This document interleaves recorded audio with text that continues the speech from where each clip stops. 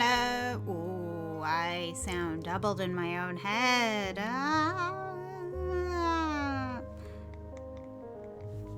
Probably gonna turn the game sounds down just a smidge, so it's gonna cut out for a sec. Hi, I'm Silky Kumo. This week was another week of I didn't catch COVID, but my roommate had COVID. So you'll probably hear sounds of Animal Crossing while I'm talking. Oopsies. Yeah. But I go back to work tomorrow, so I figured I'd get a little bit of gaming in. She uses my microphone for work, so it's kind of been stuck in the quarantine room. But I have it back now, so I can stream, not with a potato. I was having so many issues trying to get, Discord to recognize the microphone built into my headphones or my, knockoff AirPods, and it just wouldn't. Because, her and I were playing some games over Discord, and it just wouldn't work. It was really annoying. But yeah. It's Sunday. Most of the chores are done. Just gotta maybe mount a sword to my wall or something, I don't know. It's gonna be a week. I get to learn how to drive this week. Oh boy, goody. I'm so excited. No, I'm not. I'm fucking terrified. Anyway, what else? I think I'm getting a tattoo this week too. I emailed them I want this, and they're like, cool, Thursday, and I'm like, cool, Thursday, so I'm getting more ink, which is fun. Yeah, I guess we'll play some of this.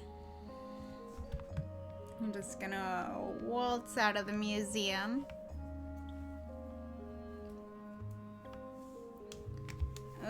There's just so many things to do in a day and not enough time to do it all, you know? Freaking sucks.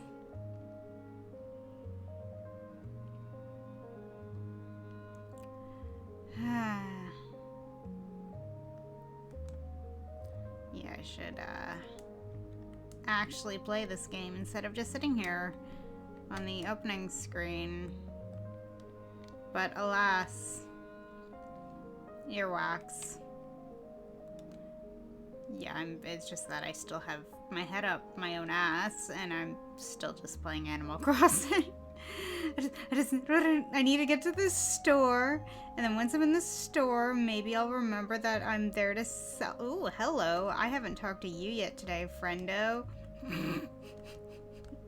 This just turns out to be a blind Animal Crossing stream. That's what's gonna happen here.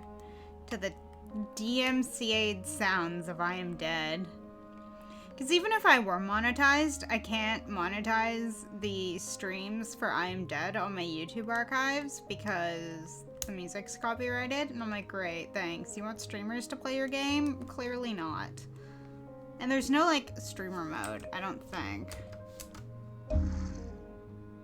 Unless I'm dumb, but I could turn off the music. But, yeah, there's no streamer mode. I want music, right?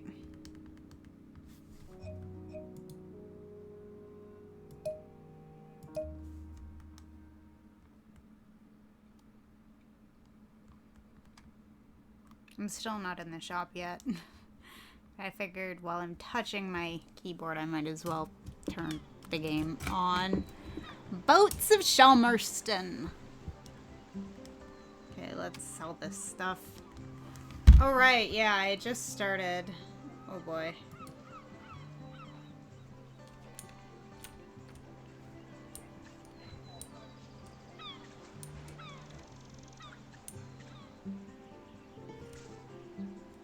Maisie Louise, the modern trawler with a refrigerated hold. The Maisie Louise is registered in Shalmerston, hence the SH number. She's actually Shalmerston's biggest fishing boat, and she is goddamn loud.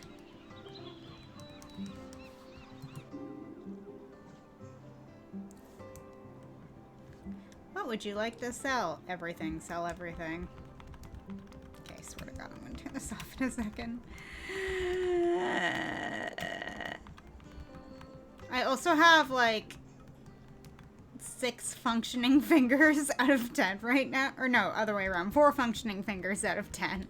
Because I've got, like, very long nails on the other ones, and they're just starting to fall off, which is good because, okay, switch is off and shoved to the side.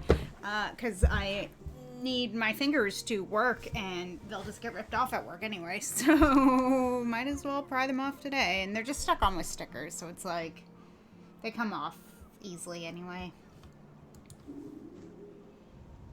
Ooh. Okay, let's start with the wheelhouse, I guess. Console. The Mary Louise is equipped with fish-finding sonar, a fathometer, GPS, and a Bluetooth stereo system.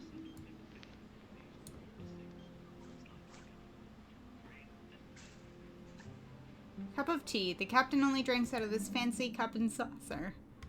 Cute.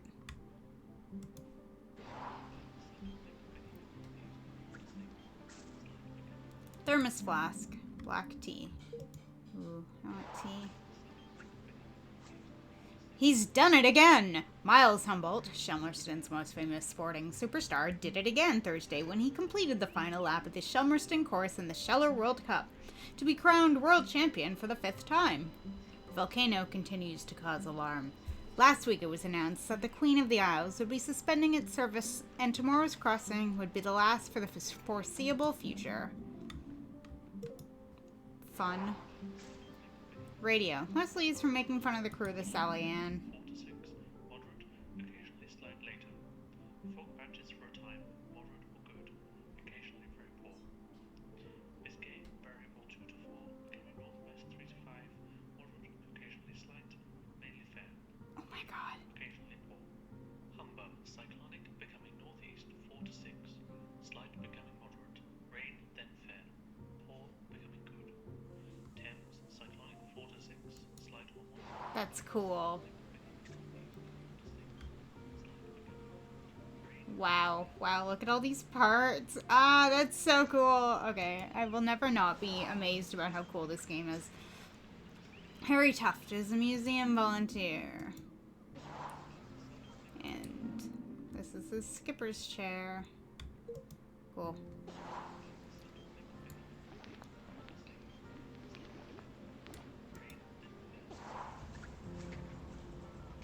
Wee Rab's cabin. Oh. So this is nice. Breakfast. We left a pickle. Dinner. A whole ass burger's still in there. Wow. Yum. Lunch. They put pickles on his burger. Chips. Good at any time of the day. Yum. This dude's messy. What the fuck? It's so messy. My god.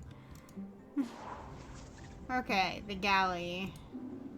Oh, there's lots going on there. Okay, let's do the hold. The hold of the Mary Louise can contain up to 7 tons of refrigerated fish. That's 250,000 fish fingers. Yes, not too interesting. Oh yeah, the galley's a lot. No side view? Okay, then let's go to the back deck, where ropes and nets are stored, not just left around randomly. I don't believe that. Look at that. It's a freaking mess in here, bud.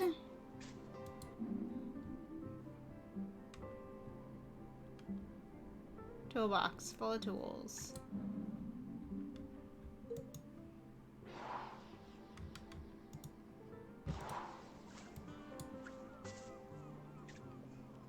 Box of buoys. This box is very buoyant if dropped overboard. Yes, I would imagine. What else is here? Big net. Okay. Giant winches. Winkle Bob. A fisherman since he left school, like his dad before him, Bob has been fishing the waters around Chelmerston for over 40 years now. Let's look into his brain.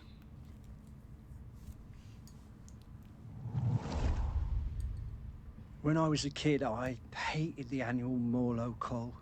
I was kept away and found excuses not to be there. Then, age 10, my dad marched me down to the beach with other men and put a knife in my hand. It was the worst day of my life. I saw Morlows slit from jaw to belly, more blood than you could imagine. I didn't sleep for months after.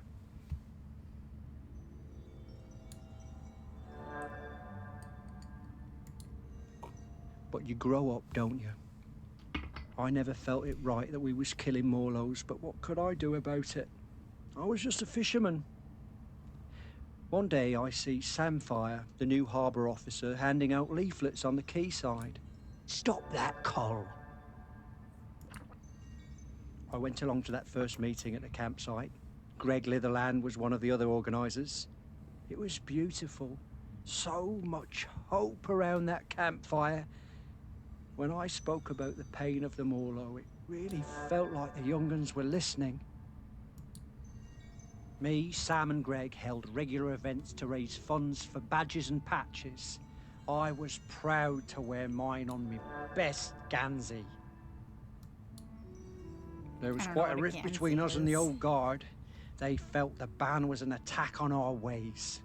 Sam and me took a load of the fishermen out for a beer, and Sam made them listen. They really respected Sam. We got most of them on our side that way.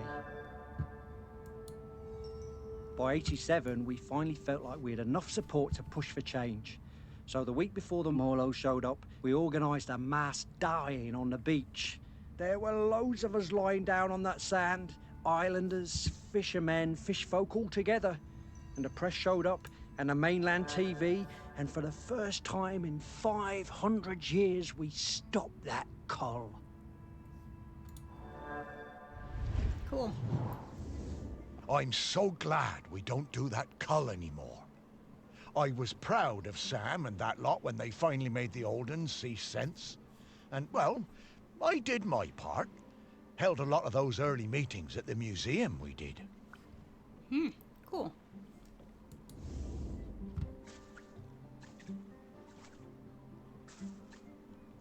Oh yeah, these are clickable. They didn't seem clickable before. Boys. More boys.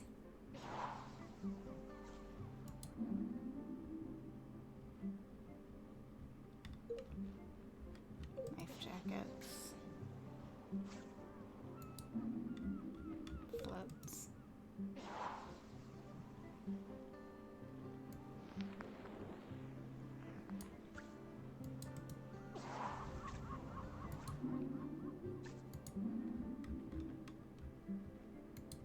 I was wondering if the pickle was a badge. Okay, but let's go in here because we haven't. Okay. The head. Meaning the bathroom. Ooh, toilet paper. Cool.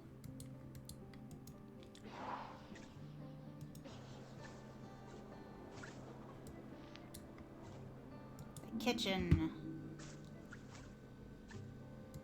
Pizza box. Oh, yum. Ham and mushroom. Oh, that looks good.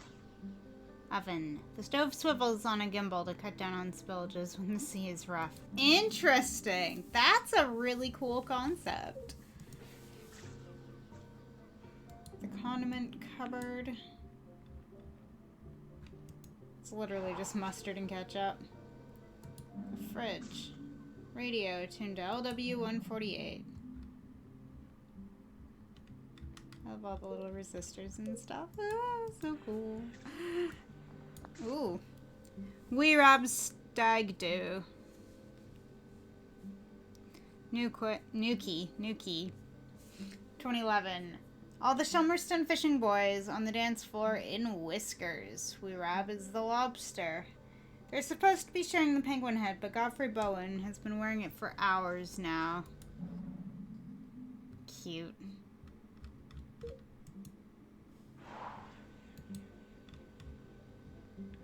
we got? We got wine and milk. Butter and cheese. Oh, it's Emmental. Nice.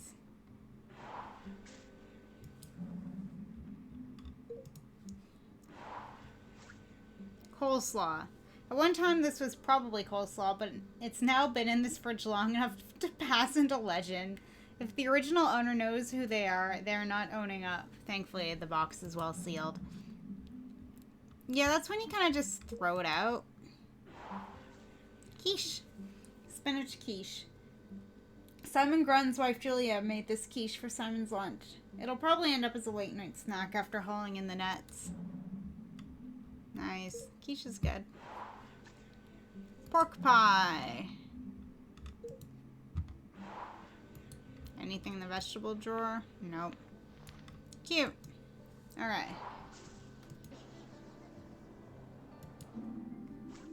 Sink area. More pizza. Ham and pineapple. A mug. Another mug.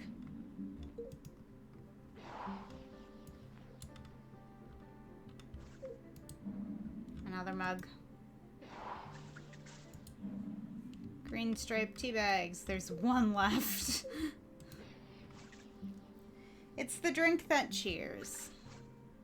Sugar jar. Cool.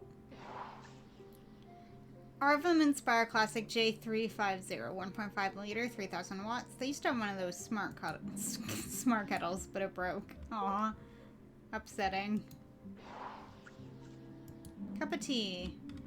Oh, I see, with the tea bag in it, waiting for the kettle to boil. Okay, there's another pizza underneath. Oh, oops. What do we got?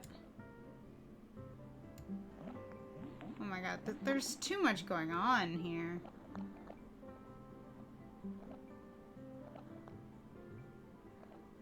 Got a light bulb.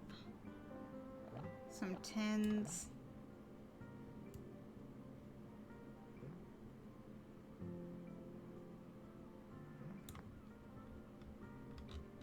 Lots of things.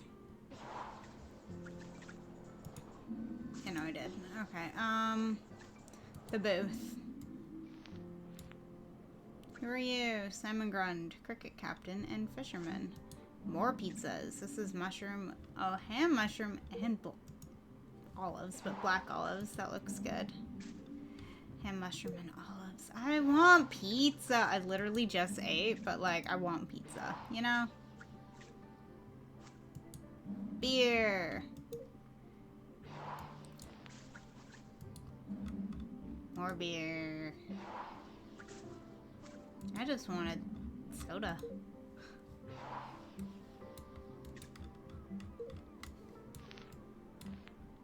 Alright. Into the locker, I guess.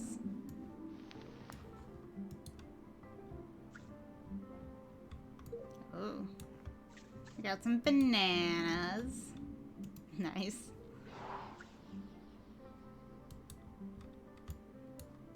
Some towels and stuff. Whiskey and toothbrush every night before bed. Wow. That's healthy. And Winkle Bob's backpack, an old friend that's been repaired more times than Bob can remember.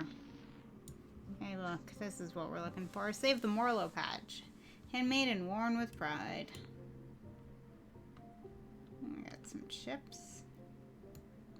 Pencil. A museum badge.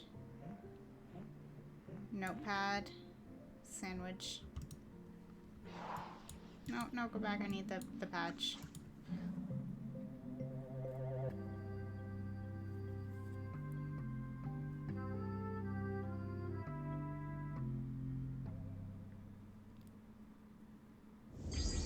Oh, I love Morlows. Such gentle creatures.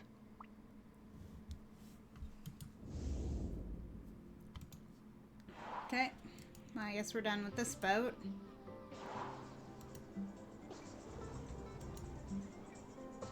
Are there none of the little I'm getting the scent of Grenkins again, Morris. Grinkins? I'll pop up to let you know when we're close to one.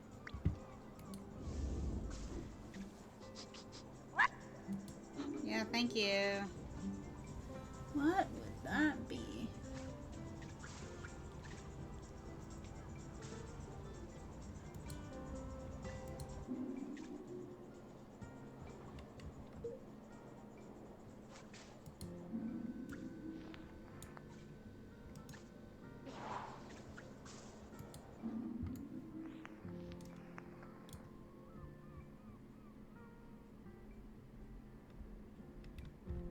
No. Okay. I'm just trying to guess where this is.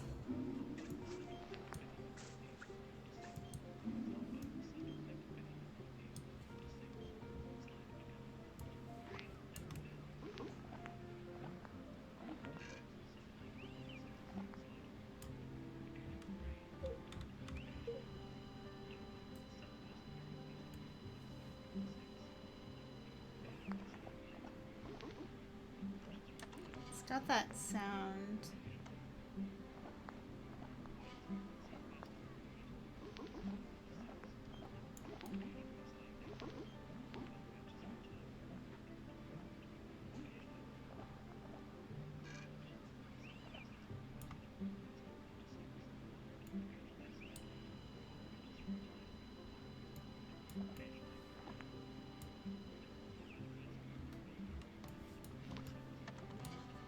Oh.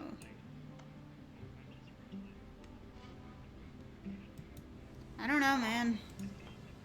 I might come back for it later. My brain is just not working. Okay, next.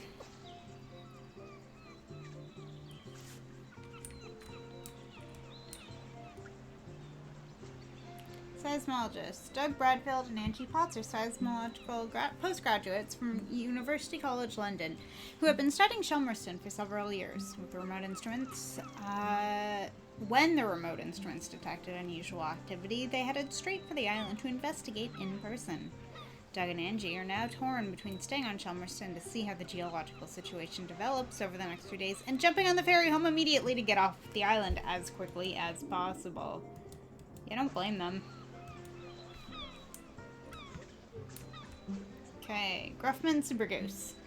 Cornelia Kirker chartered this luxury seaplane to fly her and her artist friends to Shelmerston for the sculpture park opening at Outram Hall.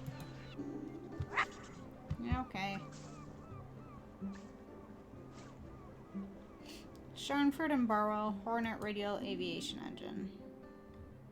Interesting.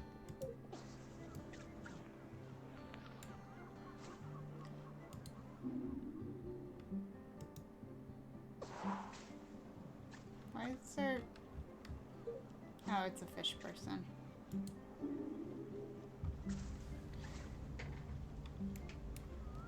Cargo hull is nothing, so here's a cockpit. Thermos flask with fruit tea. Ooh.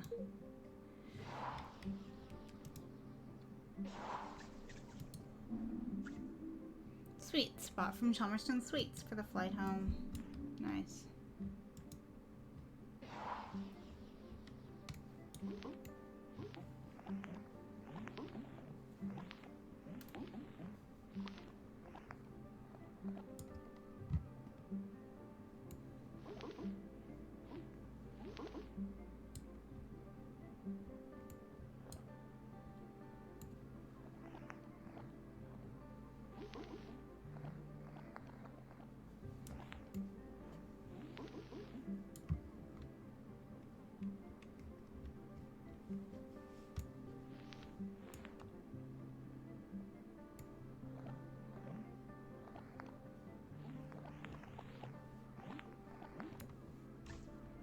It's definitely in this chair, but it's so freaking difficult.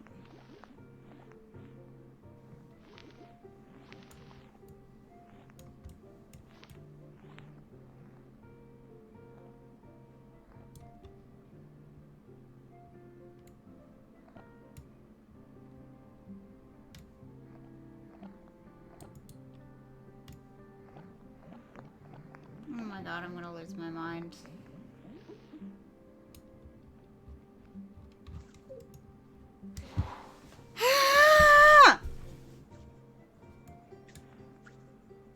Seaplane controls. Its controls have hardly changed since this Grumman Super Goose was built in 1952. Headset. Yay. Dashboard wobbler. Looks like a Grenkin. Okay, well, nothing interesting there.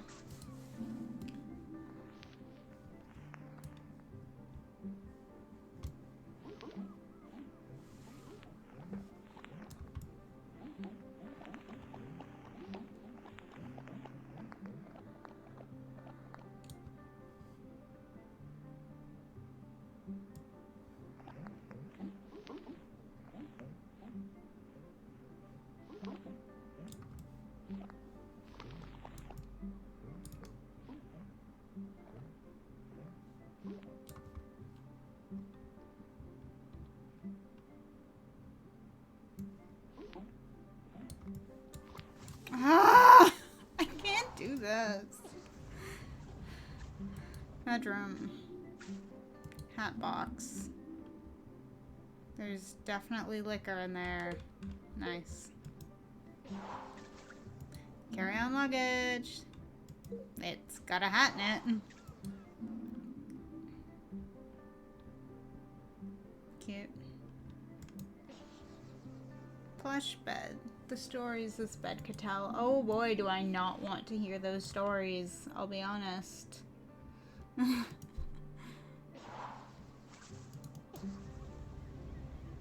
In the cabin. Tray table. Cute.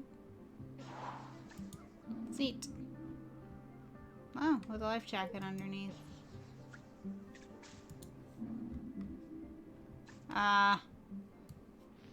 Okay. Where's there a toaster?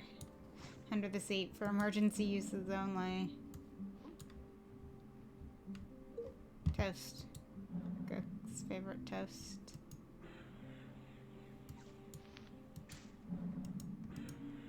I think we're gonna need this toast in a minute. Plush sofa. Vernon Russet and Cornelia Kirker. Alright. Oops, I did not look at their liquor cabinet.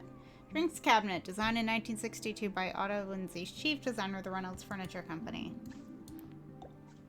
Oh, fuck me. That's the sound I'm looking for. That's why it's not working.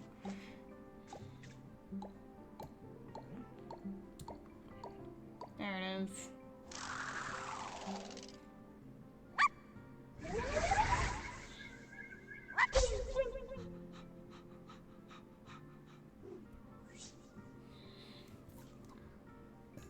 Anyway, let's look at all this liquor.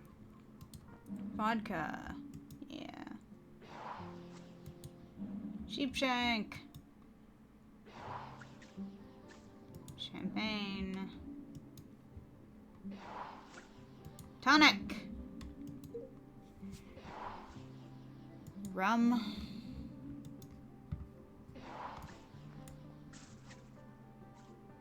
Campari. Does it taste red?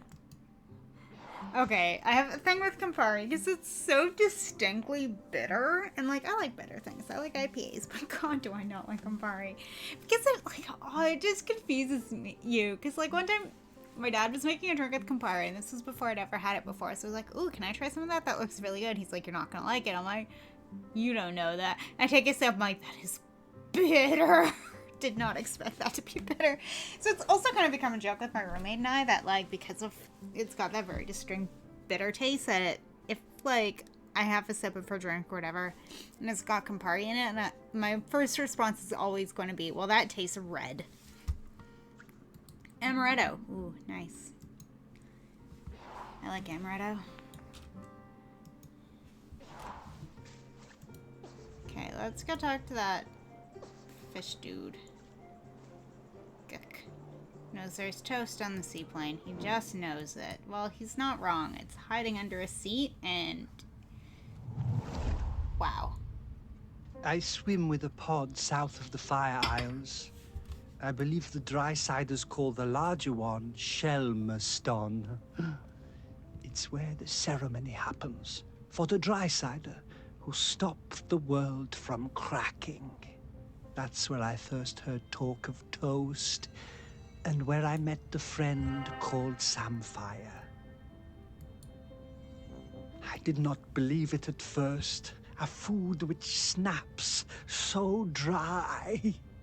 Then one morning at sunup, I followed a ship and caught a blackened slice as it arced into the water. This was the start of my lifelong love of toast. Toast.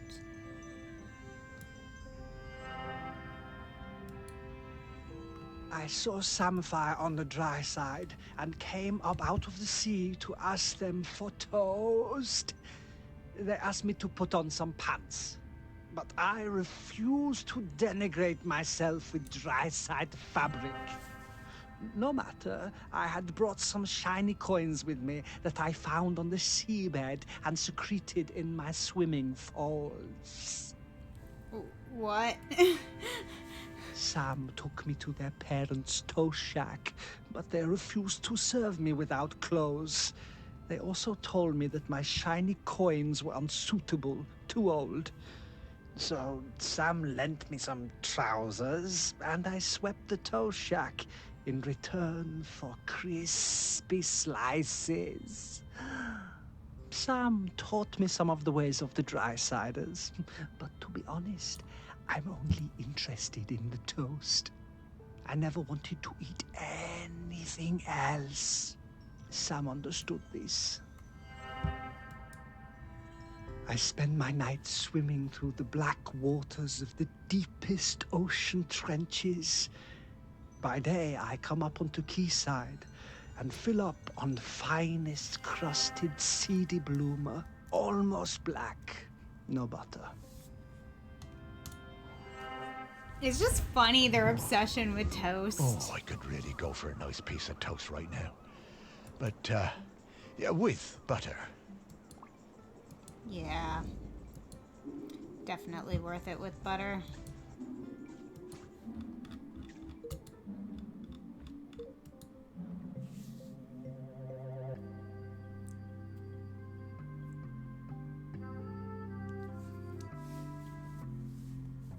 Yay. Toast. It's a shame, but it doesn't seem like there's a whole lot of toast on this side. Okay.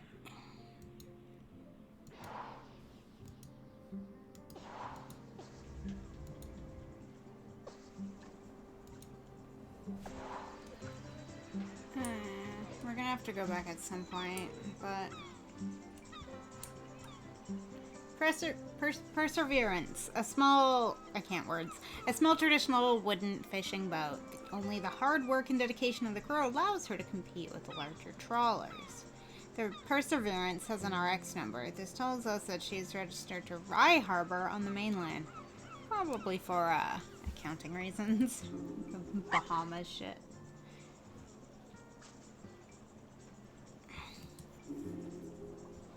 Okay, what do we got? Extra secret compartment. Smuggling on Shelmerston is a two-way operation. Bottles of spirits. Ooh. Bottles of IPA. Yeah.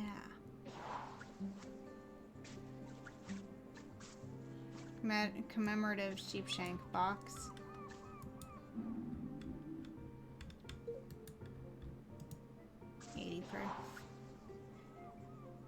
Care package for Rob. Okay, it's got a pipe and lots of liquor. Cider. And a larger keg. Here it is.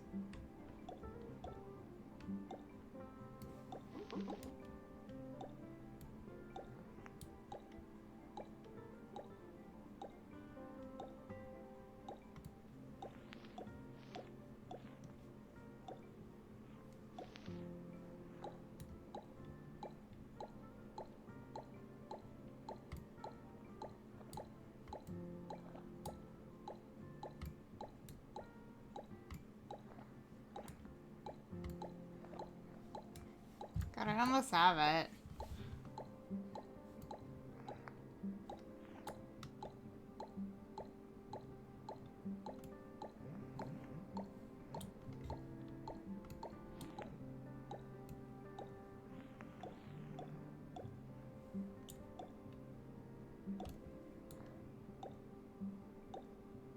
That looks like it.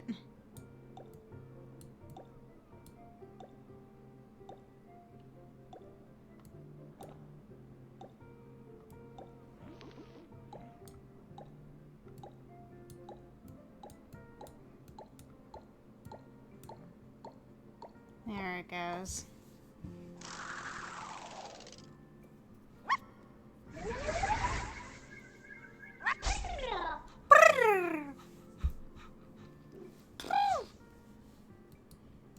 Okay. Nothing in here. Contraband. Okay, so contrary to outside appearances, this boat isn't exactly an above-board fishing vessel. In fact, it makes smuggling trips to the mainland every month or so, carrying a cargo of sheepshank, the bootleg whiskey distilled on Chelmerston, and bringing back whatever the locals are keen to get their hands on. False fishboard. Surprisingly, this has fooled customs inspectors at the port of Plymouth on 3 separate occasions. Barrel, a puncheon of sheepshank, about 350 liters. A hogshead of sheepshank, about 275 liters. Crates. Oil drum of sheepshank bottles, 56 1-liter bottles, and 1 convenient drum.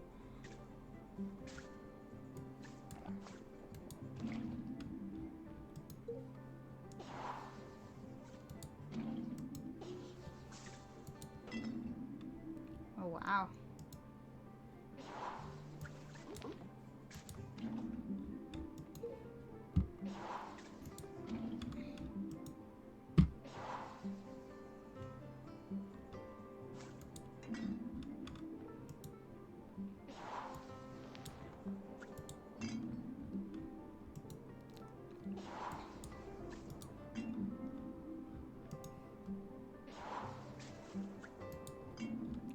I'm just looking into everything, as I do.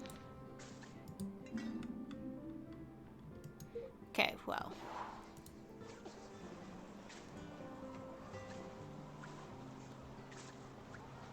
Skipper's chair. Thermos flask with green tea. Everyone's got different tea. It's kind of nice. The ship's wheel. Okay. Catch of the day. Still partially frozen from when Lance picked them up from the fish market. Supposed fishermen just catching, or not catching, but buying fish. Lance Dunstan. He's pretty sure this ruse with the fish is going to work a treat.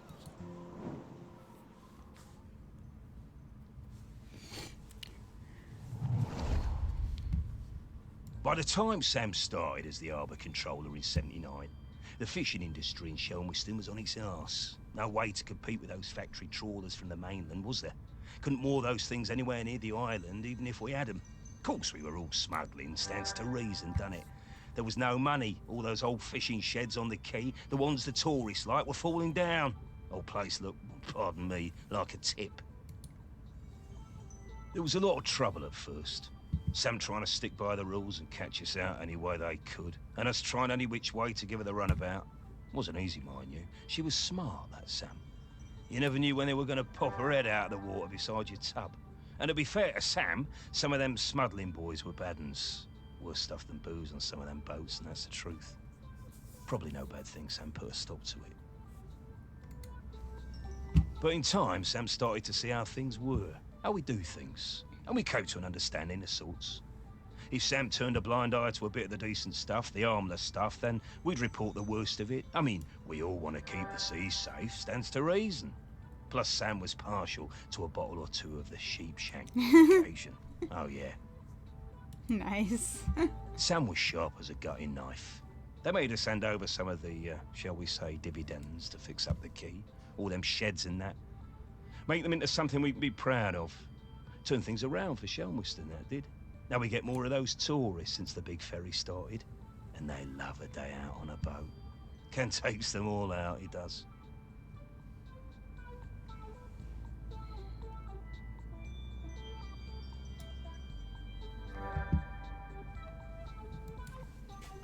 At the same time, Sam organised a kind of work-sharing thing with the fish folk.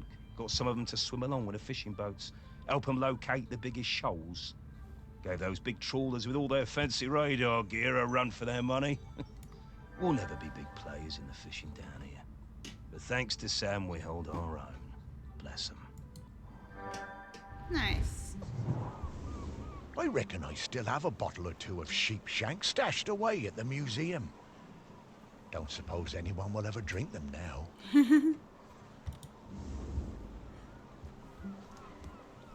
Okay. We're looking for... There are so many bottles. Are we looking specifically for this one? 10-year? I guess we are.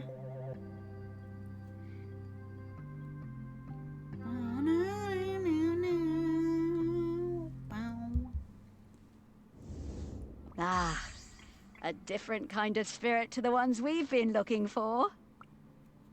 Okay, dog, alcohol kills you. Don't... like it... Ah. Okay.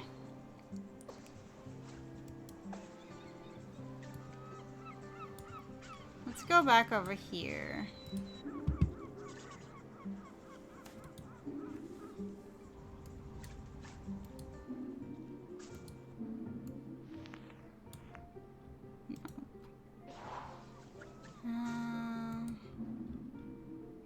No.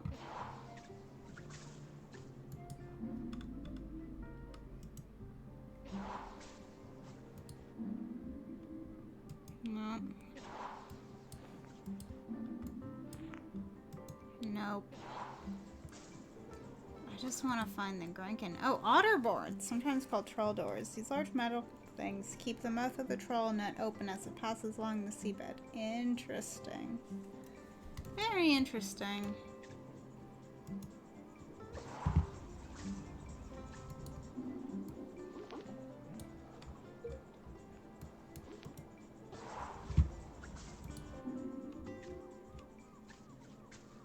Dessert. I didn't even see that.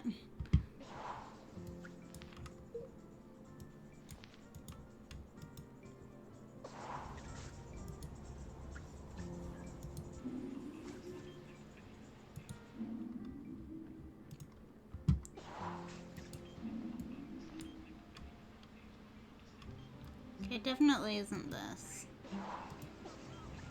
So it is something in here.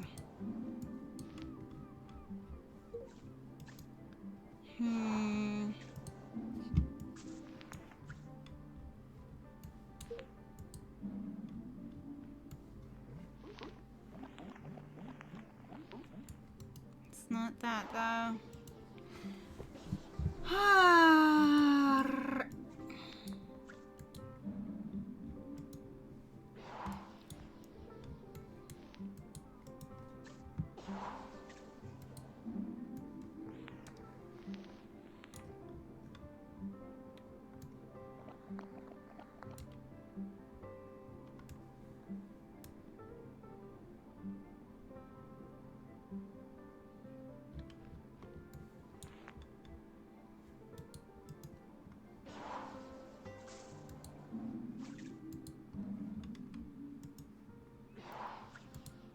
I just want to find a Grenkin, you know?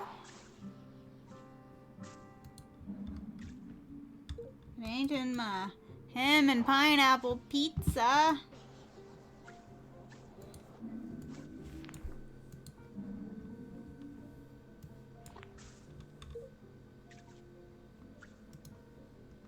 Maybe it's the radio. Oh, yeah.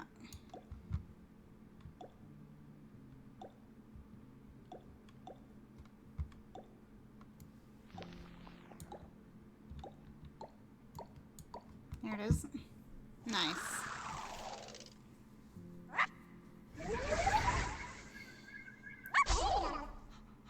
Grinkin.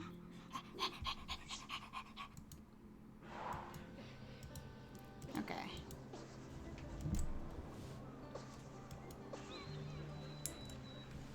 No, I wanted to see, not the settings. I wanted to see the map. Okay. Grinkins, come on. There we go. Okay.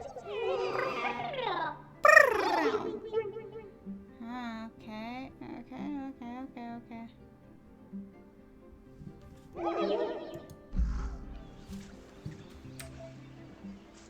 Okay, I guess we'll go to the C-Def Concrete Armor Unit Barge, a floating concrete armor unit factory. Okay, let's start with the crane. A load capacity of 140 tons, the hook height of 66 meters, and it has only broken down once. Concrete armor units are used around the world to protect harbors, breakwaters, and seawalls from direct impact of waves. Okay, like, I didn't know that that's what they were called. I've seen them before in things like Animal Crossing. I have been protected by breakwater, like break walls, but it's just been like just literal concrete walls or giant piles of just rocks. Granted, it's not from like ocean, it's lake break walls. So it's a little different, I guess.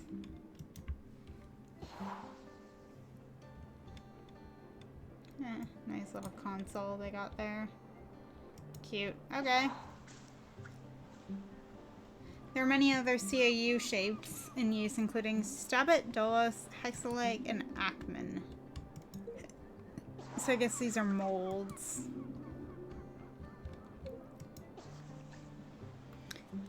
They are designed to form a stable interlocking structure once they have been dropped into the sea. The structure then dissipates the forces of waves crashing against it. All the CAU on this job are tetrapods. The tetrapod was invented by Pierre Denel and Paul Angles d'Aurillac of Laboratoire Dauphinois d'Hydraulique Grenoble. Okay, cool. Mold piece. They're used by pouring concrete into a 3-piece metal mold. 3-part metal mold, sorry.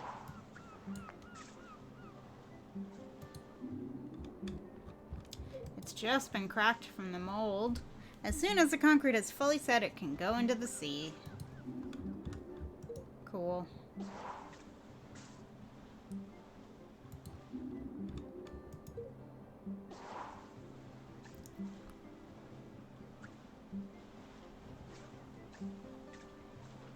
Concrete mixer, featuring a concrete capacity of 423.8 cubic feet. This concrete mixer has been used on jobs by C-Def for over 15 years now.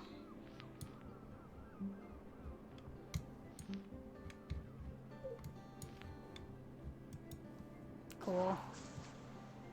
The office started life as a shipping container before spending several years as a burger bar in Croydon. We'll go in the office after talking to Coral, I guess, because whatever Coral brings up will be in there. As a diver who can work without cumbersome equipment, Coral is an invaluable member to the C-Def concreter crew. After morning on the seabed, ensuring that the concrete armor units are properly seated, they are now enjoying a well-earned lunch of toast.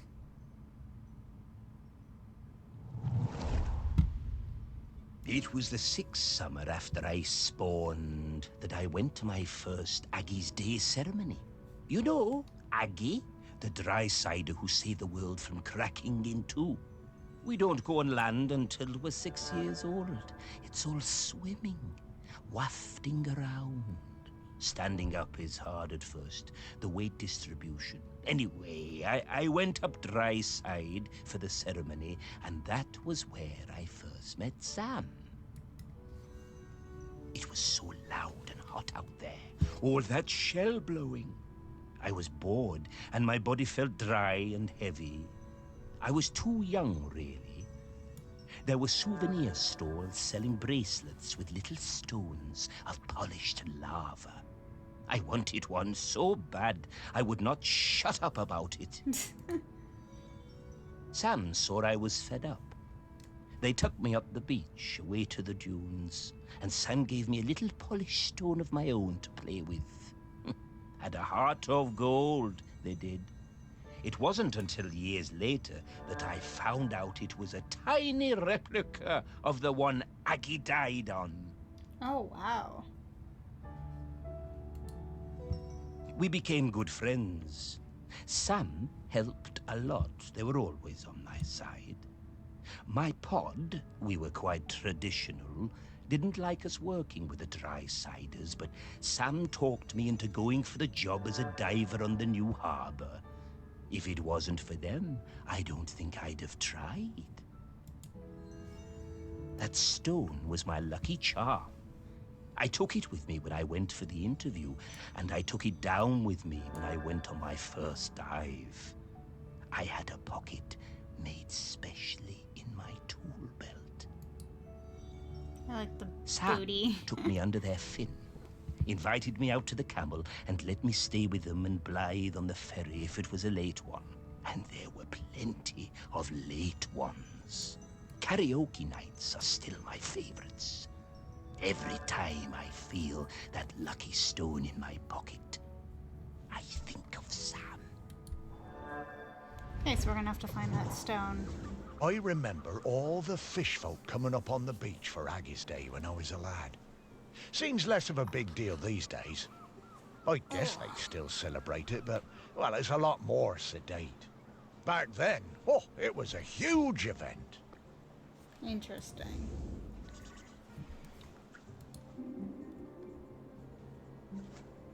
Donald Thompson, one of the best foremen and site managers in the concrete pouring business. Gareth Jacobs. Gareth is on the phone to head office in Chicago. Wow, lots of stuff here. Vending machine.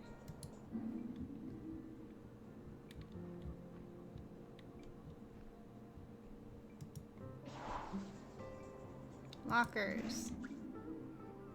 Vending machine refills. People just help themselves to save a few quid.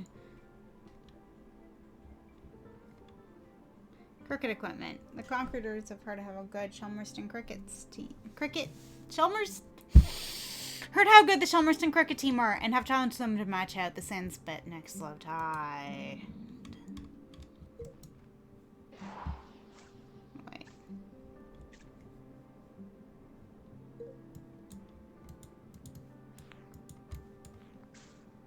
Change of clothes.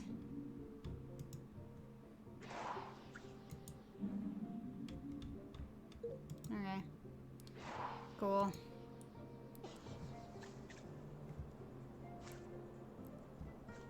Coat rack. Coral's coat. Okay, well, I know what we're gonna find in Coral's pocket.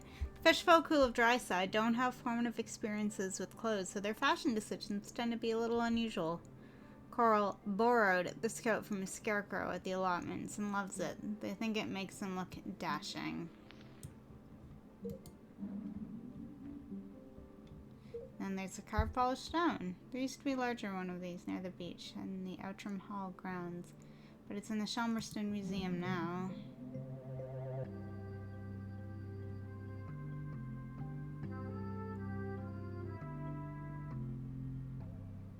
Cool. Oh, magic stones? I knew humans were superstitious, but I thought the fish folk would be a bit more savvy. Huh.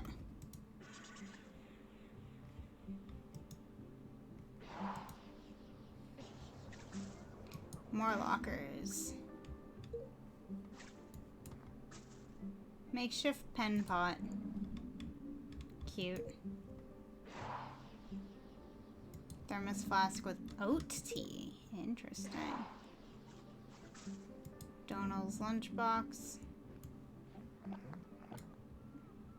Egg pie thing with tomatoes. Mug with a computer mouse in it. Oh. And coffee. Padlock combination. If this is 0452. Keyboard. Nice.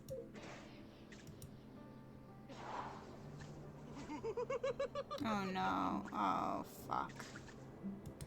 Tea station. Wow, they are passionate about their tea. Mug. Tea towel. I'm gonna have to go to the bathroom soon. Spoons. I was gonna say a wipe with a napkin is the same as washing them, right? Tea bags. Fucking monsters, man. Kettle. This one badly needs descaling.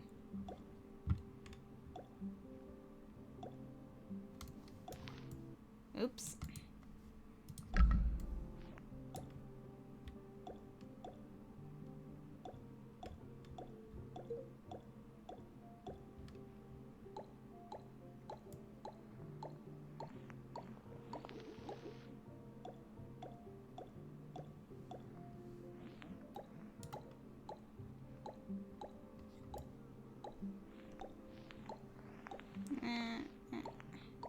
There we go.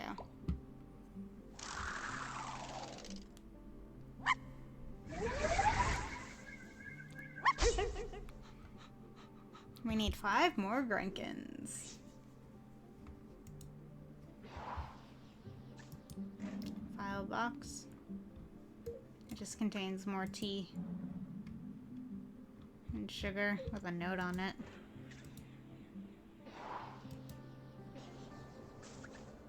Sack truck. Delivery from head office. New mugs. New mug month is the best month on the barge. And new high-vis jackets. New high-vis month is not as exciting. I don't know, I just got high-vis pants and I'm really excited about them. They're hideous. They're too big for me, but they're high-vis and maybe less people will want to fucking kill me. It's great. Donald's chair. Oh good, one of my monitors just died. Coral's chair is a bit damp. That makes sense. Gareth's chair. And Coral's is the only one without a life jacket, because Coral is a fish person. And Ivan's chair. Desk tidy. Cards. Coral's toast box, eaten already. Foul mug, who knows what is festering at the bottom of this? Oh boy. Oh, look, a pencil sharpener at the bottom of the cup of tea. Weird. And a regular cup of tea. Okay, well, I'm gonna need to remember that pencil sharpener. Whiteboard.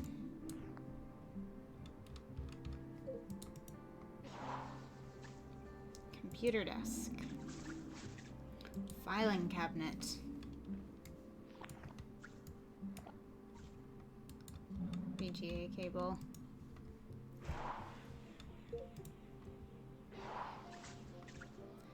File organizer. Why are there floppy disks? 3.5 inch, 1.44 megabyte high density diskette. Fucking floppy disks, man.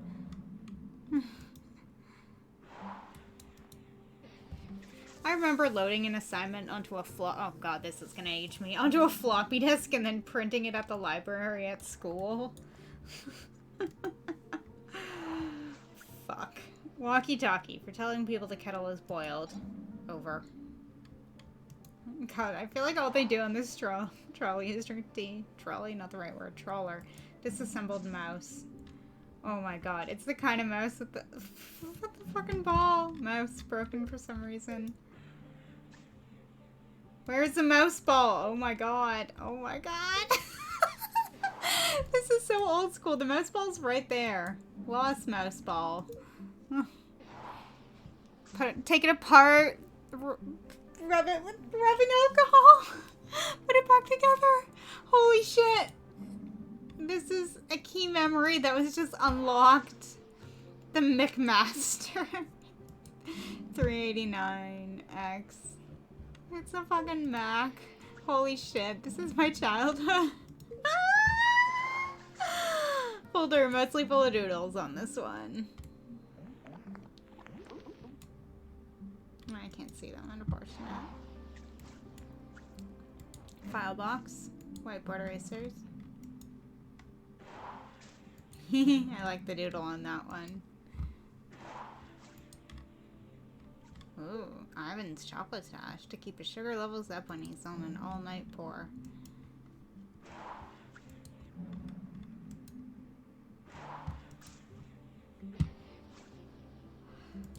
Where Ivan's favorite highlighter lives. Interesting. Oh look, it's a mini Tetra, the official seat of stress relief toy. Oh my god, it's so cute! I love it.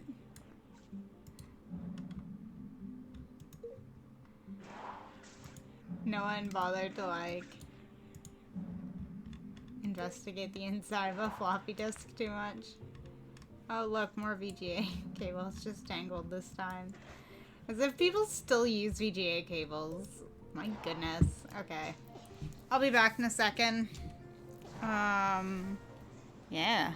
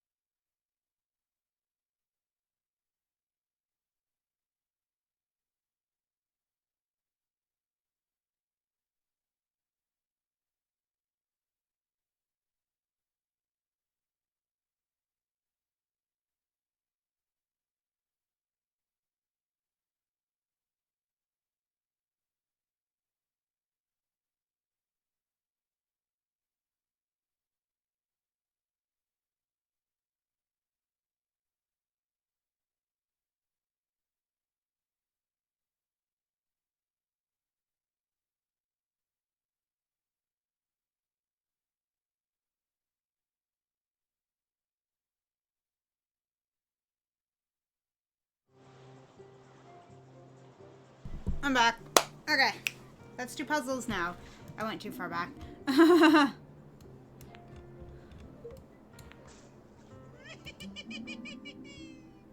Oh boy. Oh, so I'm gonna have to find the green things. Things shaped like that. No, your concrete armor units.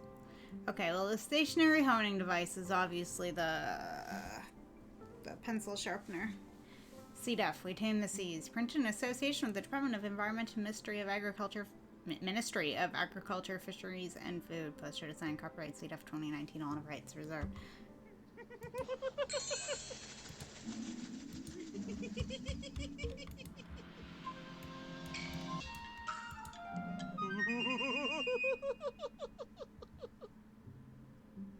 Okay, I found that one.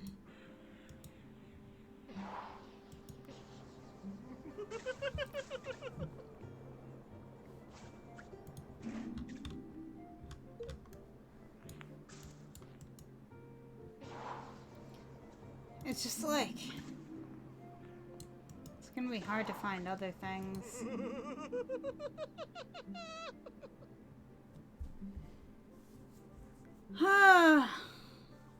Wee secret weapon. Captain's sausages.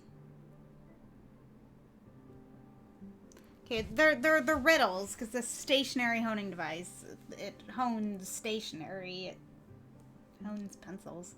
So, Captain's sausages. Okay, let's think about that.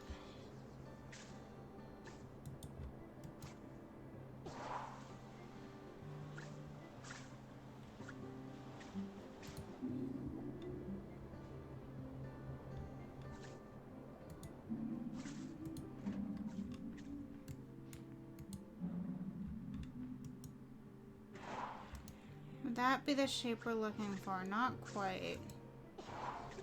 There's something with someone's lunch. Oh yeah, right. It's in the locker.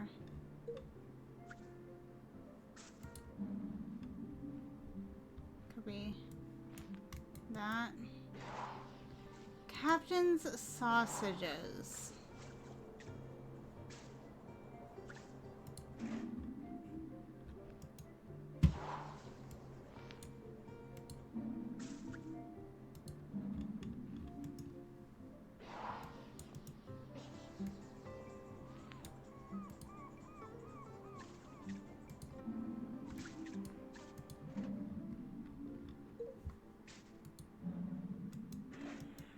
Nothing resembling a VGA cord, though.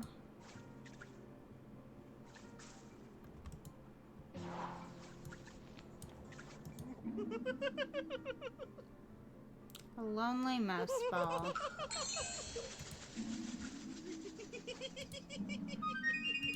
Well, that was easy.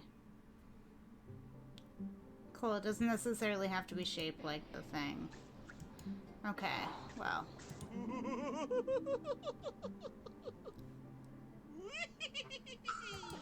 Captain sausages. Not that.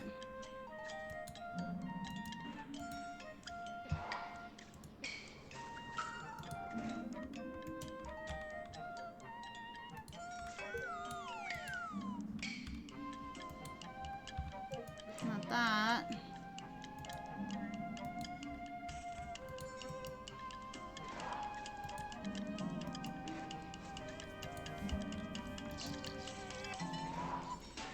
Nope. Okay, what in the heck?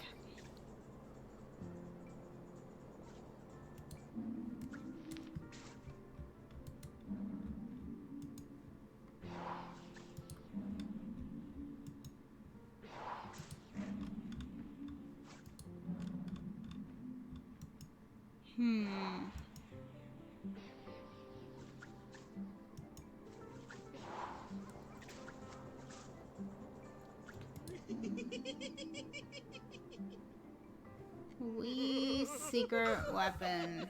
What in the fuck? And hidden diamond. Oh my god, this hurts my brain.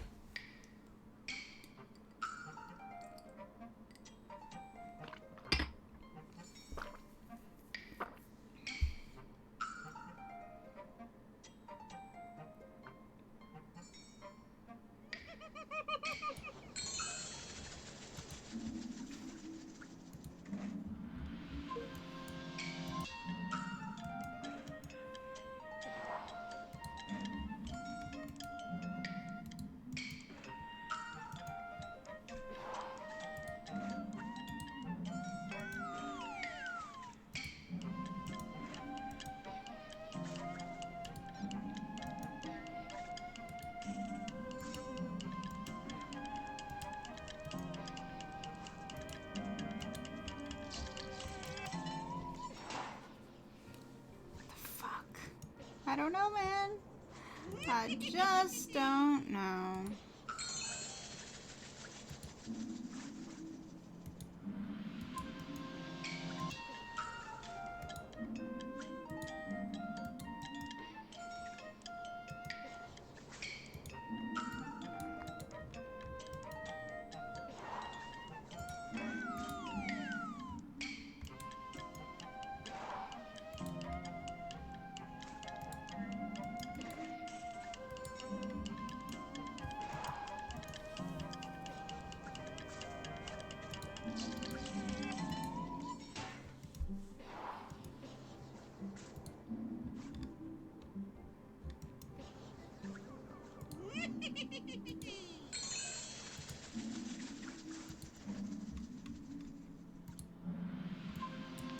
That's not a hidden diamond?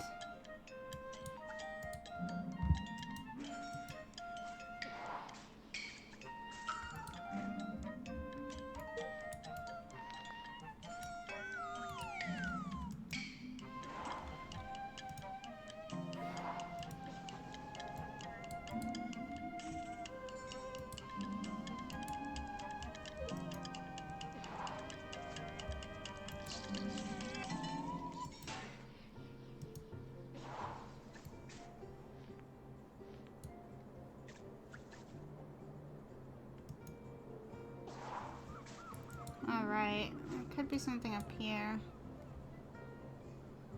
Not really, there's nothing to click.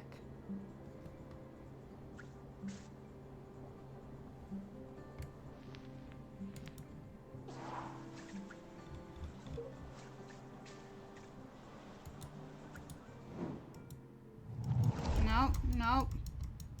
It was the 6th summer after I Nope. spawned that I went to my... It was so loud and hot out there. Sam saw we that stew. Nope, I don't...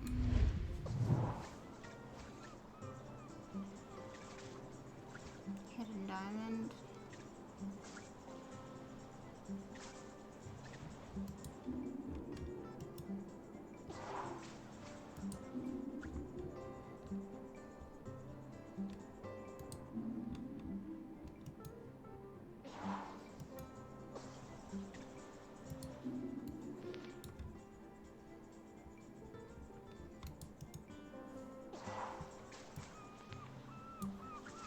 Who are you?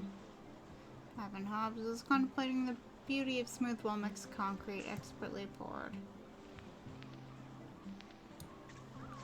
So it has to be something in here.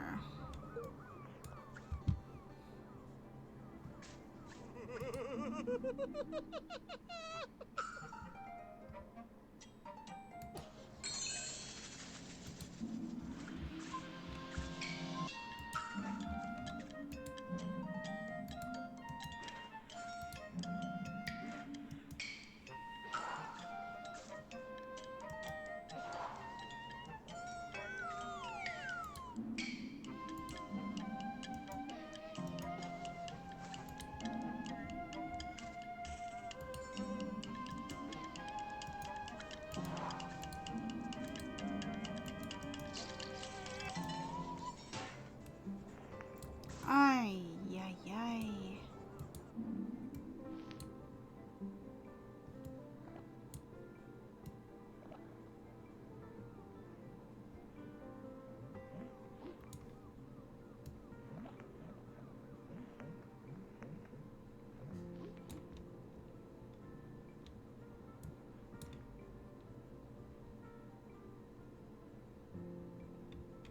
Okay, nothing inside the vending machine.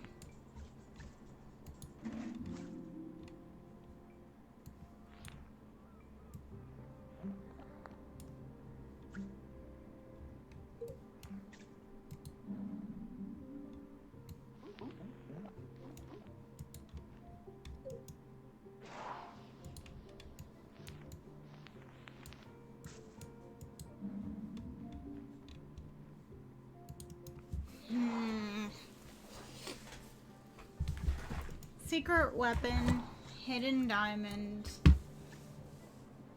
Like, the hidden diamond could be this again.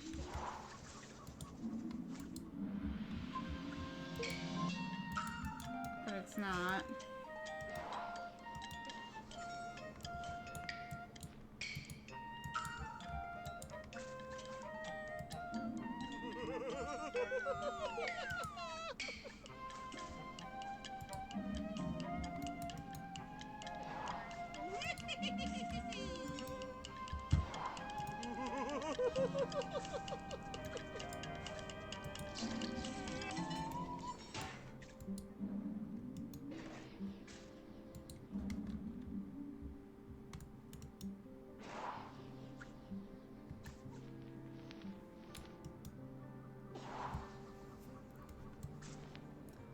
I don't know.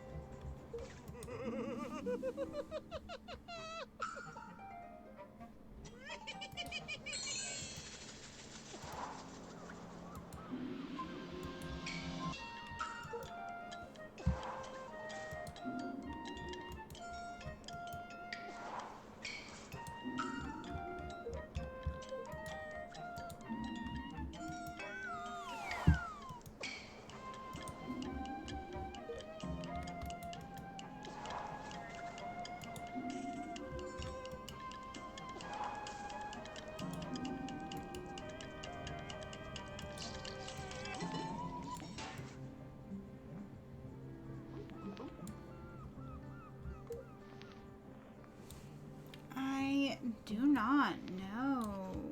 There's nothing in these.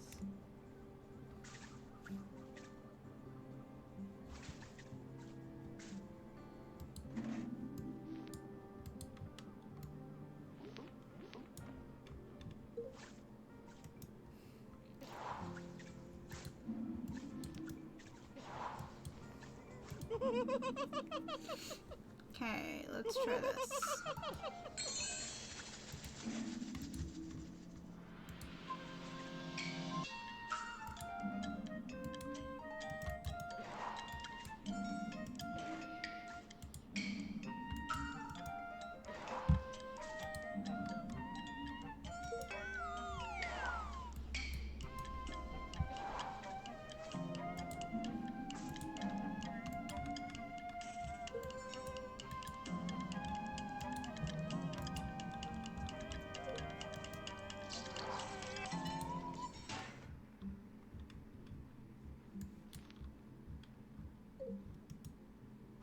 Hmm.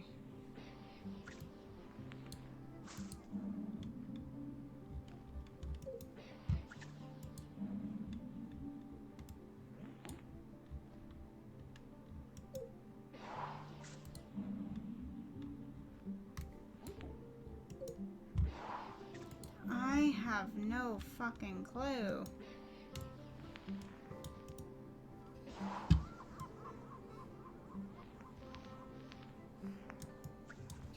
This is actually driving me insane.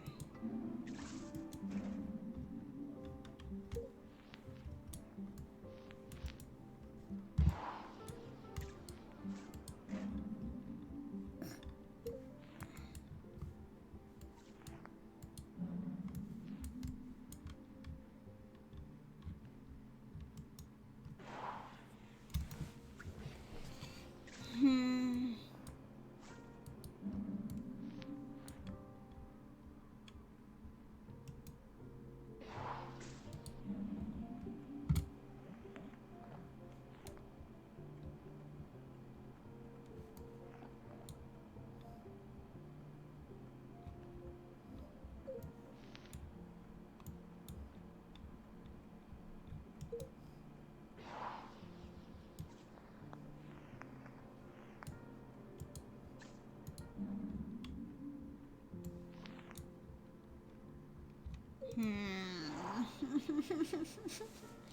Secret weapon, sausages,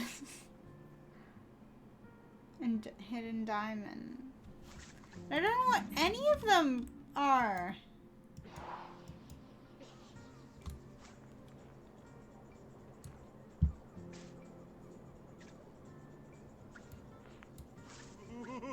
No.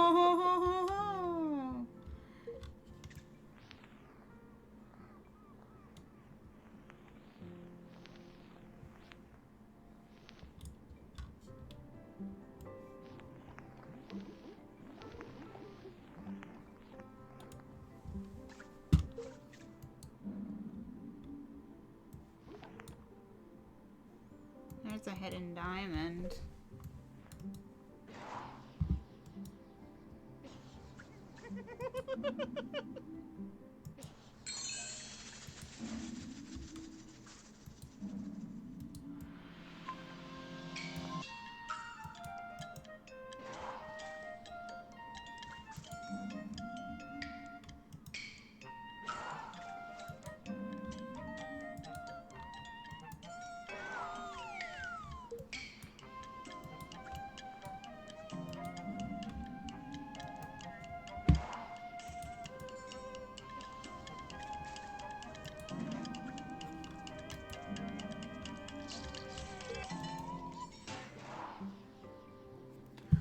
Honestly, I have no idea. These are really tricky.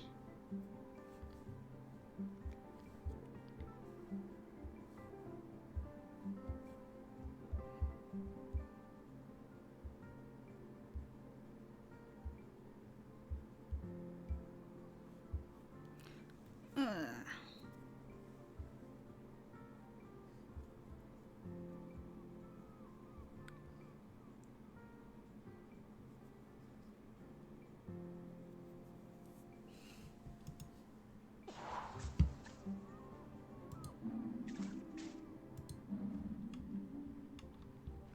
Oh.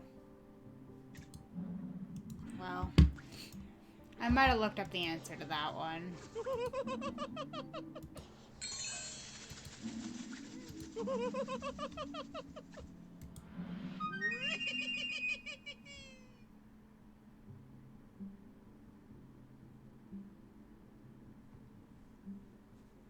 Oh God.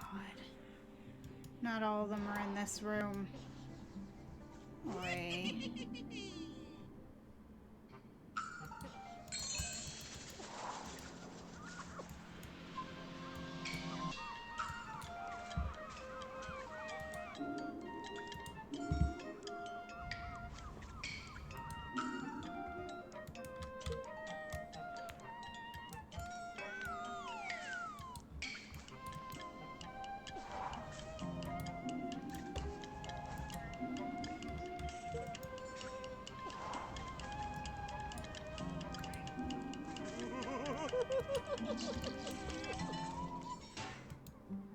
Hmm.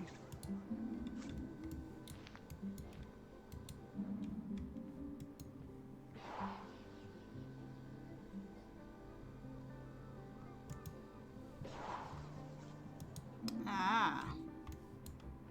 Well, that's a knife. Interesting. But also, why couldn't I click on the boots before?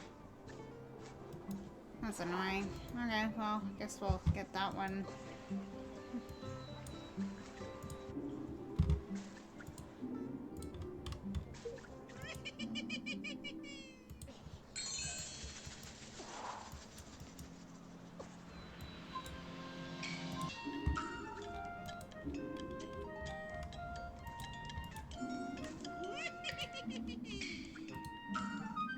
There we go.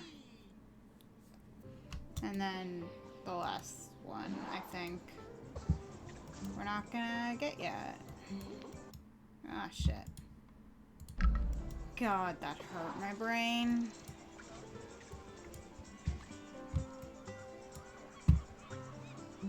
The scourge of Shelmerston, Maine, sailing the high seas in search of ships to board and treasure islands to plunder.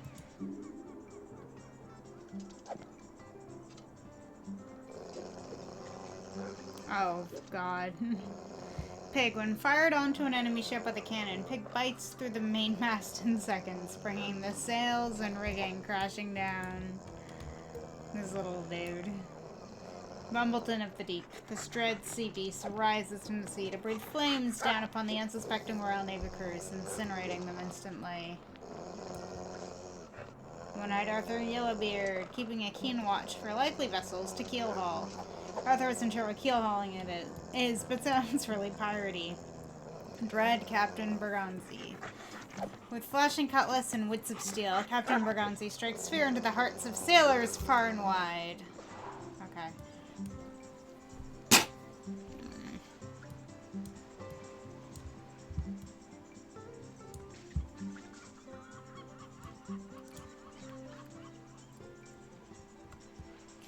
Jessica Dern. Jessica should probably be facing the water so she can keep a better eye on the kids, but she's a bit tired of having nonsense shouted at her by tiny pirates, and if one of them happens to fall in, well, they're better swimmers than she is anyway.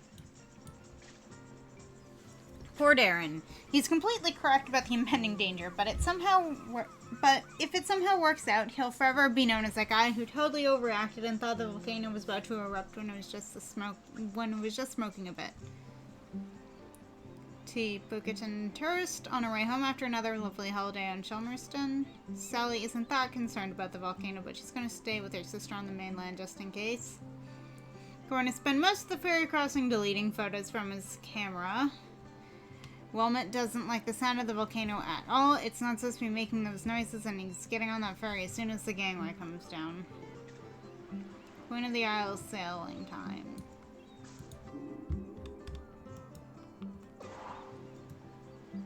Ah.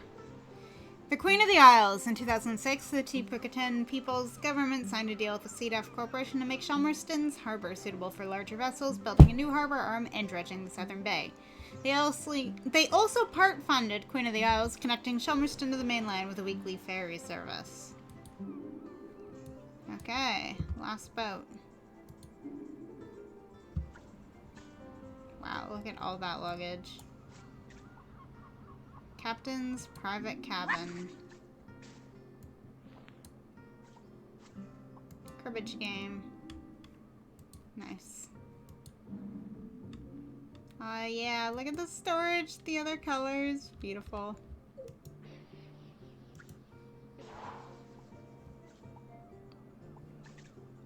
Tea urn.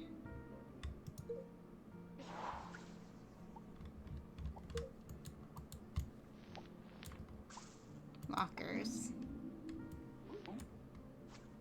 Kippers. Blythe always stocks up on kippers when he's in Chelmerston.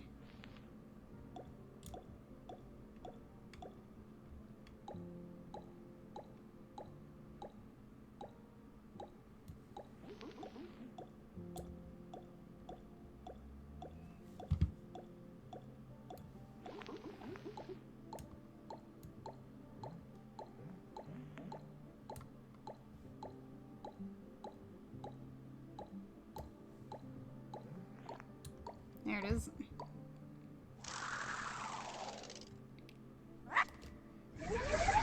How many more? 4 more and 1 more clue. Blythe's shirt. After he's preened himself, Blythe wears a shirt up on the sun deck. Cute. Ketchup. Cute. Blythe sausages. Okay, so we're gonna have to come back for those. Champagne. Cuttlefish bone. Photo of Sam and Blythe. A photograph of Blythe and Sam taken up on the ferry sun deck after Sam had guided it into harbor safely. Cute.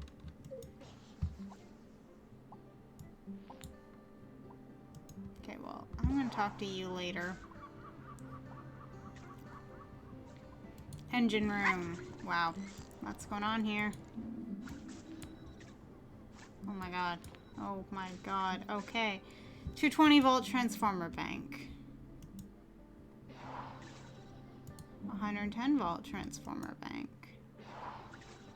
24 volt DC transformer rectifier. Auxiliary transformer.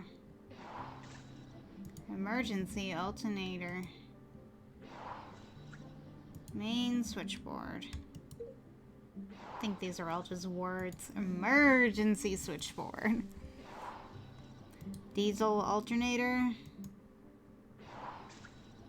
Turbo alternator. Buzz bar bank A. Buzz bar bank B. Reverse power relays. And preferential trip system. The only thing with actual electronics in it. Chair. Main control console. Thermos flask with mint tea. Ooh, oh, that looks really good.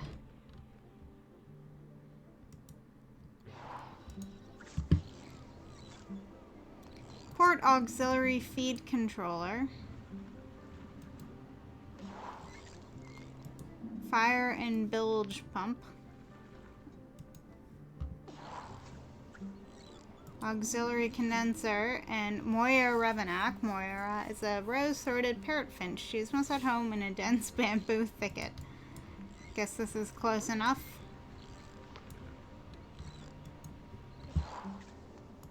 Condenser. Number 2 scrubber. A Jackie Oats, a dusk-billed firefinch. Jackie's heavy beak is perfectly adapted for cracking open tough tribulus seeds.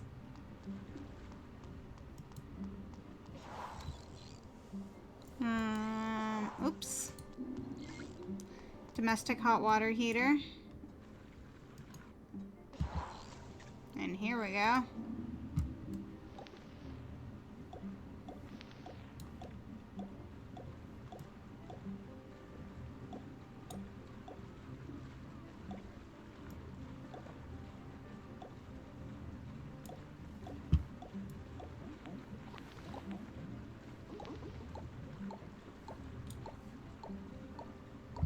Ah, I see.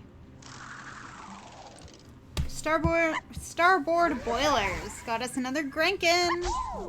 Woo! 3 more.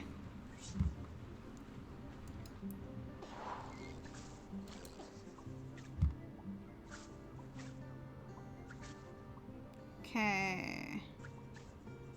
Rupert Needle. Poor Rupert had to leave his camping trip early to get back to London for an early work meeting. Poor dude. Okay. The compass, serving drinks and light refreshments, including a wide range of nuts and seeds. We have another Franken. Dartboard, closed if it's a rough sea crossing.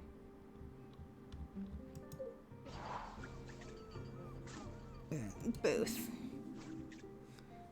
Becca McIntyre and Jennifer Leslie. Phase 1 of her holiday. Yoga week is over. Now it's off to Wales for a weekend of golfing. Jennifer's bag. Is there a light bulb in her bag?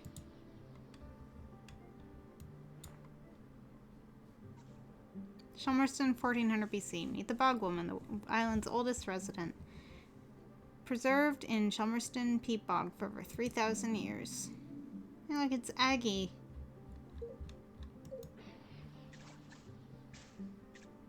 Lighthouse Yoga Retreat. Get away from it all.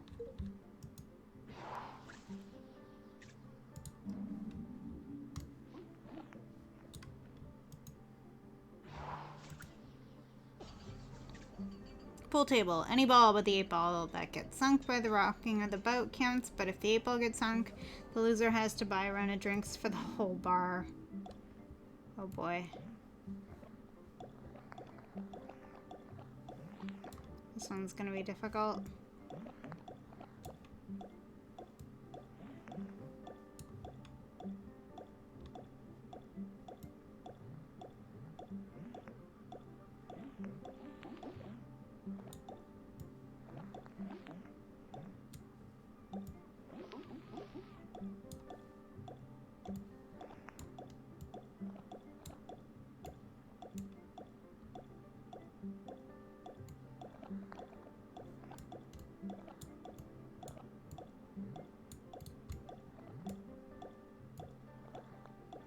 God, this one's hard.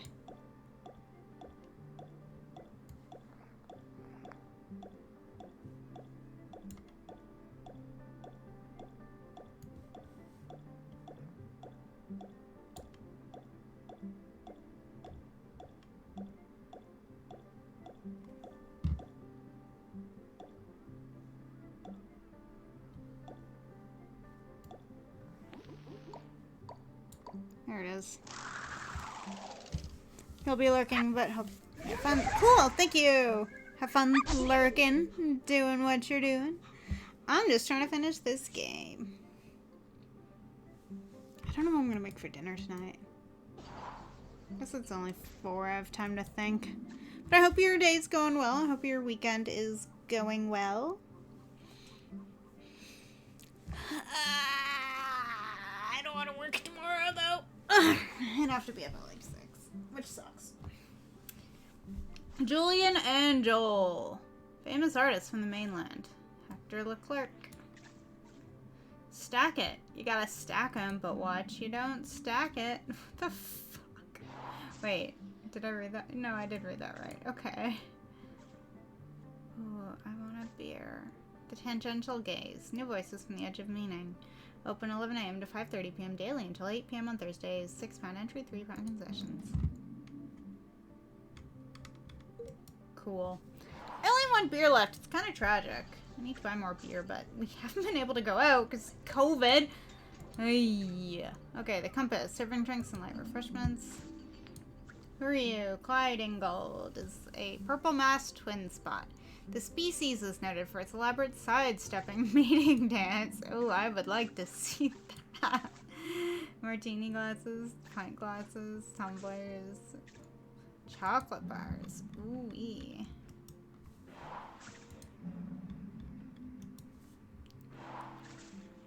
Available on request from the bar staff. I want to play darts. I want to do things. Okay, what do we got? Cider, amaretto. No, not amaretto again. I want cider. And then I want the whiskey. If it'll let me.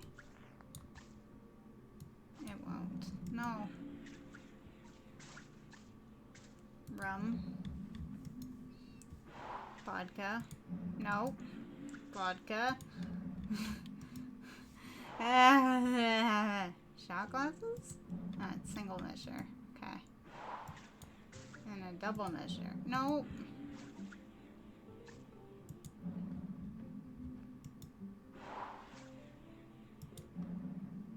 Crisp selection. More chocolate bars. A shaker. More chocolate bars.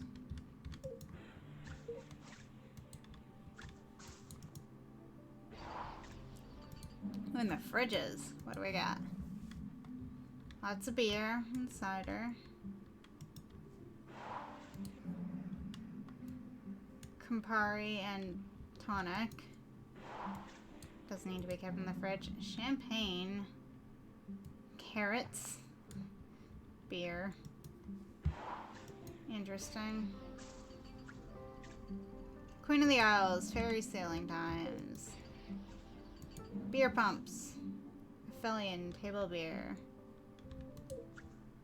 Black Phillip. Russian Imperial Stout. No thank you. Perihelion. DHIPA. Wherryman. Best Bitter.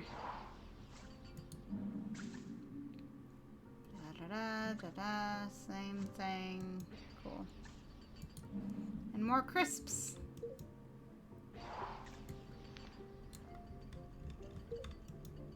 Okay. Let's do up here now. Whoa. Tourists.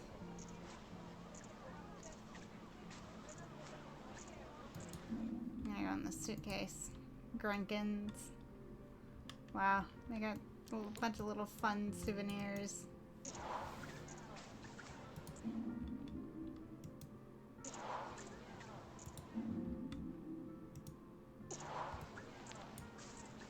I'm gonna look in everyone's bags and be creepy. There's a kazoo and a slide whistle. Grinkins. Okay, well this is definitely a kid's suitcase. Oh, what's in here? Yes, clothes, you're boring.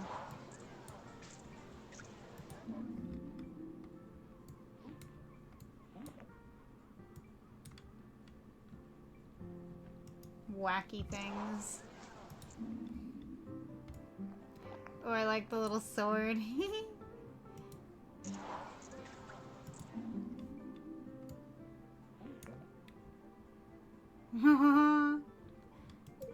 Yeah, I definitely like the ones with like toys and shit in it. That's more fun.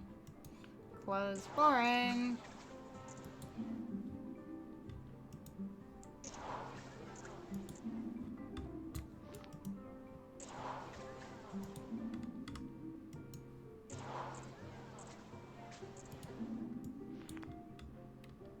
Life Fest. Another Life Fest. Okay, what has the Grinkin in it?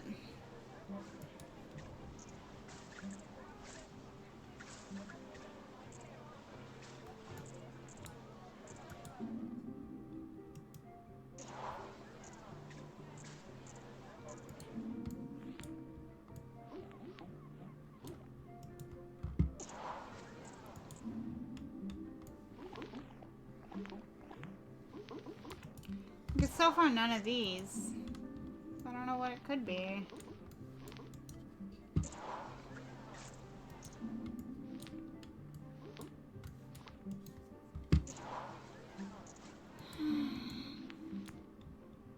I'm very confused.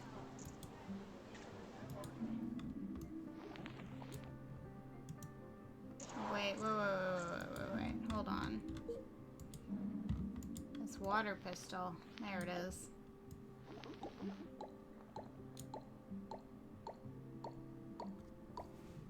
Nice.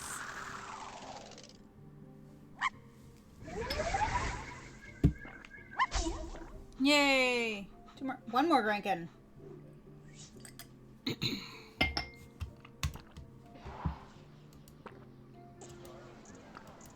Okay.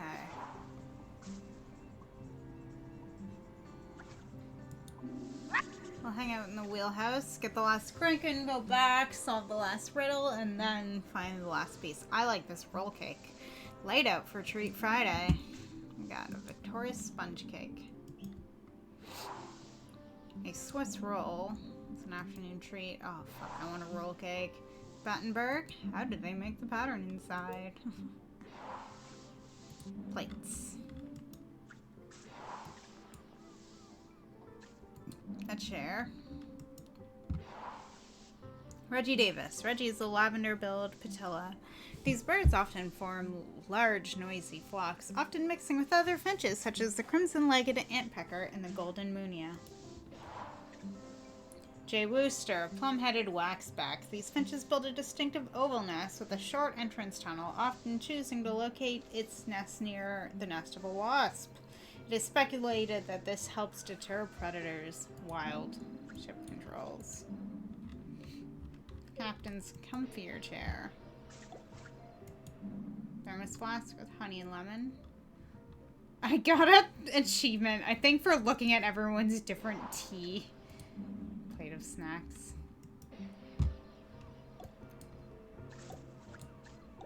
Cuttlefish carving. Carved with love. Cute. Sextant. Used to measure the angular distance between a celestial body and the horizon, principally used in nautical navigation to estimate latitude and longitude. Slice of Battenberg. Okay.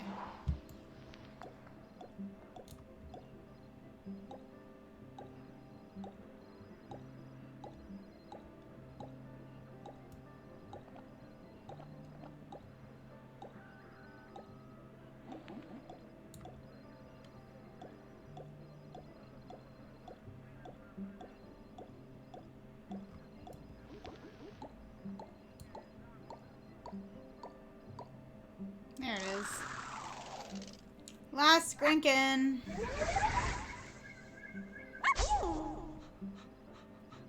Yay.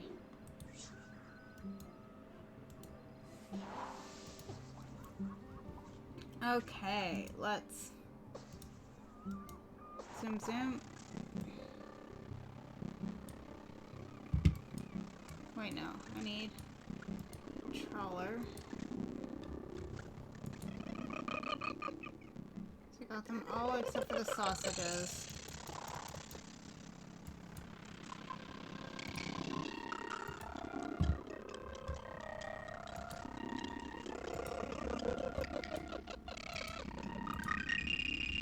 Yay!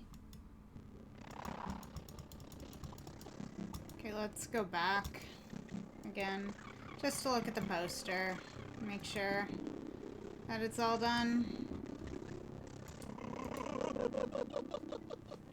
Yeah, I guess it's all done. Cool. That laughing freaks me the fuck out, though. Anyway. Let's go talk to the captain.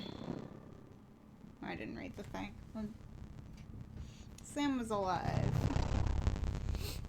I first met Sam when I sailed a new ferry, the Queen of the Isles, from the harbor. Of course, I'd heard of the fish folk, but I'd never met one. Sam was an amazing pilot. Knew the waters better than anyone. Recharge headset. It was strange worse for someone actually in the water. But we never went wrong with Sam to guide us in. Next time I was in Chelmsford, we went for a drink at the Camel. I'm more into atmosphere beer, but Sam was intriguing, and the atmosphere in there was great. Like a warm nest. Great band, too. Awesome sousaphone player. I think we got on because we were both a little bit on the outside of things. Were they a Sam couple? invited me over for toast and hot chocolate. Honestly, hot chocolate doesn't do it for me. But the toast, that multi-seed bread, Sam made the best toast. I told Sam that next to a good cuttlefish bone, that it was my favorite snack. I stayed over. In the morning, we went for a walk along the beach. And just as the sun was rising, I took them flying on my back. Oh my god. This is so cute.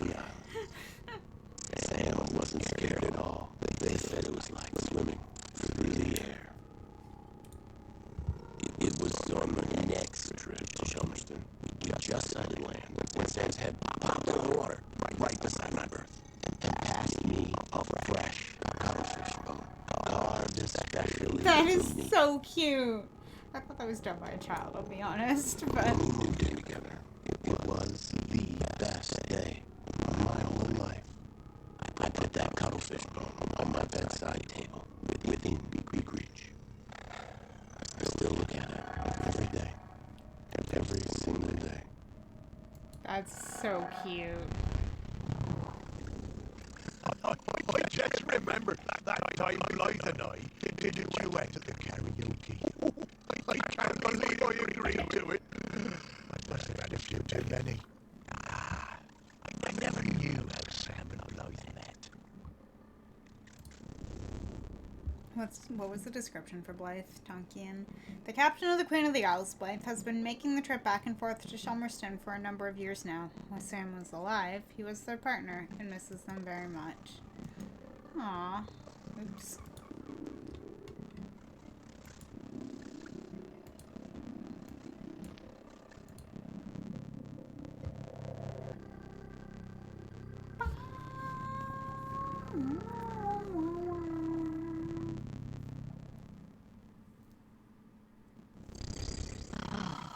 I used to love finding things on the beach. Mute on. What? What? I don't know what just happened. My headphones are talking to me. I'm wearing a tank top, so I like booped my headphone. Apparently it's an issue with this specific set of headphones Sam, where this is it an will easy pause friend profile. videos I'm coming, constantly, Sam. and it's so annoying.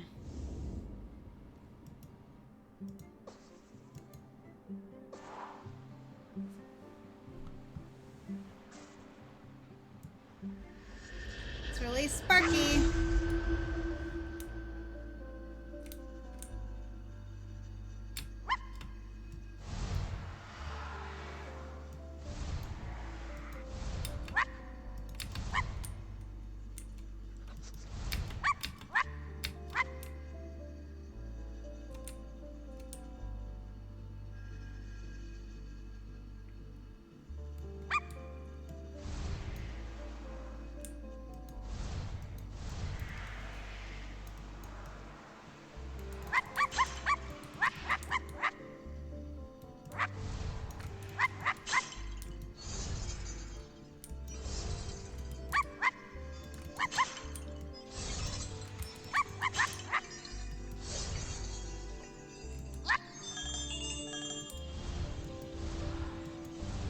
This one's kind of interesting. How you kind of have to break it up.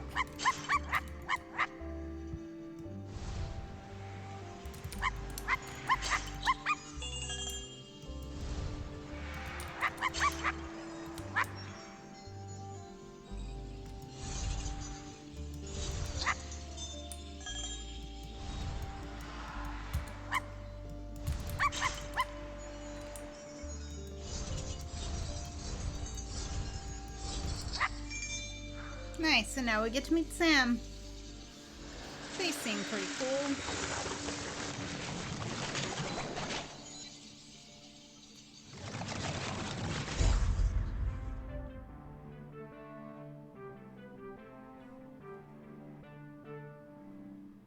Toast. The first thing they do is eat toast.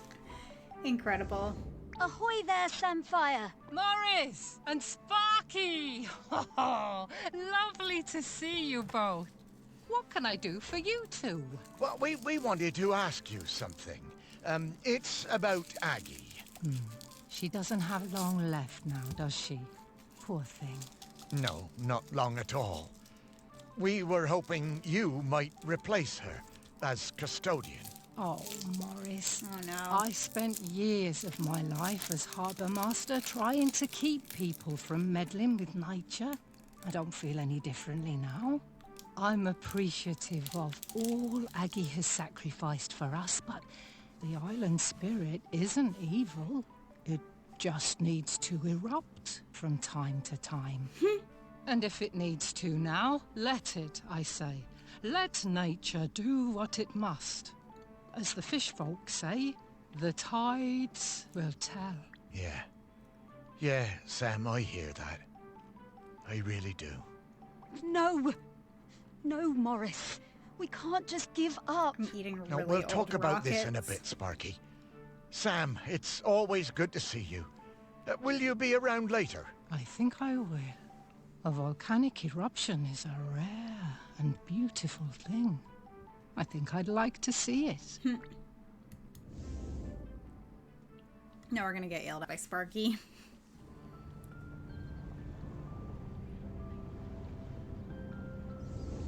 Okay, we just need to talk to Aggie. She'll know what to do. No, Sparky. I've been thinking about it.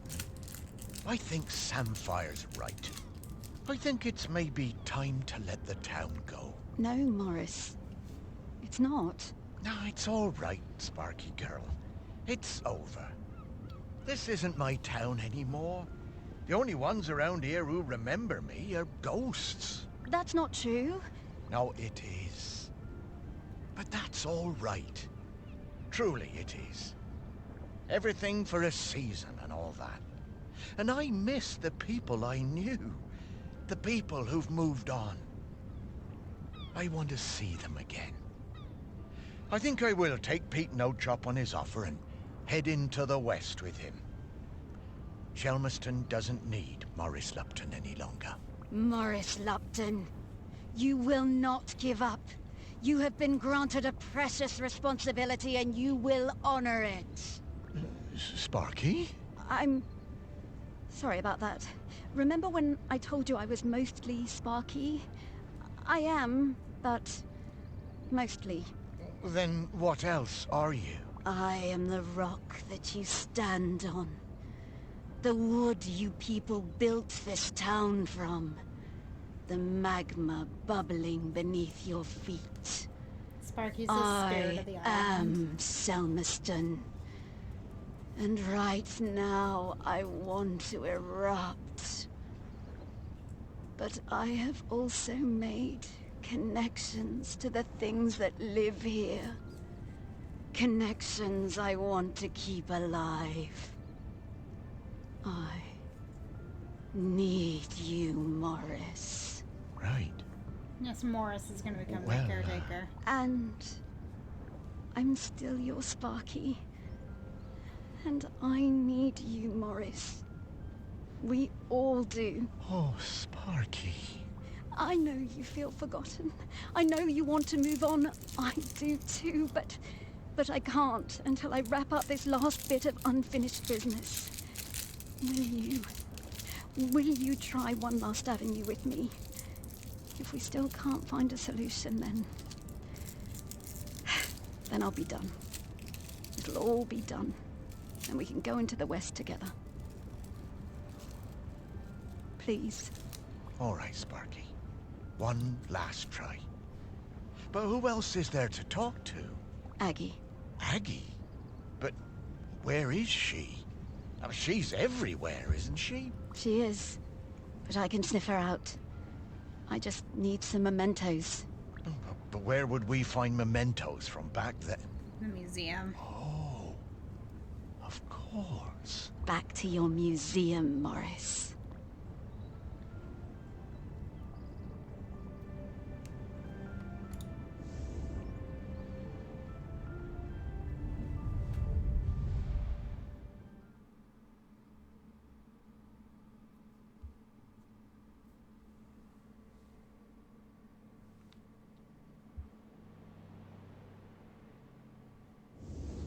Ah, well, it's reopened. Well, I suppose that's good. You need to keep up the footfall. Everything has to move on. Well, yes, but, you know, it is still your museum, Morris. It wouldn't be here without you. Ah, it was never my museum, Sparky. It was Shelmerston's. It's changing, but... you know, I think it should. So, what happens now? How do we find 4,000-year-old memories? Ah, come with me, Morris. There's one more thing I ought to show you. Oh, okay, Sparky. Okay, so I have something that I want to try.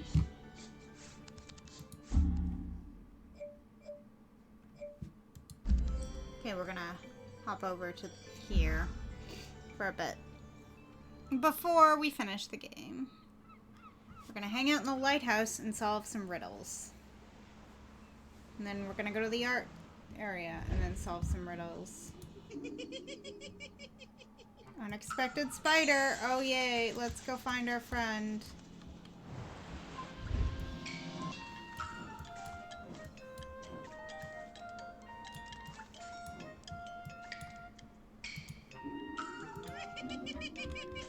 There he is. Jeremy! I knew Jeremy would be useful for something. Okay, back up to the yoga room. See, it's been a while, so I'm not as familiar with this, but I know where that fucking spider was. Wait, this room.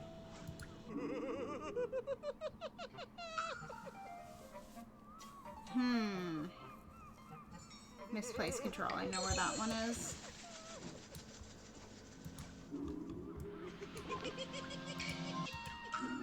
There it is. Okay. Then we're gonna have to look around for the other two before we actually try to solve them. Because I'm not 100% sure. Hungry caterpillar's probably in one of the plants. But that's a lot of plants we're gonna have to look into. So I'd like to know before I waste a ton of time with the stressful music, you know? Yeah, hungry caterpillar, upward dog, and resting robin. Oops.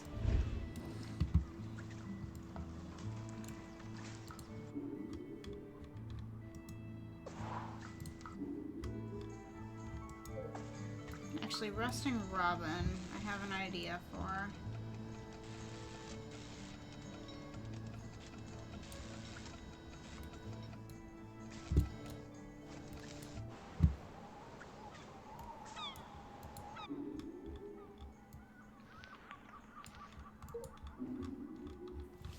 God, this just reminds me of the fucking lighthouse.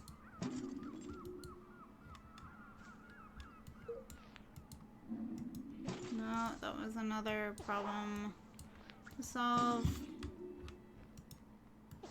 Resting robin.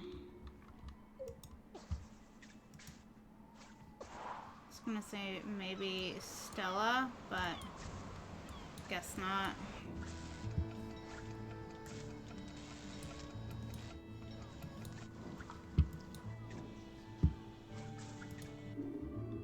Nope, not what I wanted to click.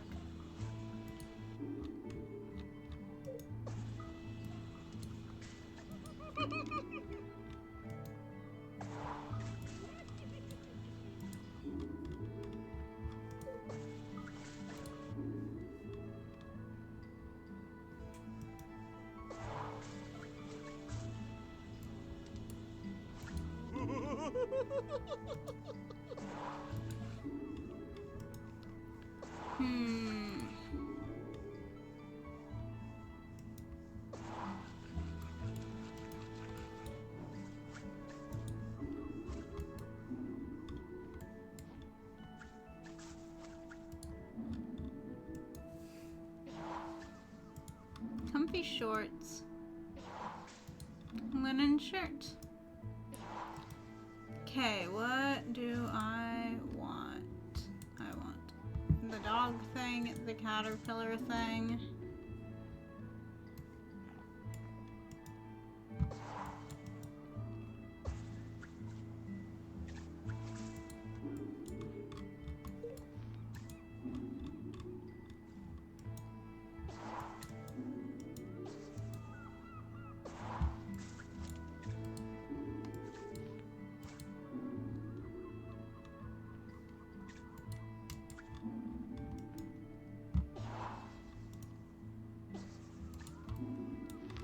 Yeah, there's this.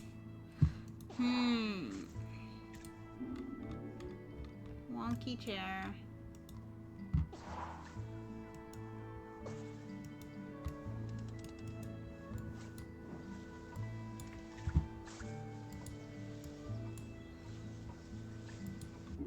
What's in the cupboard? Milk.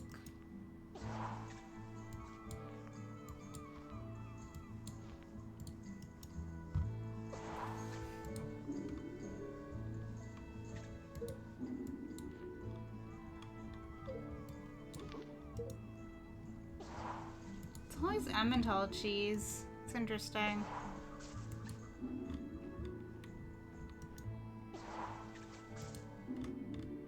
Ah, there's the hungry caterpillar.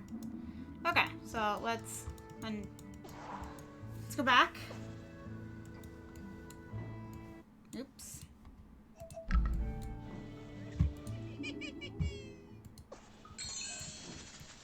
Damn it, I pressed it again.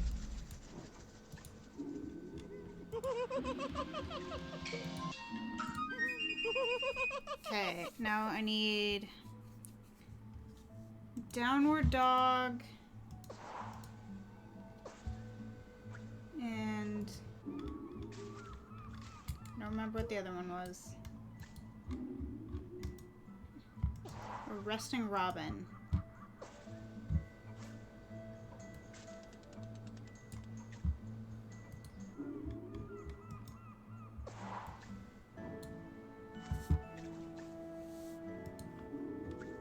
Okay, well that's got the Buddha in it.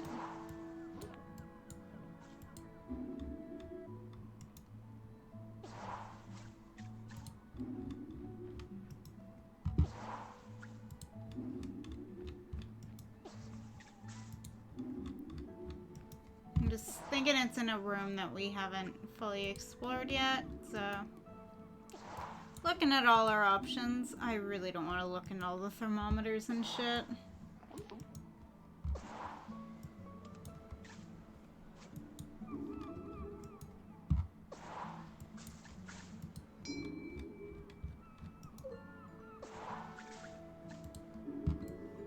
Oh yeah, I guess we've already been in this room because Jeremy's in the other boat. Okay. Just a quick look. Okay.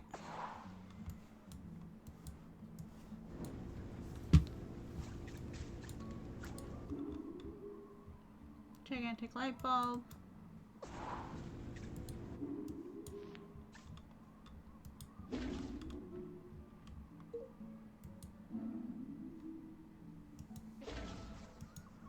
I don't know if that will give us anything.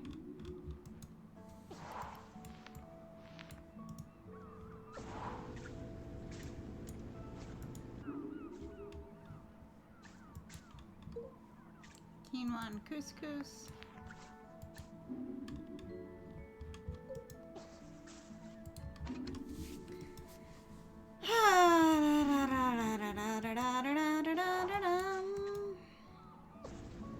Recharge headset. I know. But no.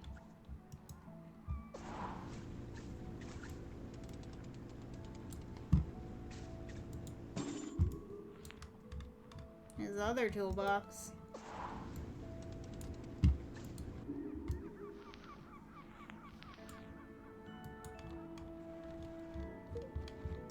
Okay. Well, nothing down down here. Unless the skull is something.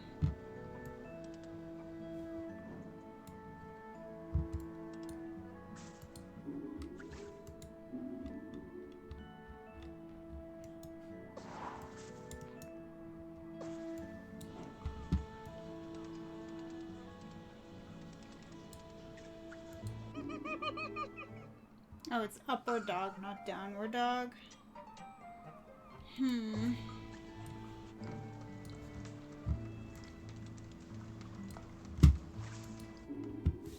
So much going on.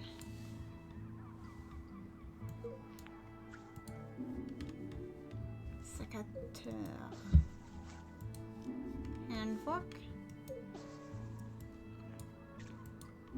Watering can.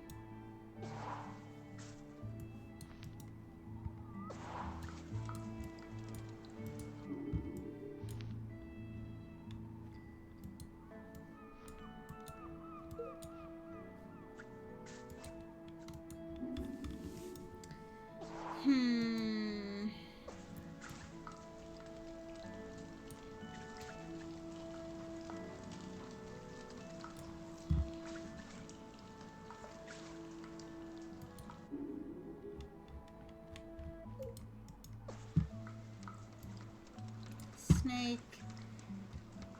I'm just seeing if any of the plants have, like, robin or dog related names.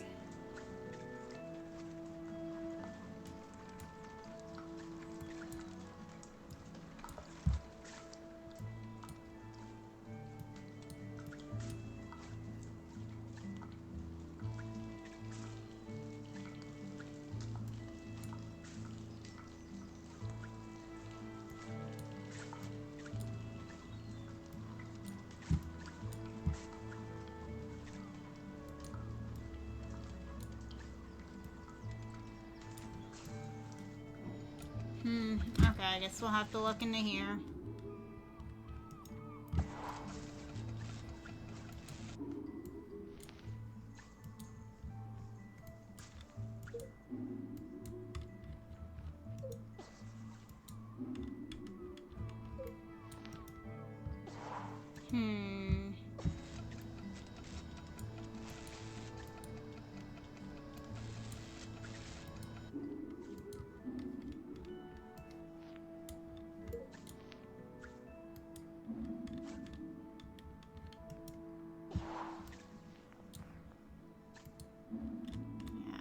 The metal.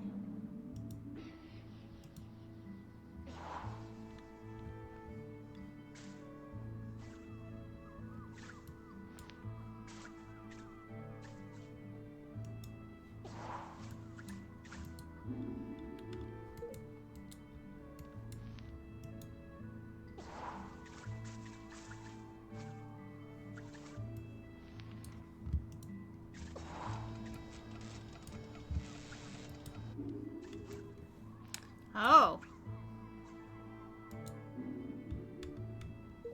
Ah, I see.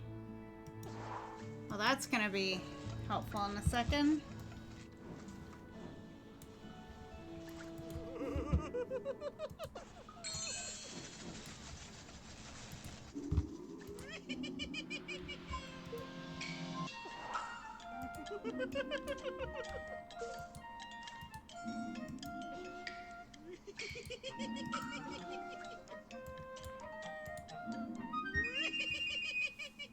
Yay, we get one dog. Wee, riddle me ree. You've solved half my riddles, my boy. Keep going, keep going. You might become the first person in 1,000 years to receive Mr. Whitstable's special riddle reward. Oh no, I'm only halfway okay, through. Mr. Whitstable. We'll keep at it. Why? I'm with you, Sparky. Okay.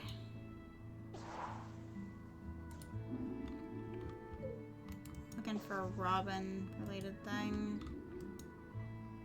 Resting robin.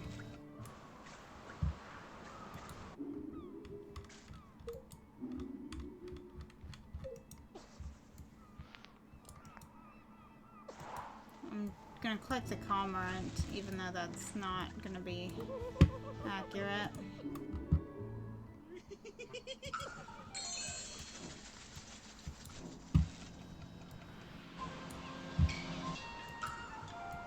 Nope.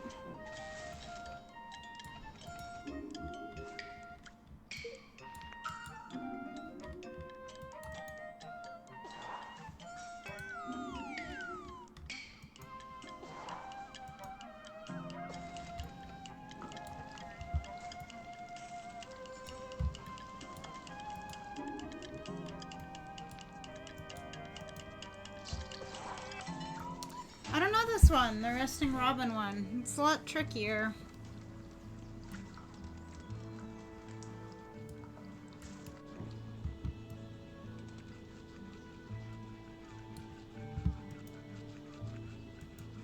Okay, let's...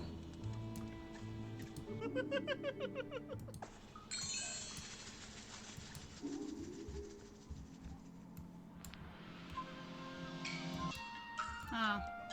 That doesn't count? I have no idea.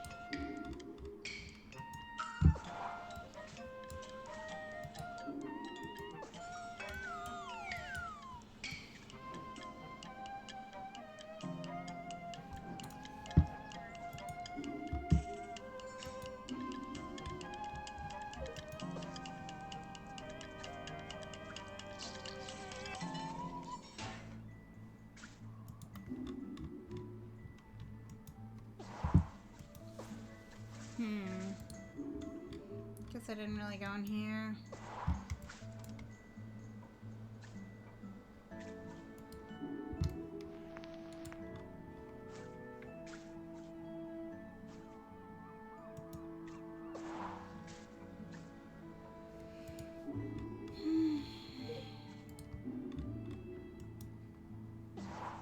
Brass polish.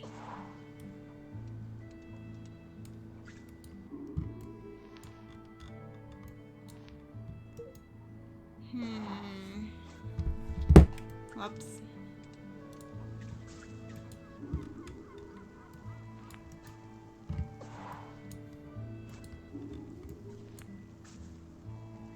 Potatoes.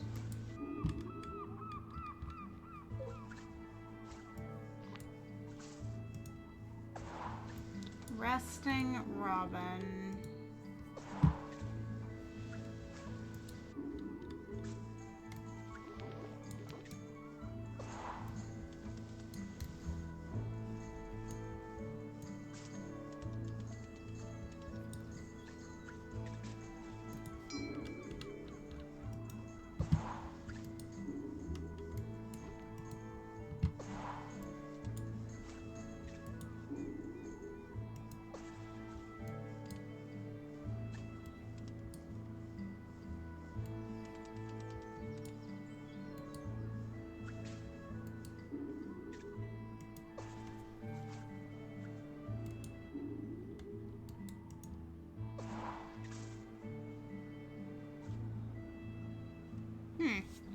Note, it has come to my attention that guests have been leaving their shoes all over the lighthouse. Kindly treat this place as if it were your own home and leave footwear in the shoe rack provided. Brutal.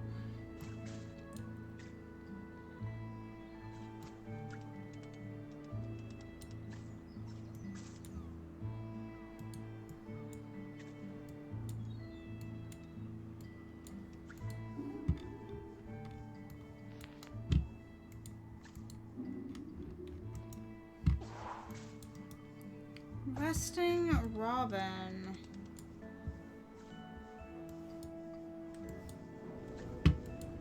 I swear to God, if it's a Robinson screwdriver or something fucking stupid like that, I'm going to actually lose my marbles.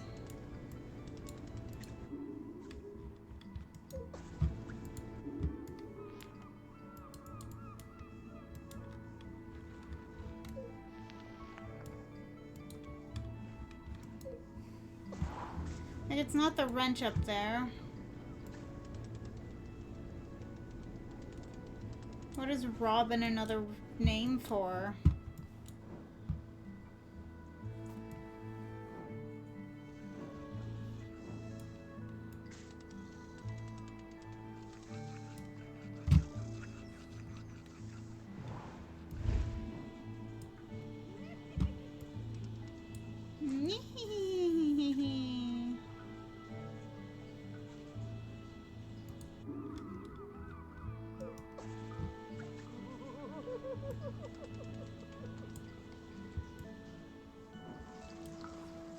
Like, it's gotta be in this room, but this room's so goddamn busy.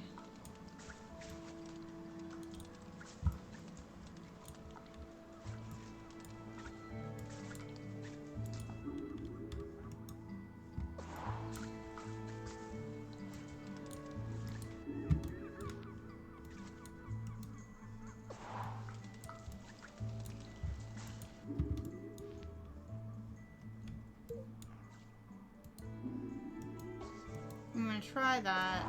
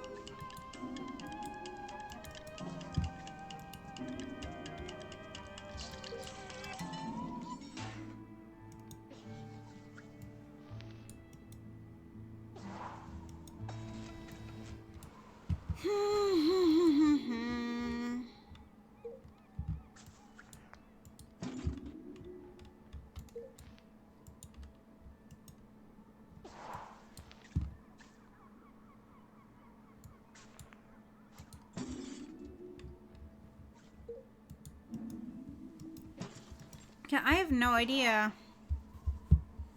This one's a tough one.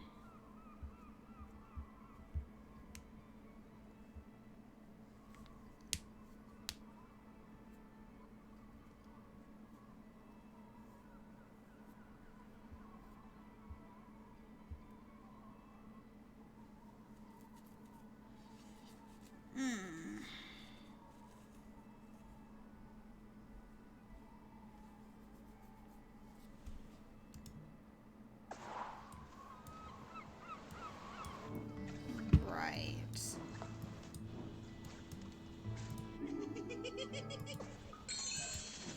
This feels so stupid now, because I pointed it out. I was like, could that be it?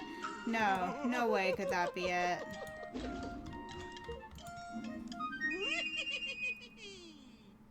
It's the skull of someone named Robin. Oh, yeah.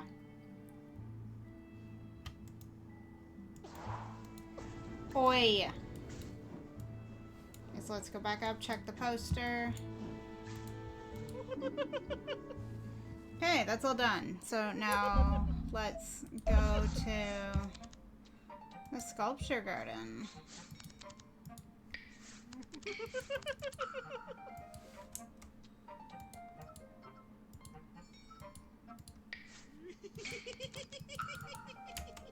Go to the sculpture garden. What? How did I come here?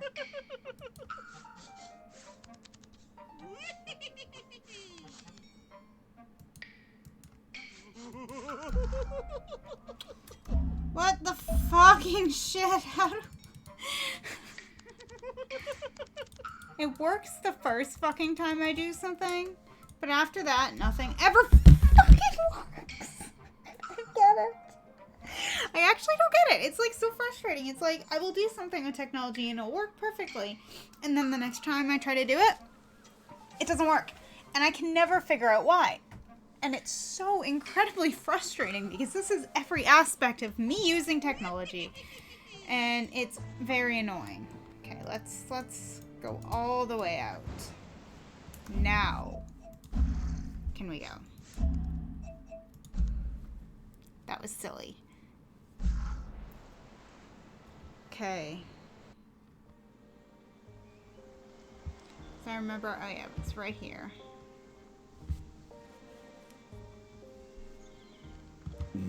Oh, excuse me.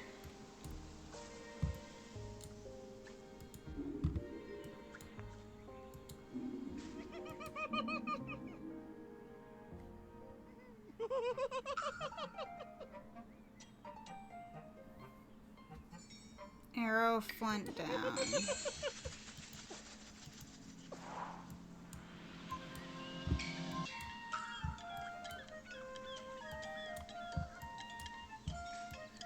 There's too much going on in here. I really don't like this one.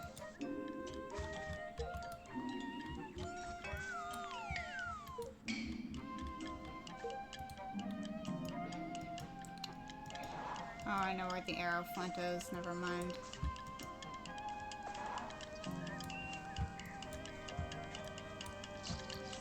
I'll let this one fail.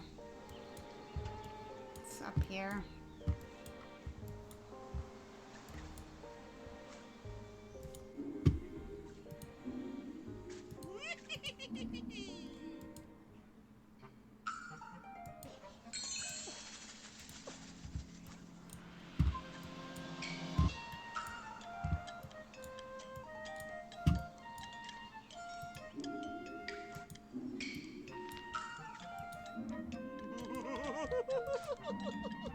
No, not you.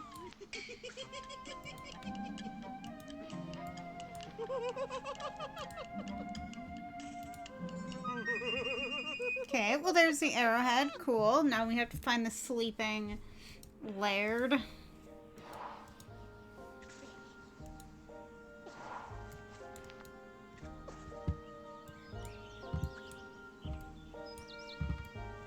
But I don't really remember where he is.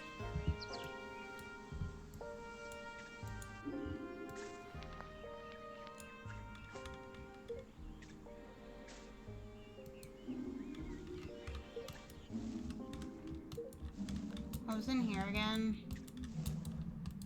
I don't remember. I think it was just, yeah, the nose. Okay. Ah! Like, we are trying to 100% this game.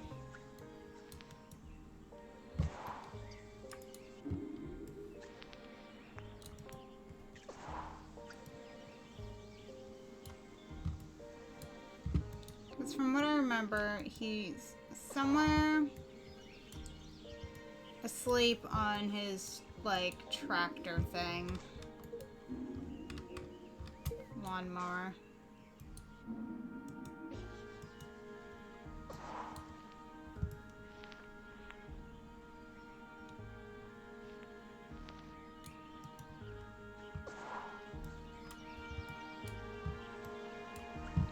Oh no, he's awake.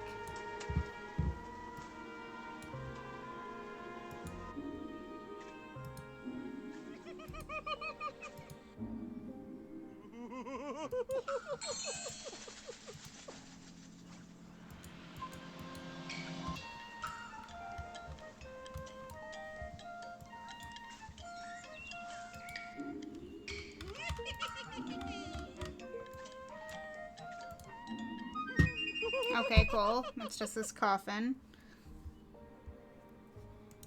Okay, what else do we got? It's a lot faster when you're fully zoomed out, I'm realizing now. Okay. Lucky rabbits run.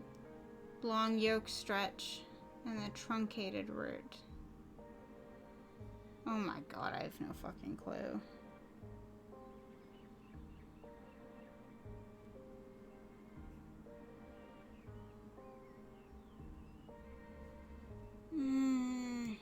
Yeah. I don't know if I'm finishing this game today. I'm honestly not really feeling the riddles, and I'm pretty tired. Maybe another day. I keep on saying that, but maybe another day. There's something about a rabbit, right?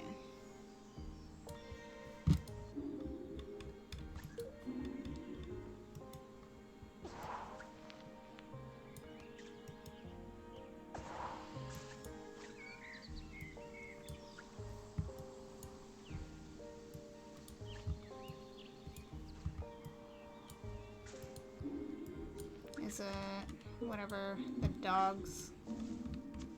No, they're cats, not rabbits. Oh, a tree stump. Let me.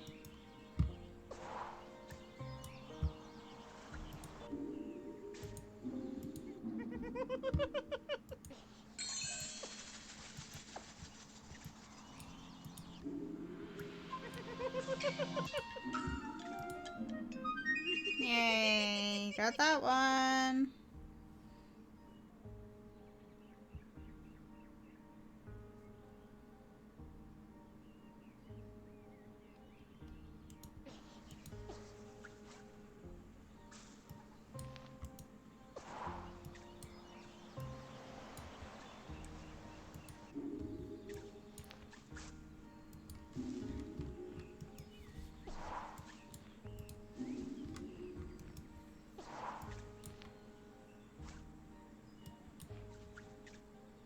Oh, dirt mound. Oh, there's rabbits.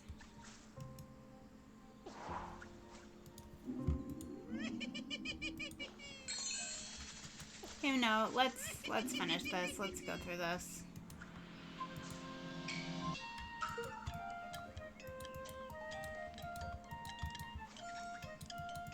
What the fuck? Why isn't this working? Should be this.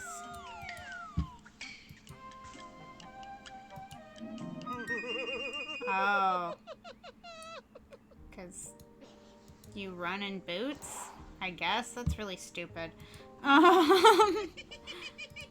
Okay, what's the last one? Long yoke stretch.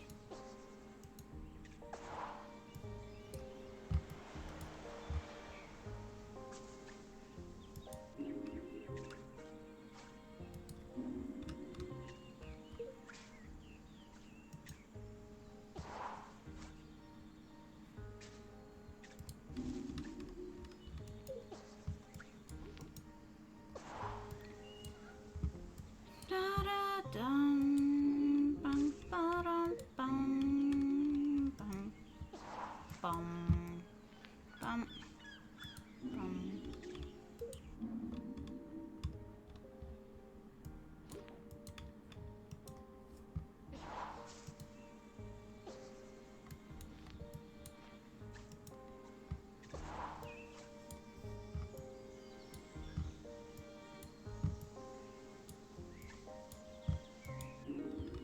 Something about yolks, so I think I want something with a picnic basket.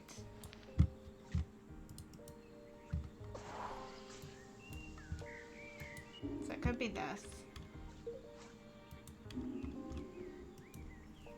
Could be the quiche.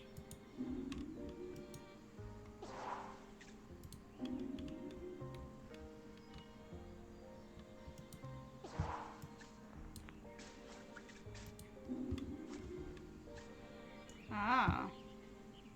That. Cool.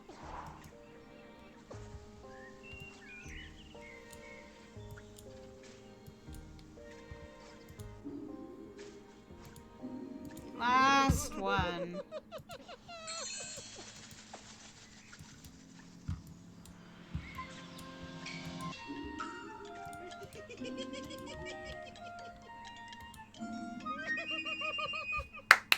Yay.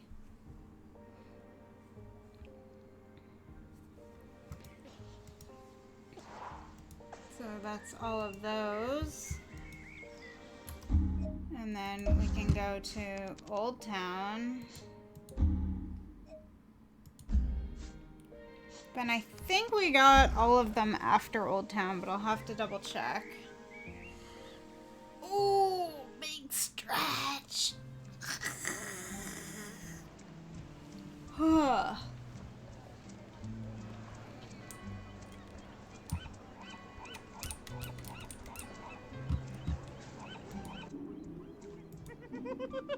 Nope. Houdini cephalopod.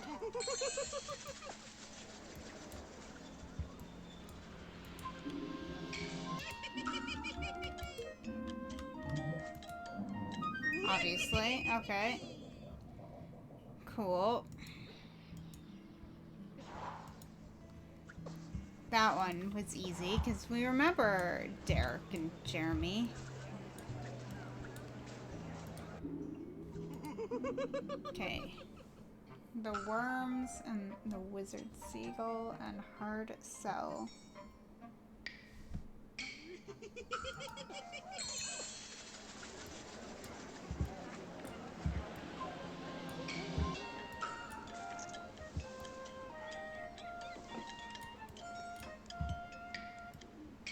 I'm not trying to get the worms. Why did it think I'm getting the worms?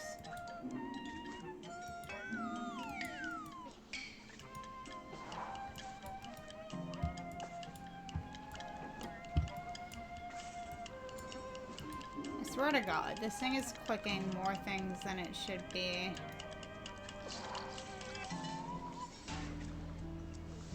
Oh, would the worms be like gummy worms? Doesn't really seem to have gummy snakes.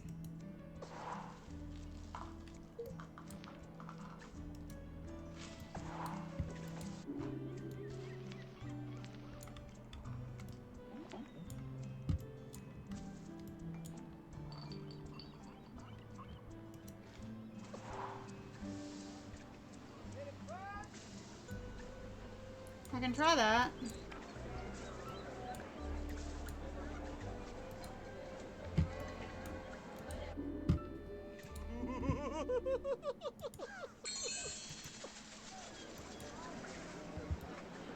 But I feel like it's more likely to be, like a bait shop.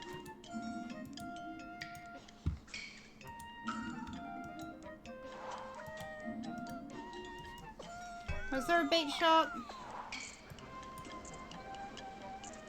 Artist Center, Crab Shack, Kipper, Seafood Bar, Toast, the Camel.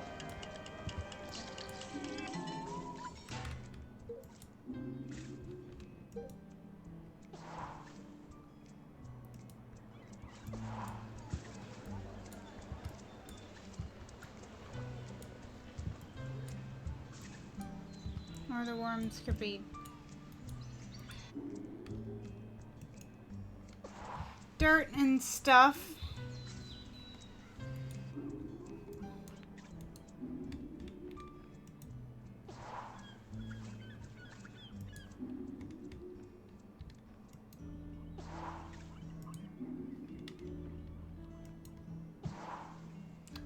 Yeah, I feel like there's one of these full of worms, but it's been a long time.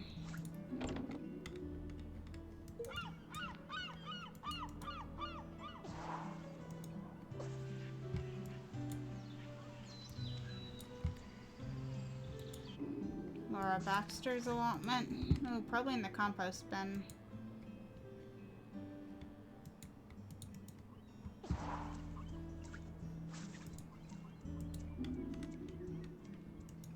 Just double checking, even though, like, you can see them in the compost bin, they're not overly clickable.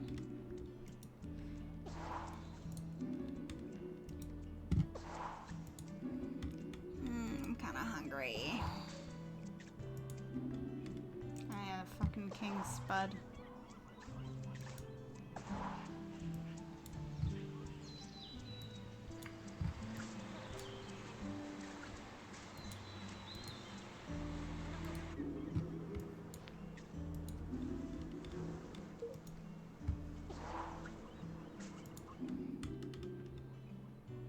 Aww. Forgot about that cat.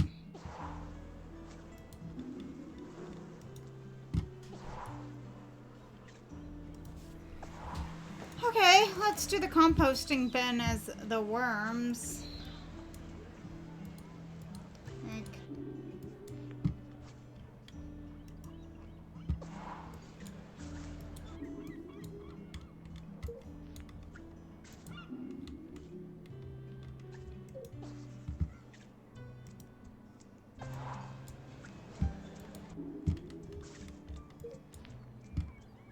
I don't think he sells worms, though.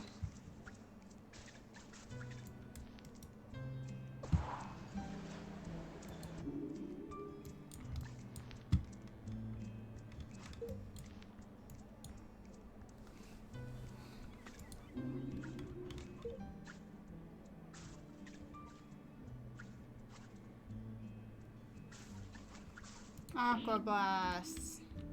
The frequency. That ejects water from the hands. Push the button. Interesting.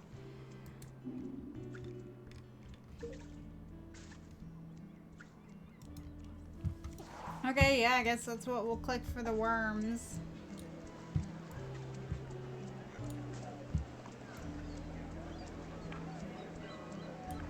Like, yeah, I don't think...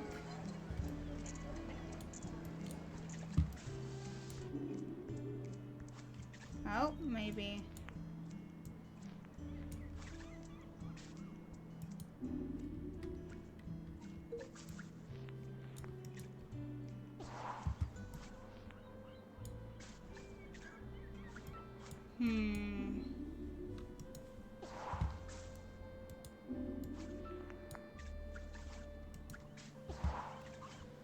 Actually, I'm gonna look in that collection box for shits and giggles. No? Okay, no worms.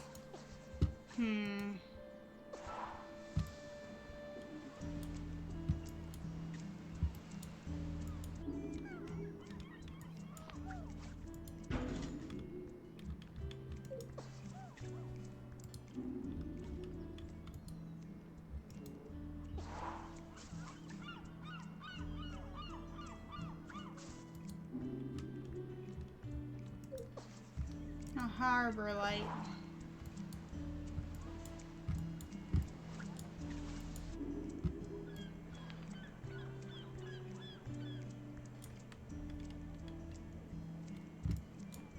Ah, right there.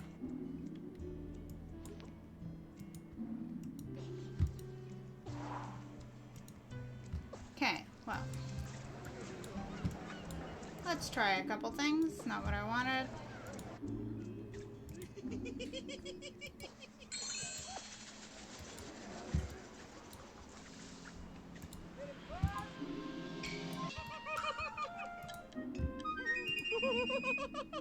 He's the wizard seagull. That one I got spoiled, but I'm gonna go try the worms.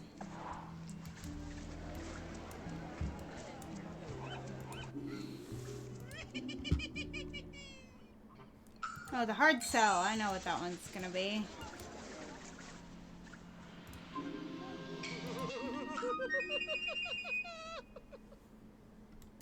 Cool. And then the worms.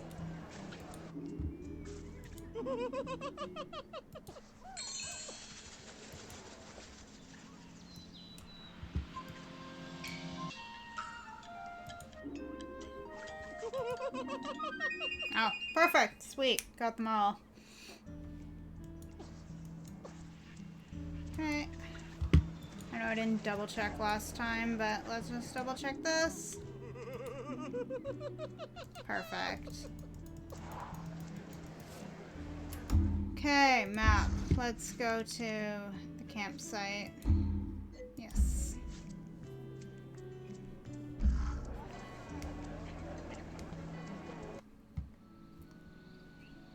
And we're gonna go to, I think, where the party is.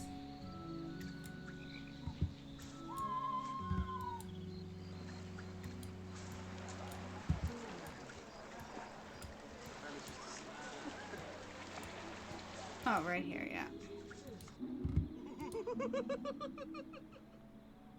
Okay, got them all. Okay. And then we did all Sam's. So yeah, let's go to the museum.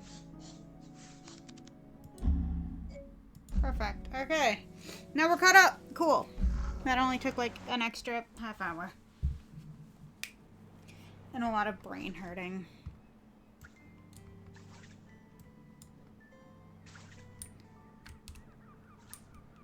No. Okay. I would like to visit the reception desk and look at leaflets. I've seen them all before. It's just kind of nice. We're back to the start. Now we've seen all these things.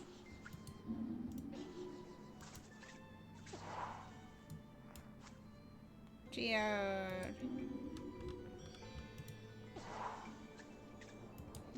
Snow globe. Lighthouse. I guess I should read these. Geodes are volcanic rocks that are hollow with mineral matter and often crystals on their inner surfaces, while geodes are usually split into two. Okay, I think I have read these.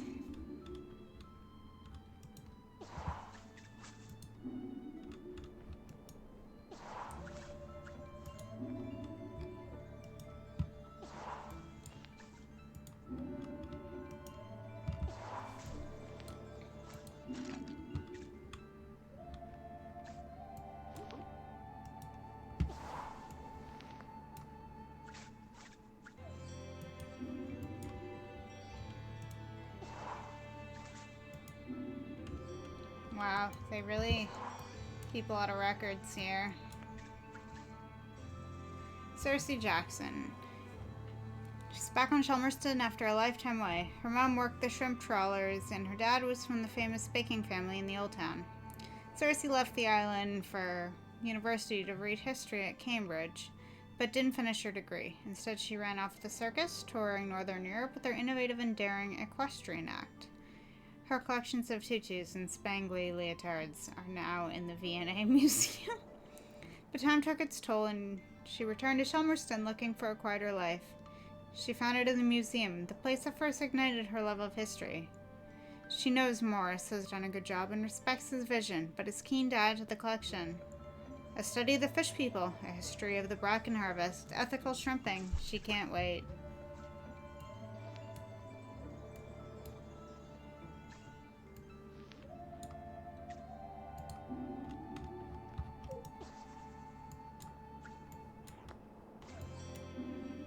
Barnacle cluster. Ooh.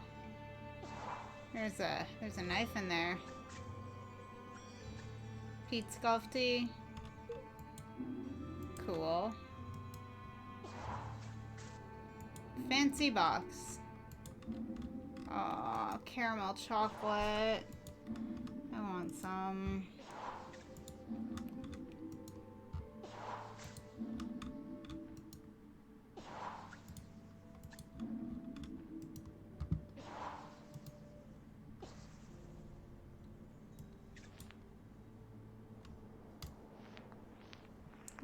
Oh.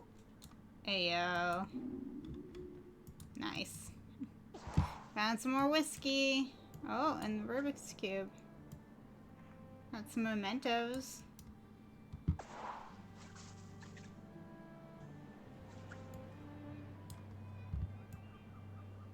Huh, okay. The Morlow Call. The history of the barbaric slaughter of the Morlows, their use in industry, and the Save the Morlows campaign, which finally ended the annual cull and made them a protected animal in the waters of Shelmerston.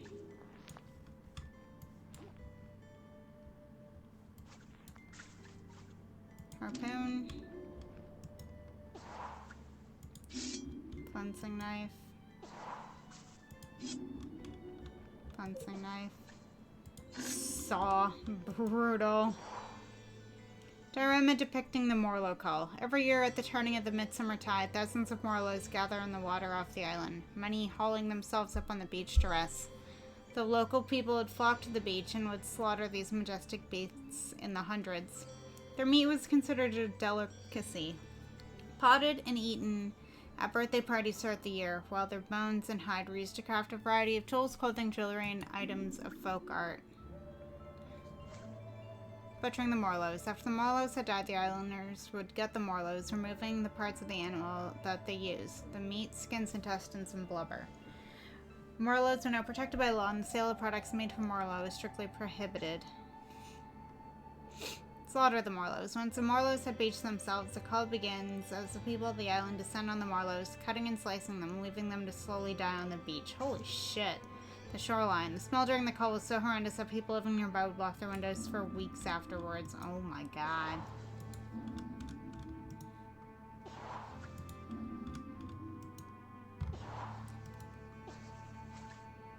Morlow weatherproof. This coat is made from the intestines of the Morlow, unrolled, dried, and beaten into a light rainproof fabric.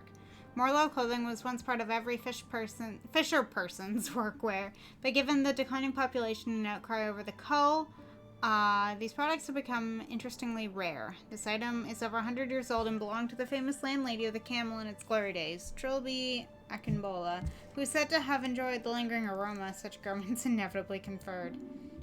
Fascinating. Save the Morlow's badge. Morlow Preservation Trust. Let Morlows live. Save the Morlow. Photograph of the mass die-in. A photograph capturing the televised mass die-in on South Beach in May 1987, accepted to be the turning point at which public opinion turned, and the Morlow cult was abandoned. Photos of a Save the Morlow protest. A photograph of Greg Leatherland, Samfire, and Winkle Bob, the founders of the Save the Morlow activism movement, which successfully brought an end to the annual Cull of Morlow in Chelmerston in the late 1980s. My headphones are gonna die soon. Happy Sailor Morlow meat. Until the 1970s, there were many different brands of Morlow meat, but by far the most popular was Happy Sailor Morlow meat, which was served at a royal banquet in 1956. A happy sailor eats Morlow meat for breakfast, lunch, and dinner. Advertising slogan circa 1913. Morlow oil was marketed as a tonic to all your ills and was very popular in Chelmerston. From joint pain to dry and flaky scalps to libido problems, Morlow oil could fix it all. Morlow oil never took off on the mainland, where people still had a marked distaste for the smell of Morlow. Morlow meat. At the turn of the century, the meat harvested during the Morlow cull became an important export for Chelmerston, and several factories sprang up, canning and distributing Morlow meat up and down the mainland. These tins contain Morlow meat from the time and may be hazardous to eat. Tony Scroggins got very sick after eating decade-old Morlow meat for a bit in 1996. Bone-carved Morlow oil lamp. After the Morlow cull, the oil and blood was collected and used to decorate the faces of those who had taken part of the cull. That's kind of fucked. Edwardian Morlow oil lamp. Before Chelmerston had electricity, the houses were lit at night with Morlow oil lamps. Although bright, the smell was rather pungent, so during winter months, islanders would often go to sleep as soon as the sun went down to avoid the smell of Morlow oil. Oh boy.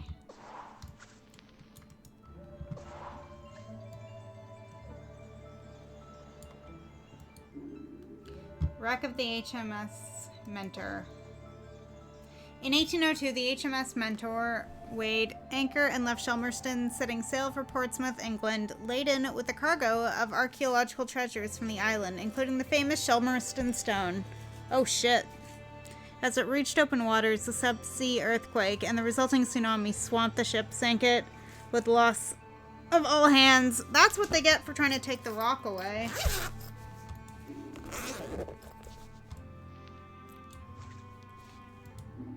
Joseph Ferrier. Axe.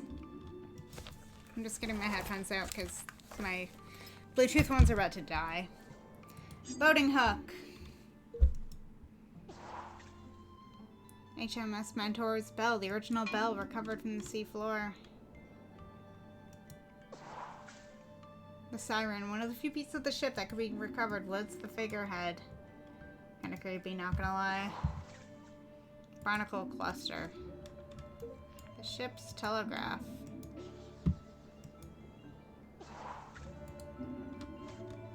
And an old bottle.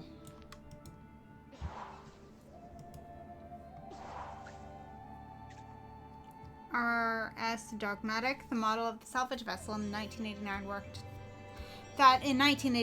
to recover the wreck of the HMS Mentor. Although the structure of the ship was too rotten to lift, many of the archaeological artifacts were recovered and are on display here in Chelmerston Museum.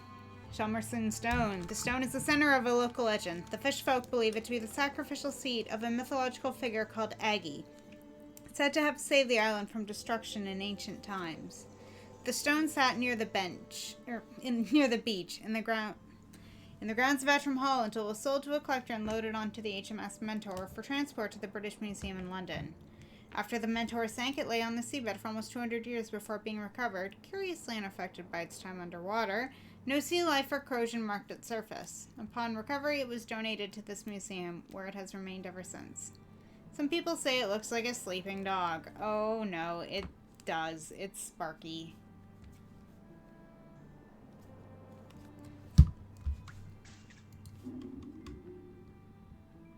Sparkly.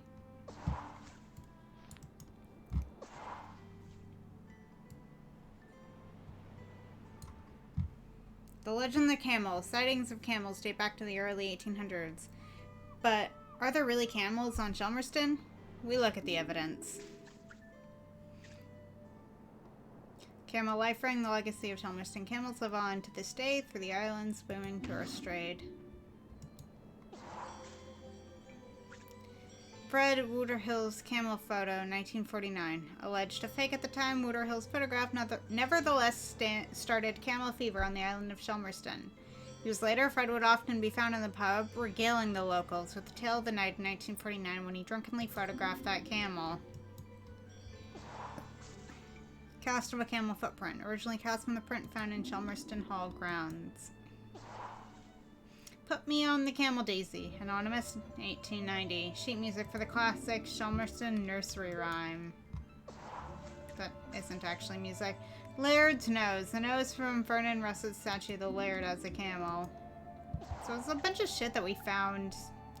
Porcelain camel. Laird as a camel prototype model. A work on show at Shelmerston Sculpture Park that references a rumor that Henry Outram, 17th Laird of Shelmerston, harbored camels in the grounds of Shelmerston Hall. Laird's coffin. The Laird is a keen member of the Coffin Club movement and asks that the sculpture double as mausoleum. This will be his final resting place. Shelmerston Hall scale model. Camels are rumored to graze on the grounds of Shelmerston Hall, with sightings documented as early as 1800. To this day, Laird Artram has never made any comment on the camel rumors. Scale model of the Laird. No comment.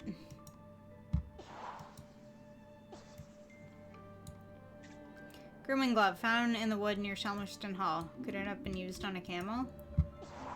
I love how this is such gossip. 3 humps brand matches. Established in 1952 in Shelmerston. Model of the camel pub. Local stories suggest that the camel's head mounted on the side of the pub is based on the figurehead of a ship called the Camel, said to have docked at Shelmerston in the mid-1700s. However, this tale is apocryphal, and no records of such ship can be found. Scale model of Morris and Sparky. Oh, wow.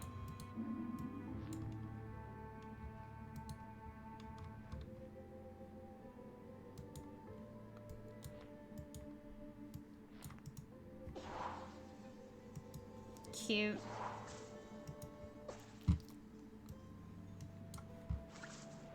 Walnut Cuddy. Diving bell. This is a reproduction of the diving bell used by the RRS Dogmatic in its recovery of the archaeological treasures from the wreck of the HMS Mentor in 1989. The Shelmerston fishfolk have been in talks to use the original as an underwater sauna, utilizing volcanic vents off the coast. Why is there a tourist in there? It is believed that birds are able to navigate the incredibly long distances involved in migration by means of incredibly sensitive chemical compasses, which allow them to determine the alignment with the Earth's magnetic field. It is not known how this bird managed to get trapped in this diving bell.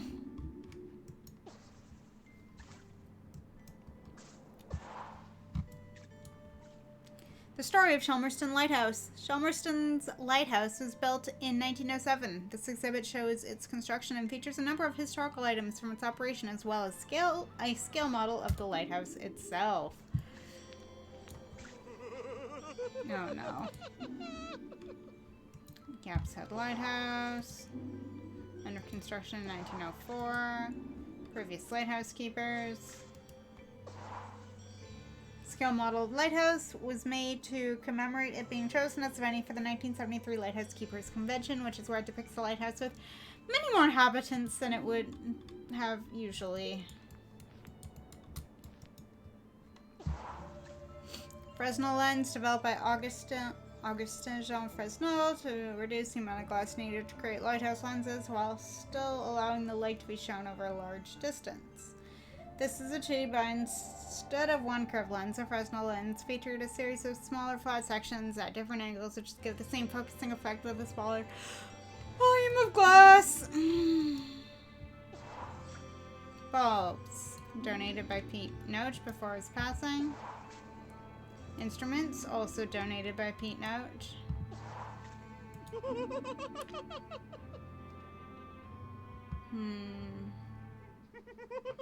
The Tiny Lord.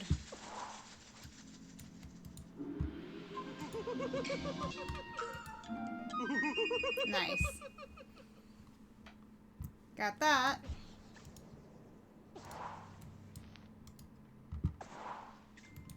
What other ones can we maybe get? Paddling Puss, the Second Serpent, the Girdled Cushion, and the Encrusted Crown. I don't know. Ooh, instruments. The Shelmerston Silver Band, formed in the 1990s by Henry Nancuro, and a feature of most public occasions, Shelmerston's brass band is an essential feature of the island's cultural heritage.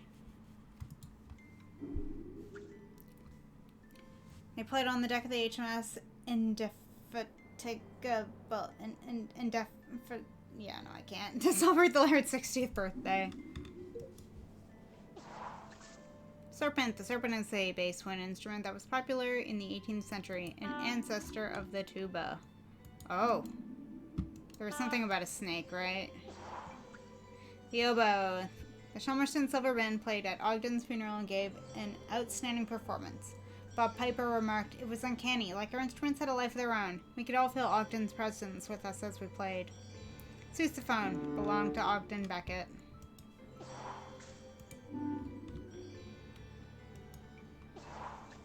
French horn. The Shelmerston Silver Band were famous for playing a mix of traditional Shelmerston songs along with their own compositions.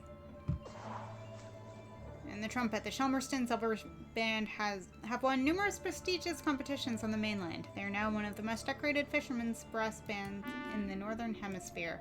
Okay, well, there's something about a snake, right?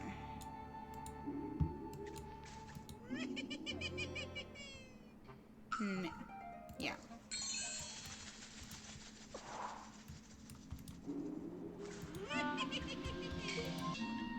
Found it. Okay. A girdled cushion. Paddler's Puss. Oh, gonna be a cat, probably. Cabinet of Curiosities. This cabinet contains replicas and rare materials relating to the weirder side of Shelmerston history. Obsidian mirror made from solidified lava. This is over 2,000 years old and the largest obsidian mirror known to exist. Obsidian mirrors are on a smaller scale than they were widely used than this. Oh, obsidian mirrors on a smaller scale than this were widely used in magic to see the future or into the fairy kingdom. On loan from the Laird's private collection. Jenny Hanover. The strange creature is actually just a regular skate that has been manipulated and carved to resemble a small imp-like character. During the golden age of sea exploration, unscrupulous sailors would make these and then sell them on their return to Europe, claiming them to be true specimens of exotic creatures from exotic lands. Ship in a bottle. St. Marian's Candlebirds. Before the import of beeswax candles, the islanders collected St. Marian's terns, known to the islanders as candlebirds, rolled them into naturally occurring tar or bitumen, and inserted wicks made of marram grass. The light they gave was prized for its clarity and golden quality. The oily secretions and slight squeaky hiss the birds emit as they burn could be off-putting to the mainland folk. That's kind of fucked. Bosphorus the swimming cat. Bosphorus, the Turkish van cat, was a local celebrity in Shelmerston. The Turkish van breed is famous for its love of swimming, and Bosphorus was no exception. He could often be seen paddling around Shelmerston to the delight of tourists, and even featured in an episode of the popular TV show Look West. Cute.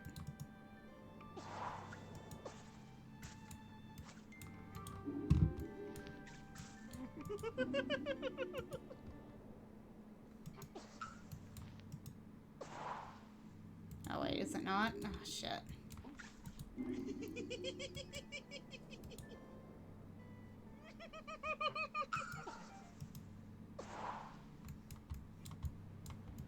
Why is it not working? I'm trying to do the riddle. Hey, okay, geode. Geodes are volcanic rocks that are hollow with mineral matter and often crystals on their inner surfaces. While geodes are usually split in two to reveal their beautiful interiors, these two have been left uncut. We can only guess at the wonders they contain. Cool, I can see it. Oh. Notice, this object has been temporarily removed as we revise its facial expression. Wrong, its. Which was deemed zoologically improbable and terrifying to small children.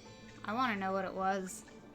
New Zealand 3-pence piece found in the museum collection box and placed on display by Morris.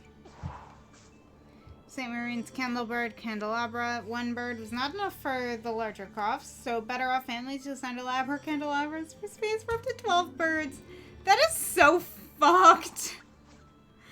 Bronze ritual knife. This knife has been passed down through the generations on Chelmerston for as long as anyone knows. Always entrusted to the person on the island thought best able to look after it. Although its origin and original purpose have been lost to time, it has always felt like an important piece of Chelmerston history. Cool. Okay, let's...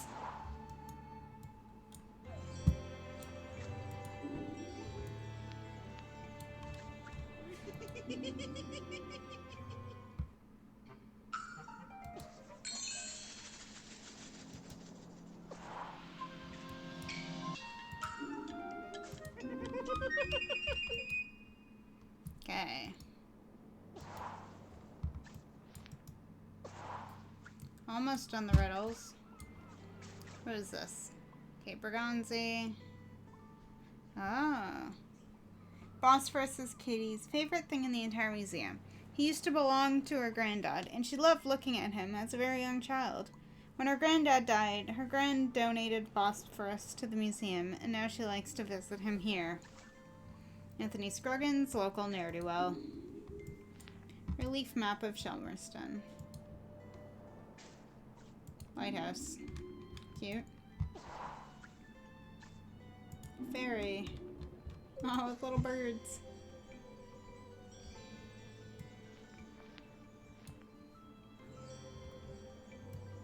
Ooh. Lava.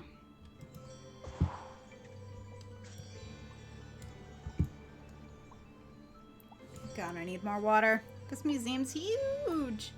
The 1993 vegetable grow-off. For many years, noted Chelmerston gardeners Percy Godwin and Alistair Penchwhistle were locked in furious competition to see who could grow the largest specimen on the allotments. Onion. Percy Godwin grew this giant onion at a secret location that he took to his grave. There he is with the giant onion. How is this not rotted?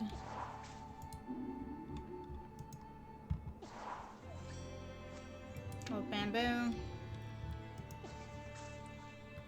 Vince Melford was throwing this out. Morris needed a few more bits for the vegetable display. Secateurs.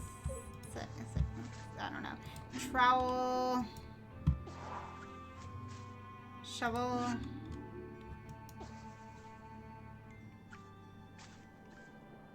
Garden fork. Alistair Penchwhistle's prize-winning marrow. Penchwhistle revealed this gargantuan marrow, which broke all previous records on the day of judging to secure him a surprise victory over his rival Percy Godwin. Godwin still maintained until his death in 2016 that he was unjustly defeated, and there was something fishy about that winning marrow. Oh yeah. It's fake.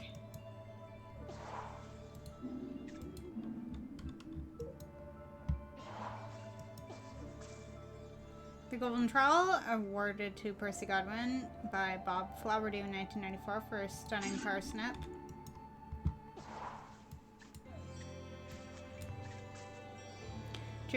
Judy Druryth, tending to the island beehive. Chelmerston's award-winning honey is well known even on the mainland. Giant parsnip. In 1994, Percy Godwin once again took the prize at the Chelmerston Summer Fete and went on to win the Golden Trowel at a vegetable show on the mainland.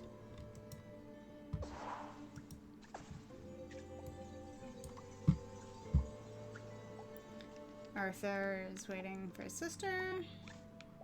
David Abrahams, a Jemison sea owl who lived on the island mateless for many years, donated to the museum by Greg Letherland. Ah. Well, don't suppose I'll ever look at Aggie's room the same way again, will I? Morris, take a look at those skulls, please. The skulls? Well, they have memories inside them? Oh, that's rather morbid, Sparky. Not quite.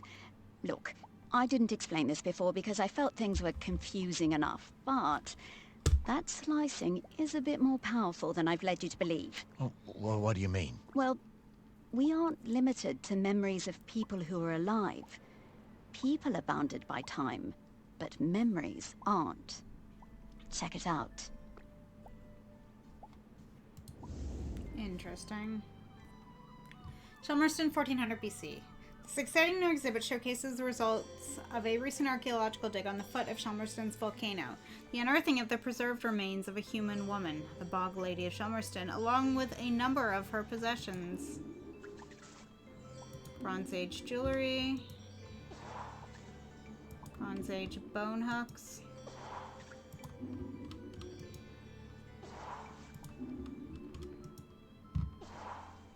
Bronze Age comb. Bronze Age needles. Bronze Age calendar. Interesting. Bronze Age arrowhead.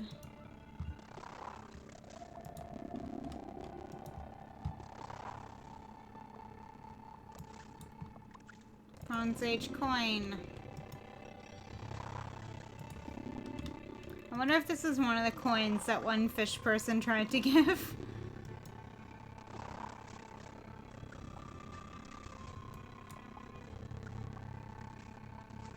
Human skull, fish person skull.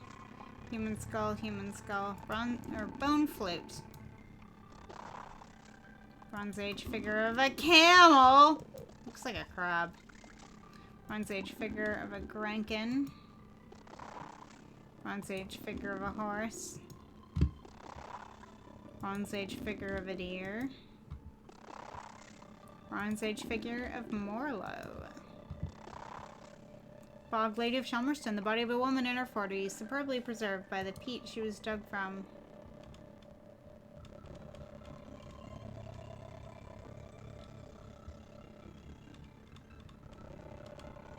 Interesting. Wow.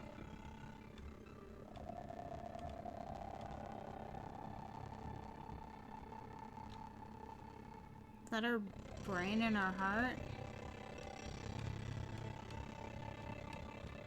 Intense. Let's look at this human skull.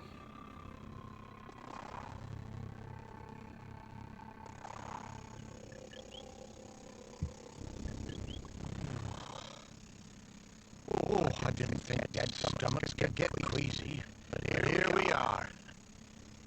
Where are we, Sparky? When are we, Morris? This is Chelmerston in Aggie's time. You should be able to find some memories of her here. You are some dog, Sparky.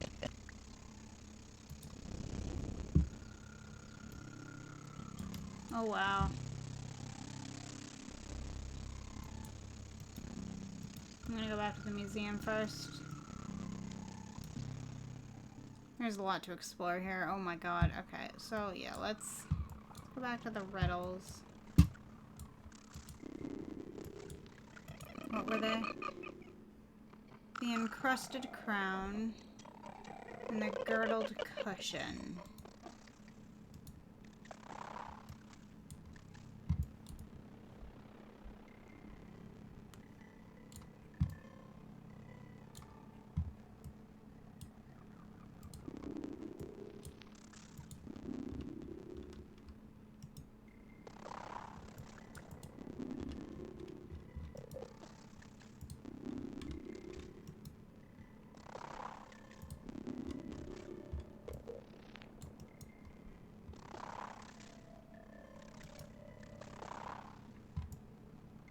Encrusted crown and girdled cushion.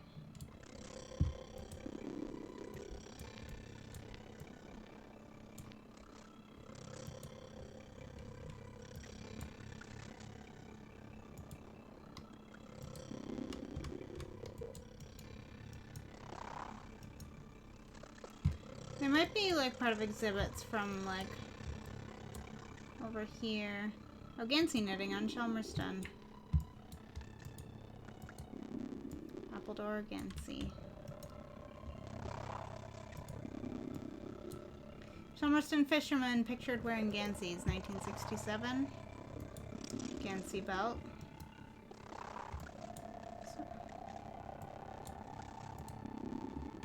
Wool. And traditional Chelmerston Gansey has to be knitted from wool sheared from the herds of Chelmerston textiles, which were first brought to the island 300 years ago by Dutch visitors.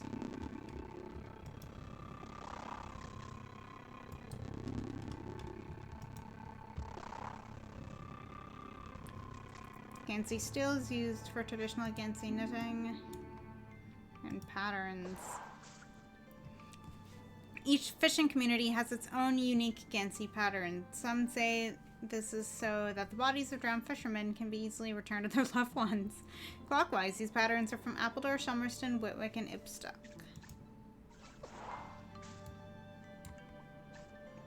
Sheller Cup.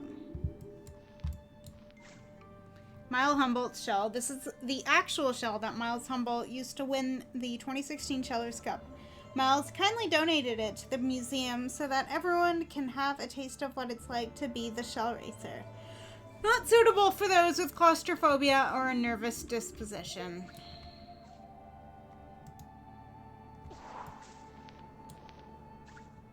Shellers, taken by Greg Litherland.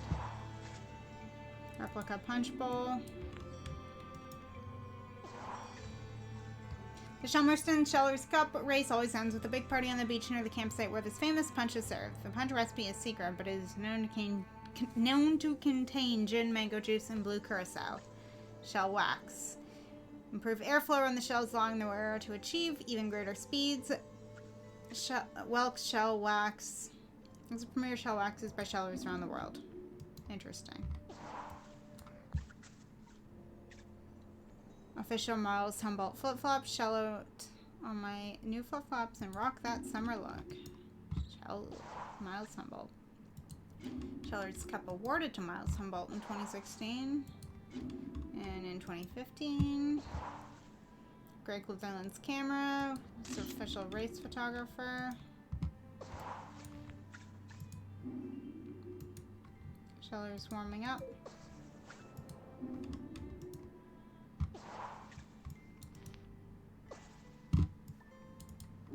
Oops. I'm going to take a guess.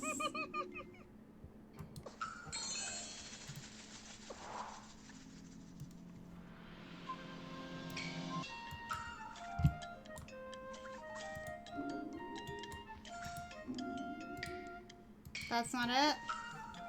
Shit.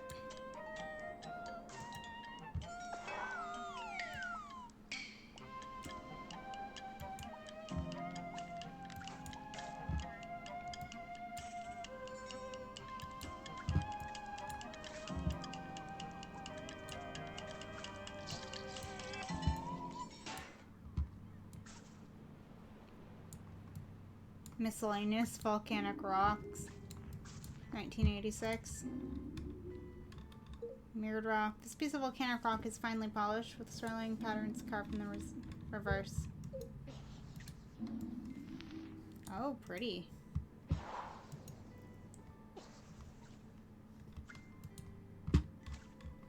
Fishing in Chelmerston. Cod.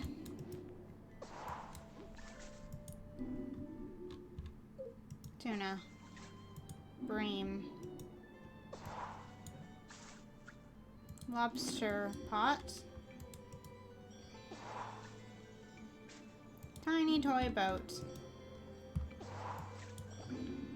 A buoy. Another buoy. An anchor.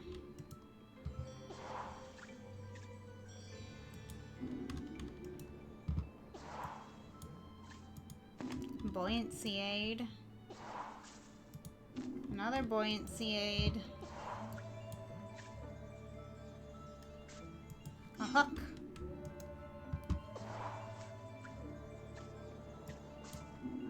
Shelmerston fishermen.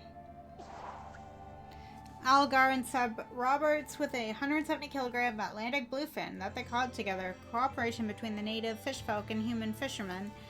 Shelmerston used to be rare, but these days it is not unusual to see them working together like this. Fish of the North Atlantic.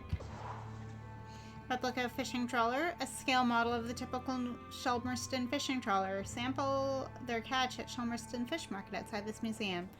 In the past, boats such as these were often involved in smuggling of contraband to the mainland. Nice.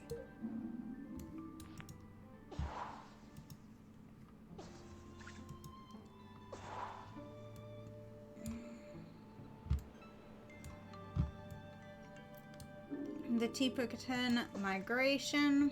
For centuries, the birds of the island of Tipucatan in the Indian Ocean have migrated to Shelmerston. Originally, they would come here to lay their eggs and raise their young, but these days they mostly come for their holidays. An elder costume. Noblemen wearing the traditional dress of the species. Migration map. This map shows the flying routes taken by the birds of Tipucatan en route, where did I even get that, to Shelmerston. Many of these routes were still popular in the 1950s when the increasing amount of luggage they required began to make flying too arduous. Plumage diagram. This illustration shows the different species of Tipucata. The Tipucatans are most closely related to finches of the Estrelidae family. Plumage diagram. An egg. Decorate their eggs after laying them. Each species has a unique calling that has been passed down for generations. In the 1800s, travelers to Shelmerston were report seeing vast carpets of color formed by Tipucatans roosting up on Nab Hill. The Tipucatans used to raise their chicks in Shelmerston, but now, thanks to air conditioning, they prefer to rear them back home in Tipucata. This egg has been painted using tempera, a paint ironically made from egg yolk.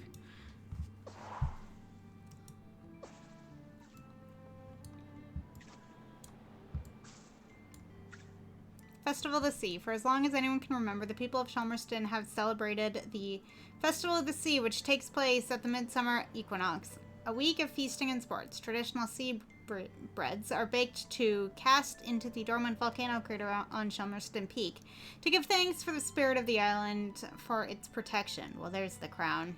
And I'm going to need the girdled cushion, whatever that is. The final day of the festival is known as Aggie's Day, named after a mythological figure said to have saved the island in ancient times and marked mostly by fish folk, both local and wild, gathering together on the beach and singing songs in their native language. Sea bread. The bread's cast in the volcanic crater on the first day of the Festival of the Sea, after which the whole town gathers to sing O Thank Ye, Earthbound One, an ancient hymn of unknown origin.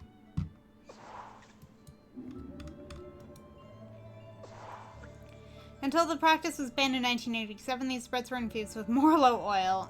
These days, extra virgin olive oil is considered an acceptable substitute. Cricket bales.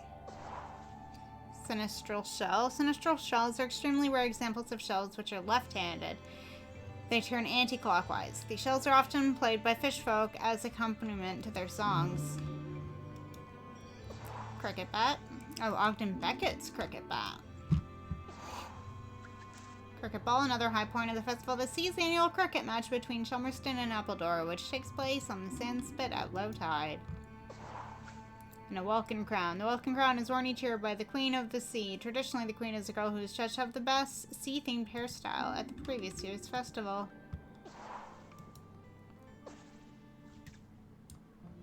Shelmerston Festival of the Sea. Here's the Appledore cricket match. Audrey Pickering hoping to become the next Queen of the Sea. And Kirsty Brothers vying to be the next year's Queen of the Sea.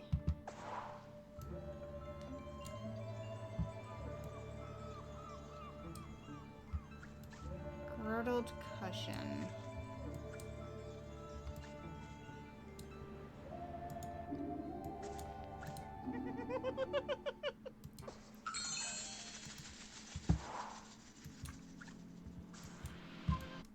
Oops.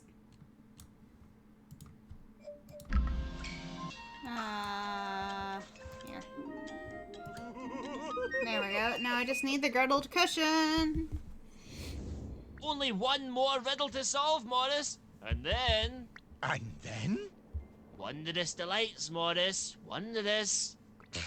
Yeah, right. Quiet, dog. You're in the company of riddle masters here.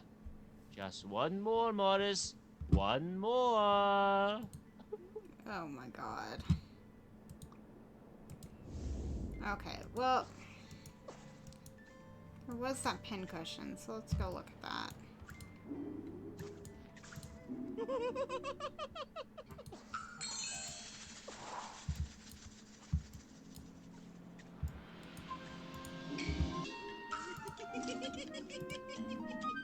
Nice. Sweet. Done with these fucking riddles. Okay, cool. Morris, you did it. Incredible work, my boy. Achievement unlocked. More Superlative selected effort. master riddles. Oh, well, Oh, kill me. thanks. Oh, thanks, Mr. Whitstable. And now, for your reward. It's gonna be terrible. Oh, boy. Here it is, Morris. Your very own certificate of riddle mastery. Wow, oh, thanks, Mr. Whitstable. I don't know what to say. I'm so proud of you, Morris. And listen, whenever you want to look at this certificate again, to bask in your own brilliance, you only have to press pause and you can look at it again. Press And pause. now, a song. Oh no. Oh no. Oh no. I hope my headphones die. I walk when I pray and I pray when I walk. I can run but don't walk. I have a mouth but don't talk. I grow in the winter. I die in the spring. I have eyes but don't weep. I have a song but don't sing. What am I? Why am I? Why do I exist? Who owns the fish? Riddle me this. What is that which belongs to you, but others use it more than you do? What goes up and down the hill? In spite of all, it standeth still. I have streets, but not roads, forests, no trees. I have rivers, no water. What am I, please? What am I, please? What does it mean? What did you miss? Who owns the fish? Riddle me this. Who owns the fish? Riddle me this. But why is a raven like a writing desk? Why is it not over? When it spins, a three-legged man goes to bed every morning. Tell me some more of these wondrous things. Yes, answer my riddles, please, I insist. Who owns the fish? Riddle me this. Riddle me this. Who owns the fish? Yes, riddle me this. Who owns the fish? Riddle me this. Oh my god. How is it not over yet? I grow in the winter, I die in the spring. I have eyes but don't weep. I have a song but don't sing. What am I? Why am I? Why do I exist? Who owns the fish? Riddle me this. What is that which belongs to you, but others use it more than you do? What goes up and down the hill? In spite of all, it standeth still. I have streets, but not roads, forests, no trees. I have rivers, no water. What am I, please? What am I, please? What does it mean? What did you miss? Who owns the fish? Okay, I think it's just Who looping. owns the fish? Riddle me this. But why? I'm out. Okay, well, now we can go into the memories. My goodness. Oops. No, no, go back. There we go.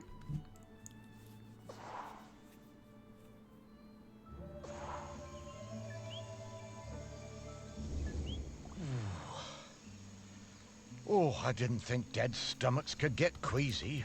When?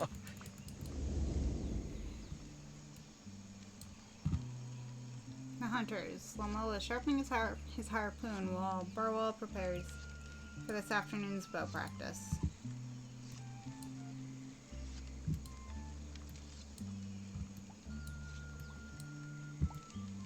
Oh, we could go here. Unap's hut. The children of the village are often received a daily lesson from the current chief of the village. Cool.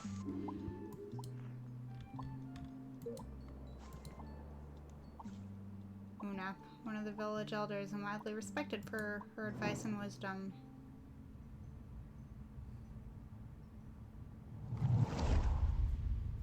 It was the worst night in the world when Aggie was born.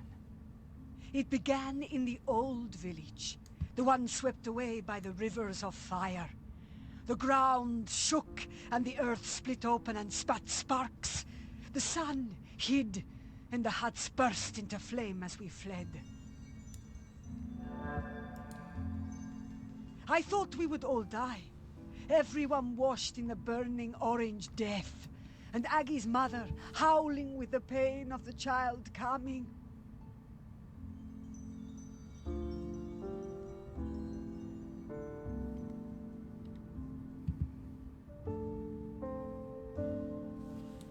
Well, this one's kind of tricky.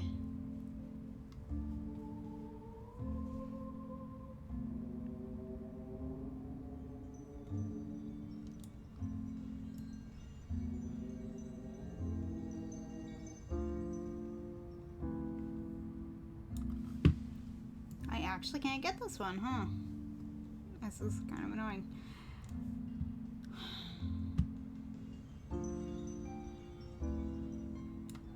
There we go. We made it as far as the cliff top by the sea. The mountain was still roaring and roaring. The rock ran in rivers toward the sea. The air smelled of death and poison. But Aggie was perfect. Small and angry, her tiny fists pummeling the air. I used my knife to cut the cord. We chose a spot for the new village closer to the beach. The burning rivers cooled to pumice and black glass.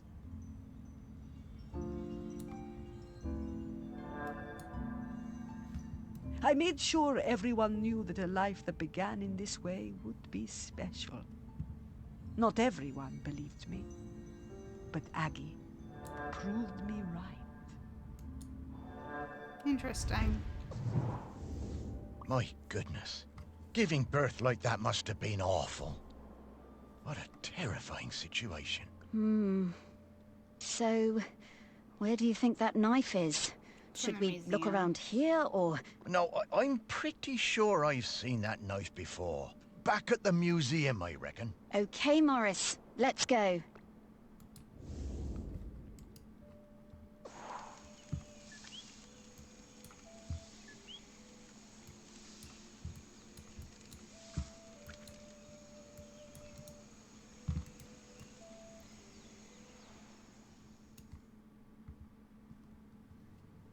And it is... Wait, where is it? I saw it earlier.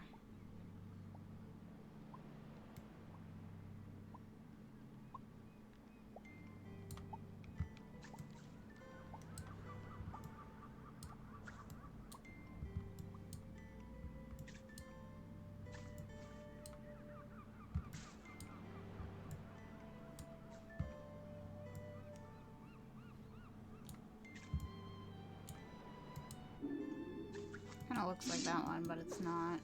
I saw a green knife like that on display. Is it in the cabinet of oddities? It was.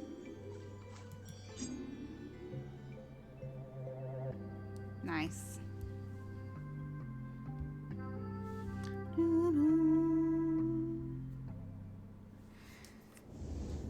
Beautiful. And to think that people had not long stopped using flint tools when this was made. There is so much history in this knife. Ooh. I'd love to see what else it got up to.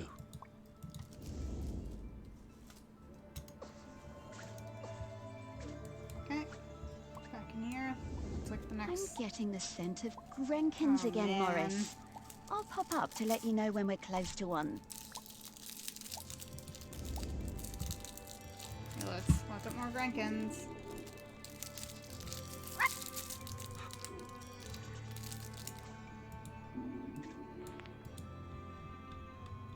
Nope. Nope. Nope. Nope.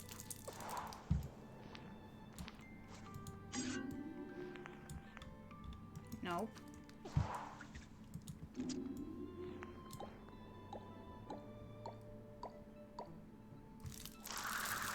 Cool. I'm having more of these cold rockets. 10! Oh my god.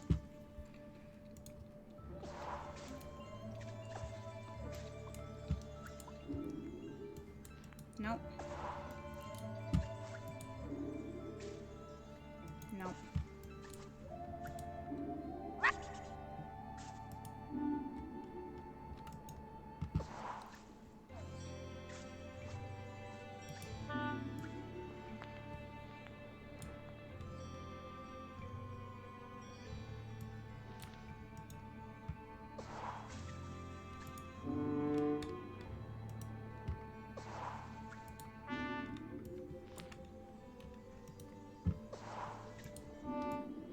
Oh yeah, here we go.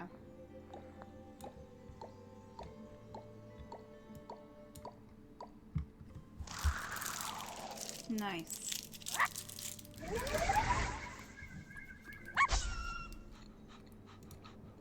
Eat more Grankins.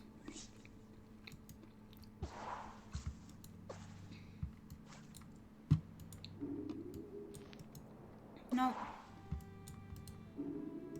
Nope.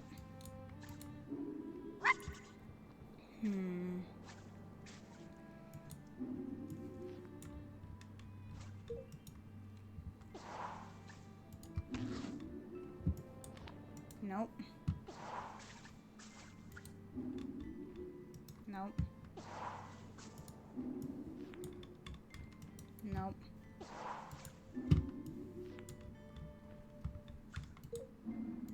This.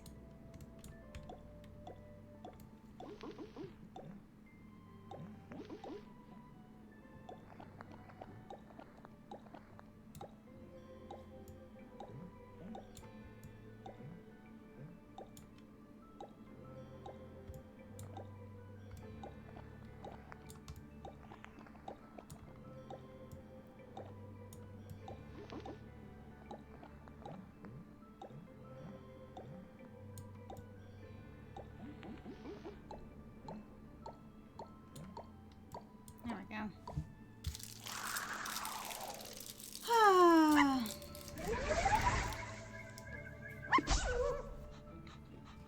7 more.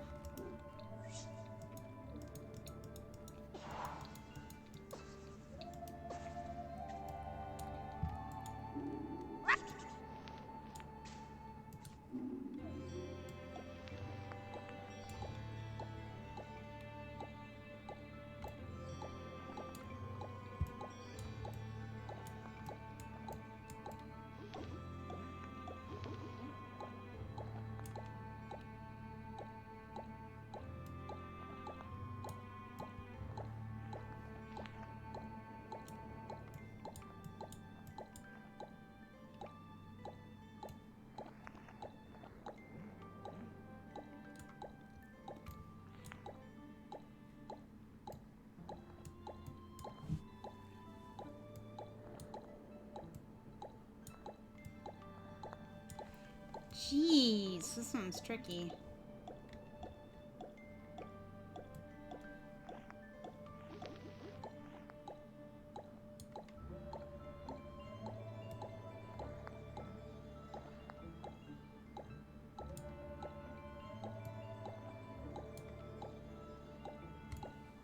I'm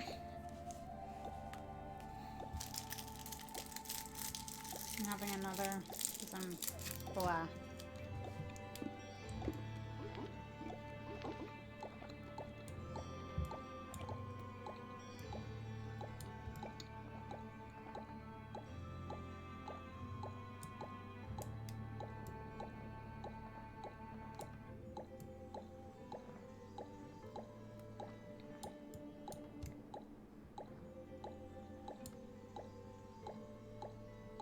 How is this not it?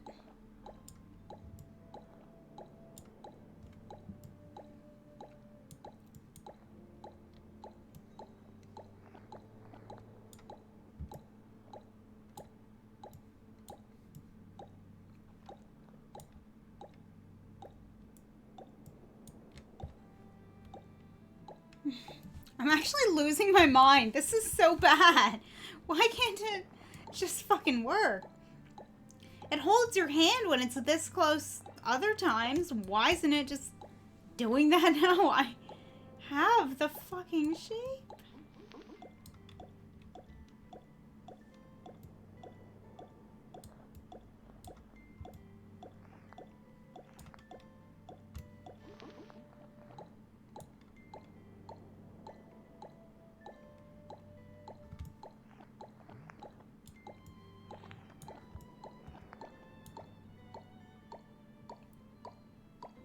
I'm going to be so upset. This is so frustrating. 6 more.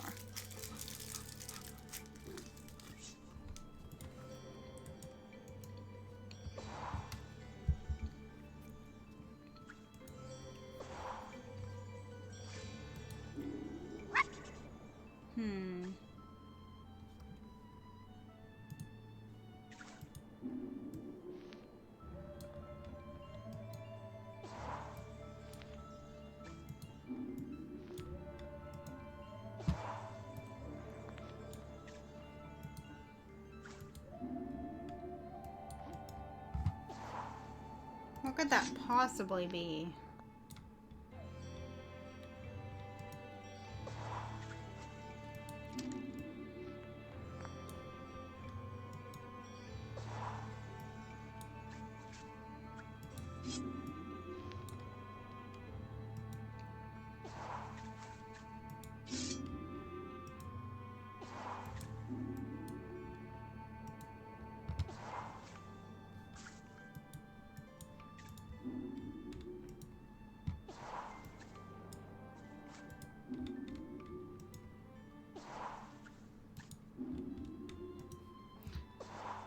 Like I'm trying everything.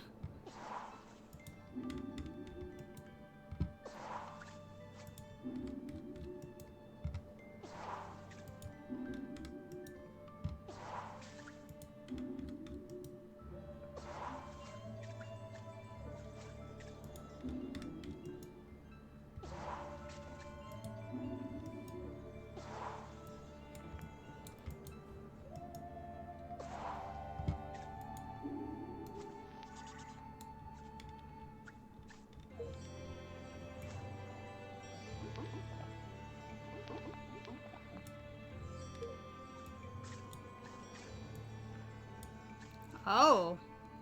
Reel-to-reel tape player. The song The Morlow is a traditional folk song recorded in the Camel Pub in 1969, sung by Gareth Jones and accompanied by the Morlow Singers.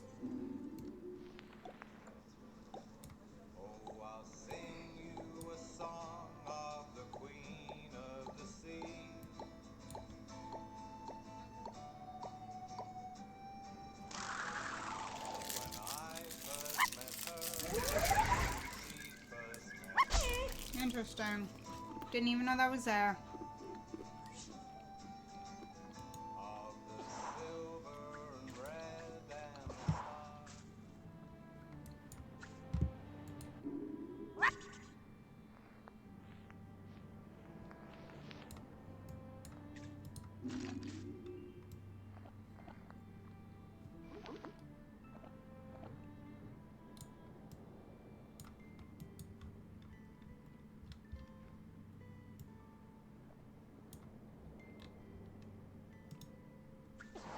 Are there more pencils somewhere?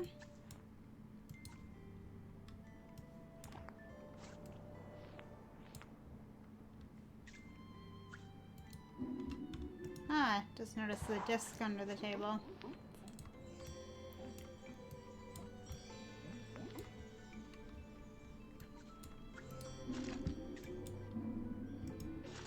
I gotta click on the pencil specifically.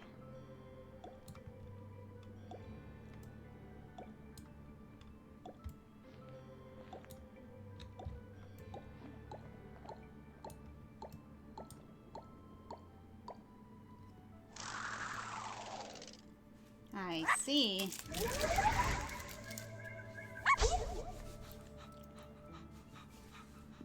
Four more.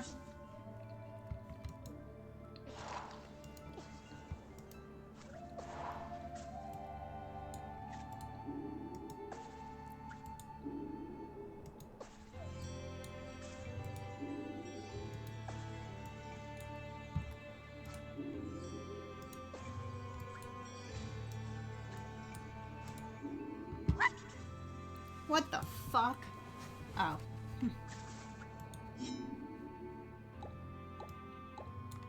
I was like, why is it a question mark? Then I can see the hook taunting me. 3 more.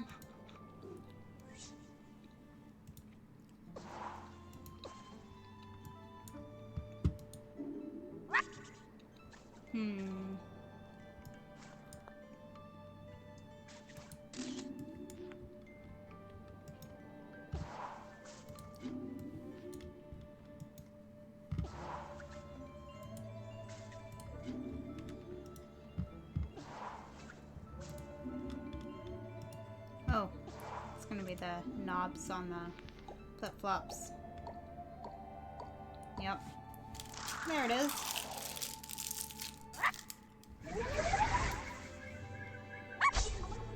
Two more.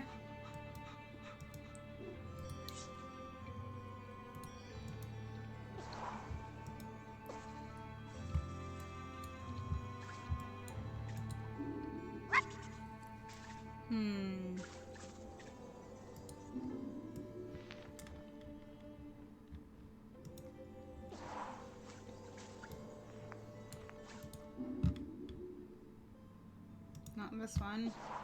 So it'll be this one. There it is. His little nose sticking out. One more.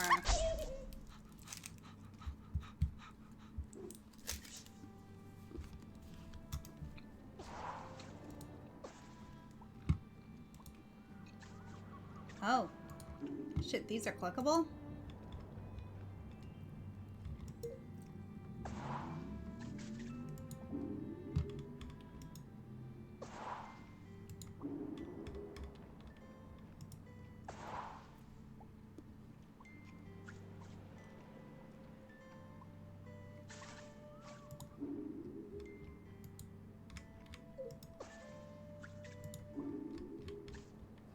Ooh.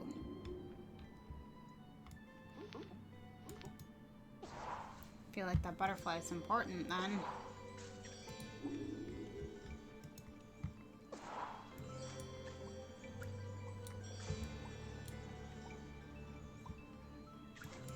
Anything else to click on over there? Set of pipes. Shark jaws. Birds.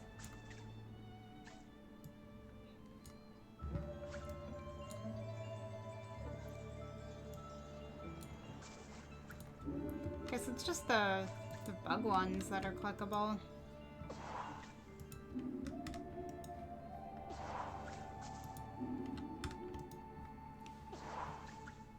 Wild. We have also been going for nearly 4 hours, which in of itself is kind of wild.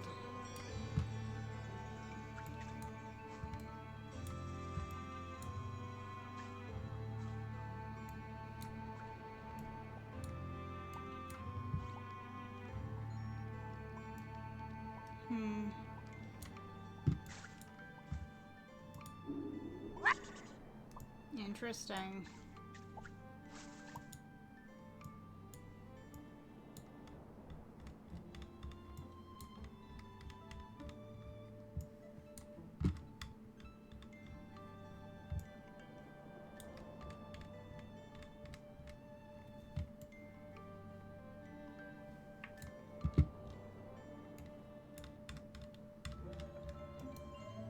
Okay, so it's not her.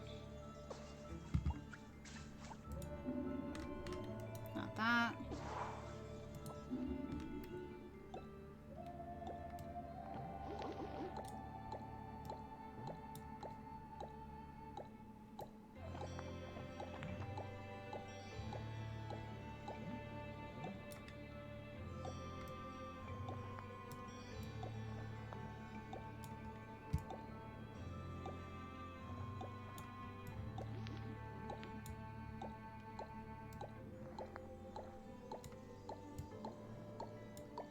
There it is. Got all the Grinkins, all the riddles. I'm probably missing a few random achievements, but let's finish this. Grinkin Grove achievement.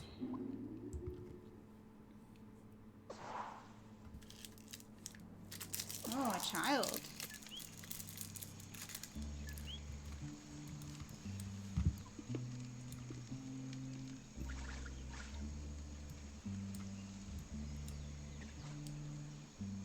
Luffy's busy gathering sticks.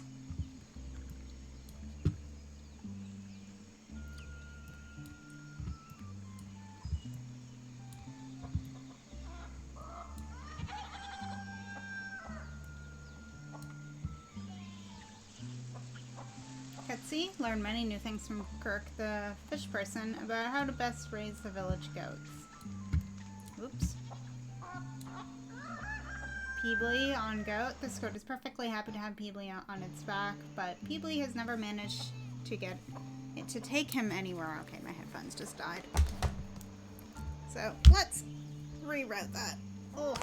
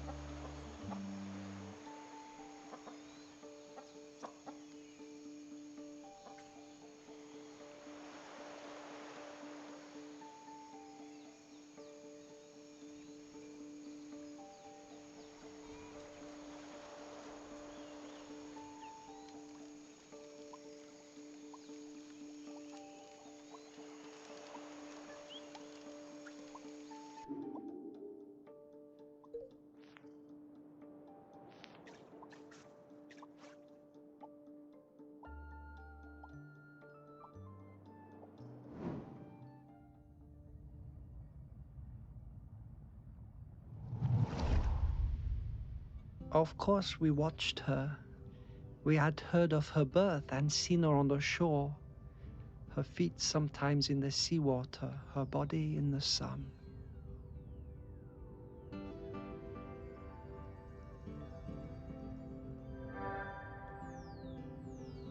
We did not show ourselves at first. As a test, we left the mirror on the black shore, born of the volcano on the same day as her, and waited to see what would happen, to see if it called to her.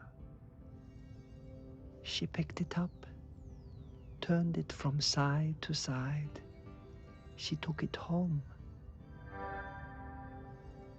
The next time I saw her, I introduced myself.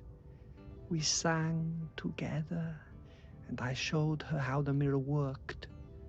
How if you emptied your mind and thought of air and light and sea, you would see things in its surface. How things would unfurl in the future. Aggie was better at mirror gazing than any of us sea folk. She saw a girl, her own daughter not yet born, as leader of the dry folk. I told Aggie to keep on gazing into that mirror, that one day the island would need something more than a leader.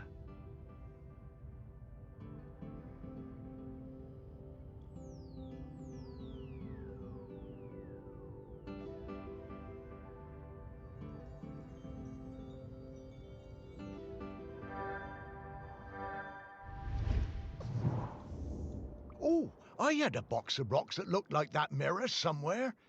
Where did I put it?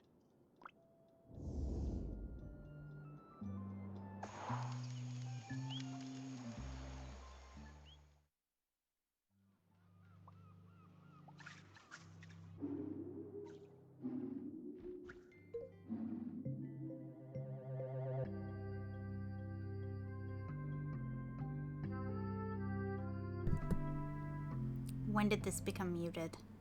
When did this become muted? Whoa. This thing is really powerful, Morris. Can you feel it? I looked over and my mic was flashing as if it were muted, and I'm like, great, thank you, Mike, for randomly muting yourself. I really hope that happened only a couple minutes ago when I plugged in these headphones.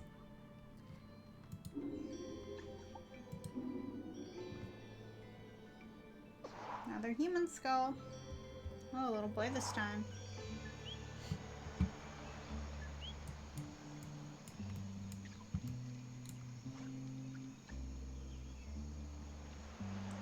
Safi is cleaning and blessing it. Rupa has finished weaving the fine blanket for her brother Otsu. Otsu is the oldest person on the island and the only one with 2 huts in his homestead.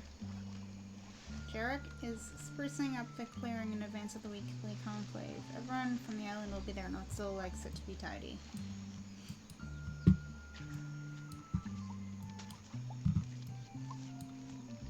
The hunters. Ibni is giving Anya a bow lesson. Lomol is sharpening his harpoon, and Barwal is preparing dried Morlo meat.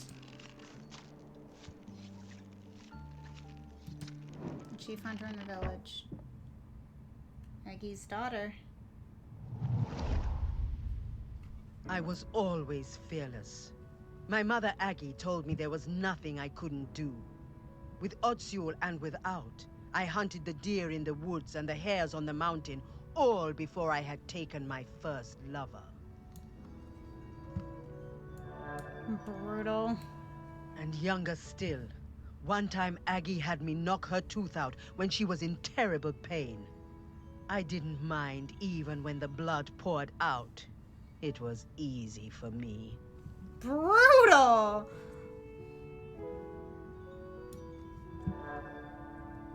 Also just referring to her mother as Aggie. Spears and knives were my nature. Death and courage were my meat and drink. I knew about Aggie's mirror, of course, but did not believe all of it. When Aggie warned us the Morlo was sick and there would be fewer calves for the following years, none of us listened. It was to be my first cull. I wanted their blood. It was my nature. We would not take less of the Morlo just because an old woman told us to. Wasn't she 40 when she died? She came to the beach after the Morlo slaughter. Her hair wild, eyes burning with fury. Raged and shouted like a woman out of her mind. "We had killed too many," she said. Then she left the village. Told us she was done with all of us. Forever. As Otsul marked me with oil and blood, I did not mourn my mother leaving. I was young and foolish, and the sight of her ashamed me. But of course, I did not see what was to come.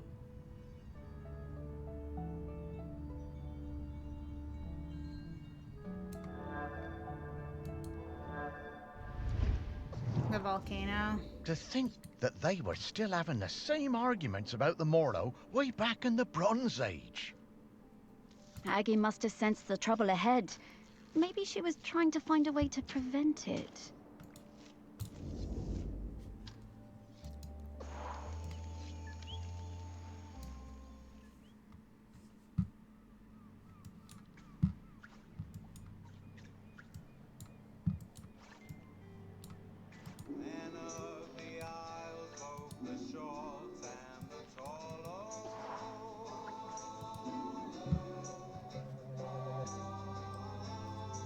With the sound of the Morlo song in the background.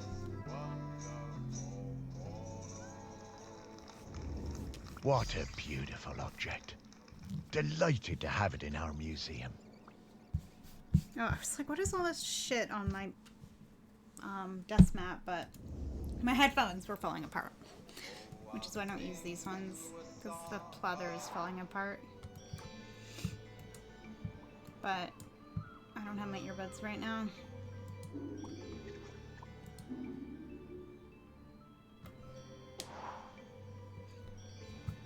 They're in my work backpack.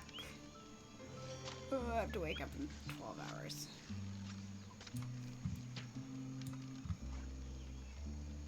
Up is giving her blessing to Uv and Yanya's marriage despite her misgivings about her daughter marrying the village stick gatherer.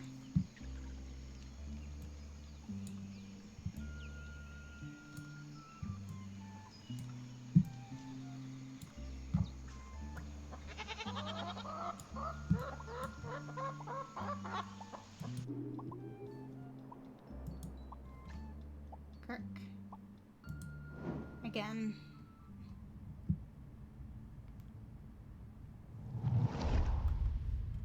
She was alone, and I would bring her food sometimes, samphire and sea urchins. She would make dry food, and we would eat it together. Samphire. Textures unlike any we knew that broke apart in your hands and in your mouth. We would sing together, make tea together. We became her family. The dry folk left her alone.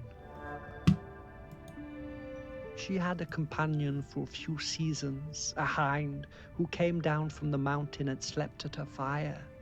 And then, for a few more, a golden hare that ate from her hand. One night we all felt it. Those of us in the water and those above. The island waking, rumbling, alive again, more furious than before. I found Aggie awake, tending her fire, unsleeping, unresting, staring into her mirror.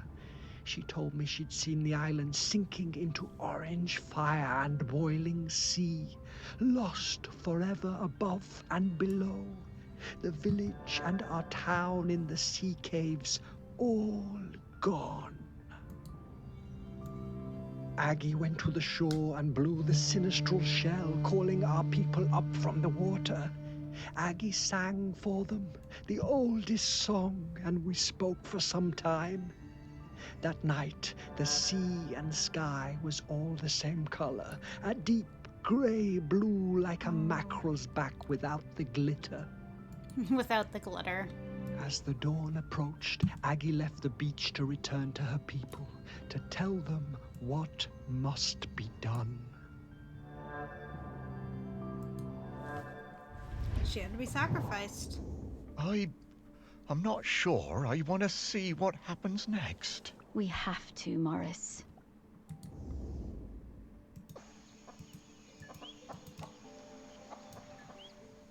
Okay, well, we found the shell already.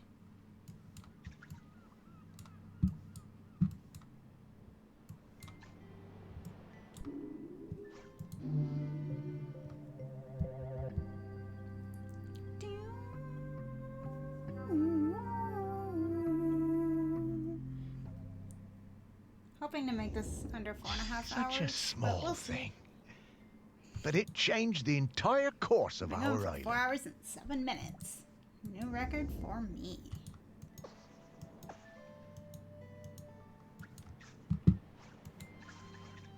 Okay.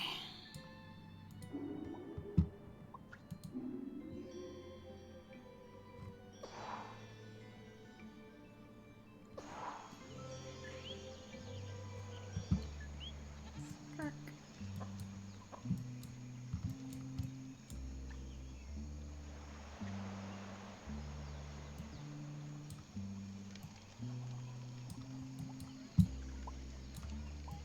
Town meeting. Wait, what did that say? Utzel's story. Every week the entire village gathers for a communal lunch. When while they're waiting for it to cool down, Utzel tells another installment of his very long story.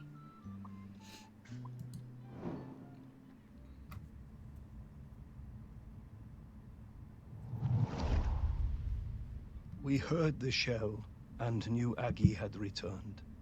Ibni was the leader then.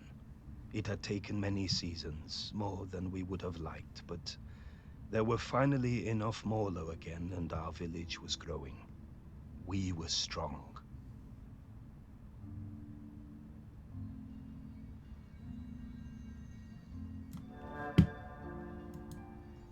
Some of the younger ones didn't know Aggie and didn't want to hear her.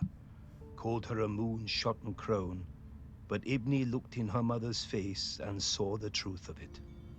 The end would come. The earth was growling again. There would be hot rivers of death and clouds of poison. But Aggie brought us the answer. She would give herself to the island. Ibni's voice shook. Surely a deer or a goat would be enough. The year's finest, blackest calf. Aggie cast down her eyes and shook her head. We all knew. I offered my blade, but Aggie turned me away. She took her knife that had cut her own cord the night the volcano last erupted, and wrapped Ibni's fingers tight around the bone hilt. "It must be you, Ibni," she said. "And it must be now, She made her before own the sun daughter comes kill up. her. Whoa. This day, this morning, or we are all gone. The village, the people, the island." Aggie embraced her daughter. Ibni whispered something, but I could not catch the words. Both women's faces shone with tears. Aggie sat on the ceremonial stone, the tears streaming now from all of us.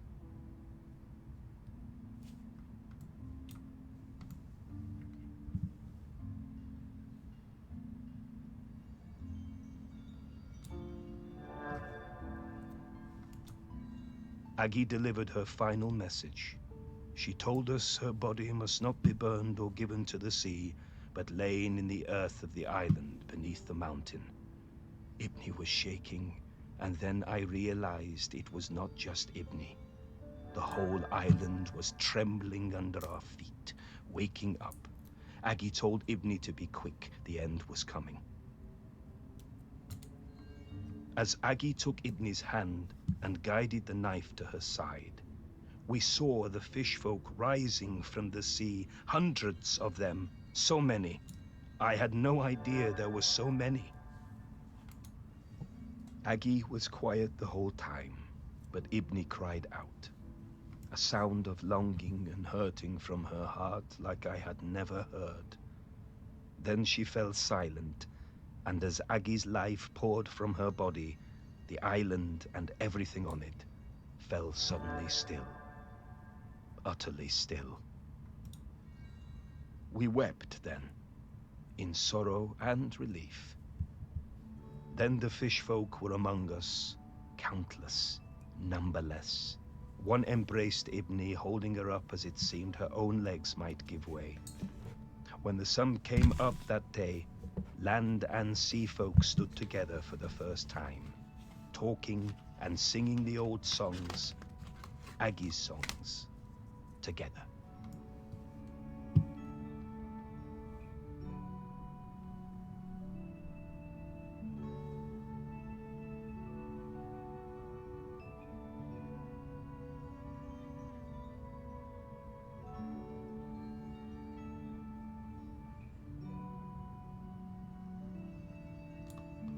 Almost at it there. Oh my god. There it was. Ibni and the fish folk took Aggie up onto the mountain. They laid her in the peat alongside the knife and all the things she would need on her journey.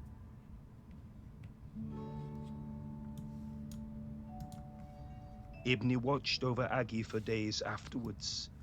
Before she was covered, she placed a sacred carved stone, Aggie's beloved hair, inside her mother's mouth, to guide her and help her keep the mountain still forever.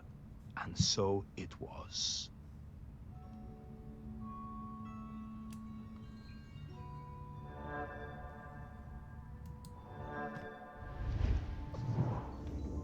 Oh, Aggie. Now that's bravery.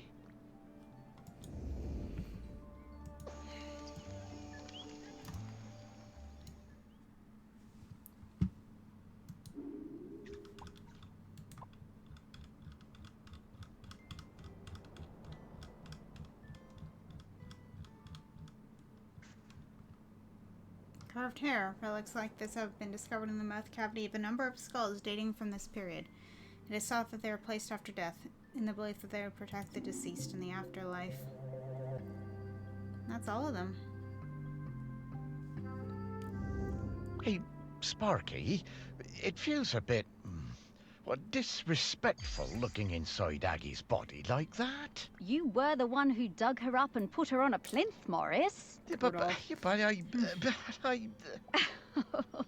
Relax, Morris. This body isn't Aggie anymore. She's long past needing this old thing. Well, all right then.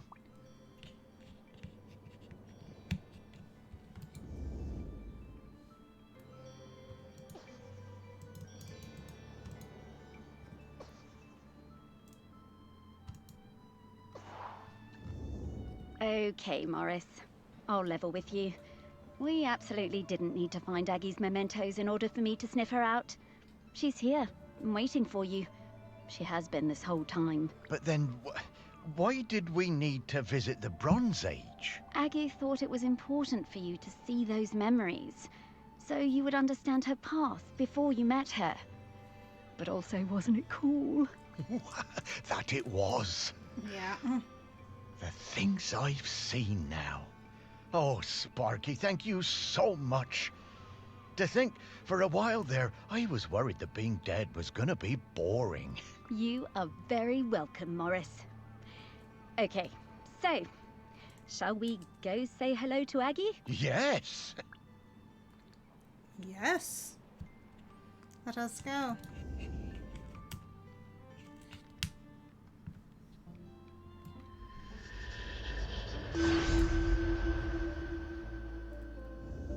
Morris, Sparky, it's so good to see you both. Hey, Aggie. Wait, you know me? Of course I do. Morris Lupton, one of the best-loved men in the history of Shelmerston. What? With the very finest dog. Me? Oh, I don't know. Come now, let's go out of this place, into the air.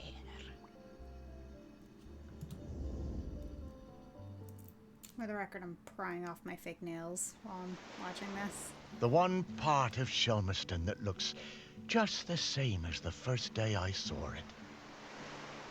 I suppose it always will. I love this beach. It's always been my favorite beach. I'm gonna go run.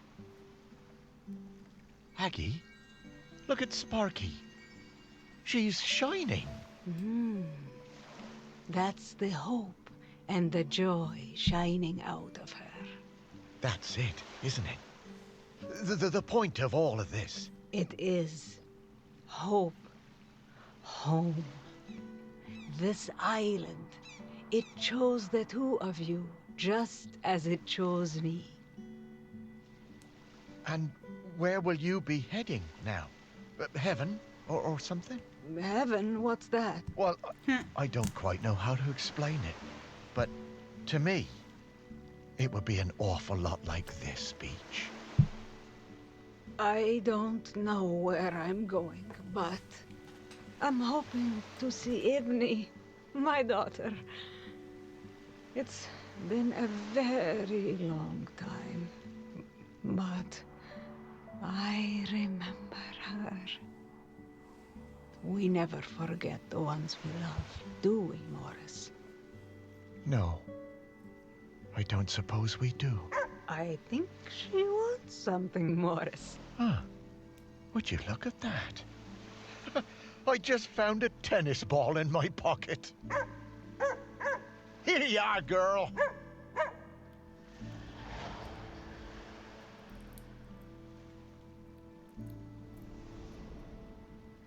Huh. His commemorative bench.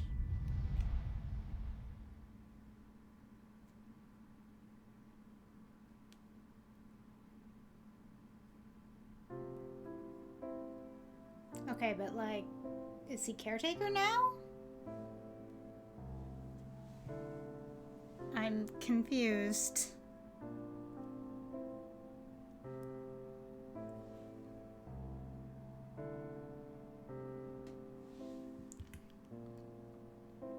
But that was fun. A little tricky at times, but otherwise quite good. Very nice. I think there's a few achievements that I might be missing, so I'll have to go back in at some point, but I'll probably do that off stream, and it shouldn't take me too long.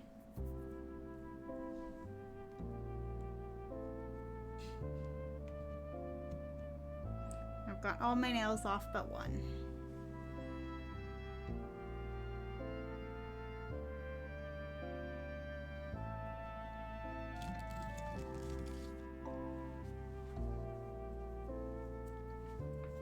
And we're under the 4.5 hour mark.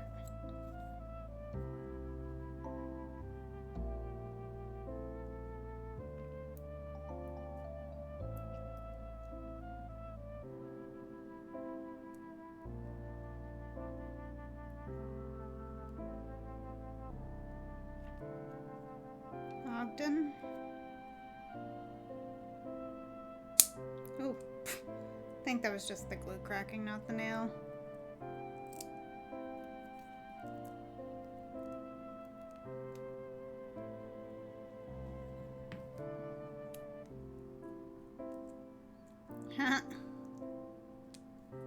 Song of the Morlow.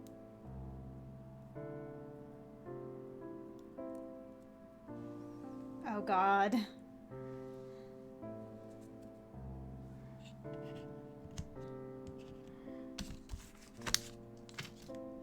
Mr. Whitstable's song. No, thank you.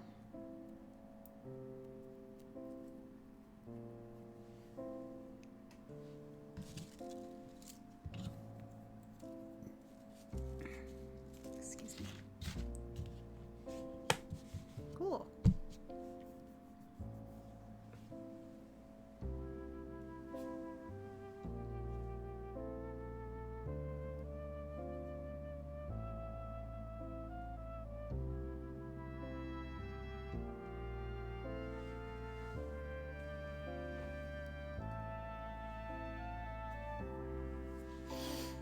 I don't really have much to say, but I did enjoy that. My foot's asleep because I am sitting on it. I am dehydrated and I need to pee. And it's dinner time and I have no idea what I'm making. Ugh.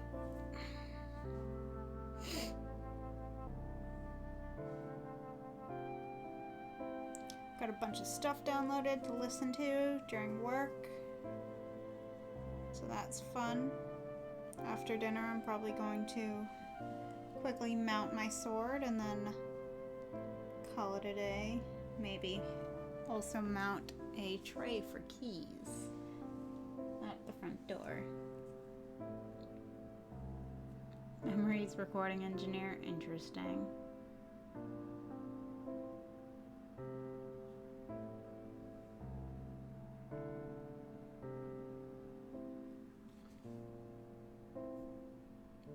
My hands are like pretty gnarly from the nails now. Like my nails are in rough shape.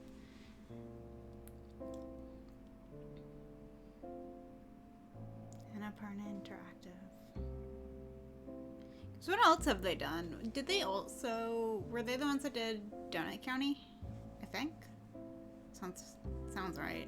I might be talking out of my ass though. Which I also enjoyed. Significantly shorter game though. But I like this a lot.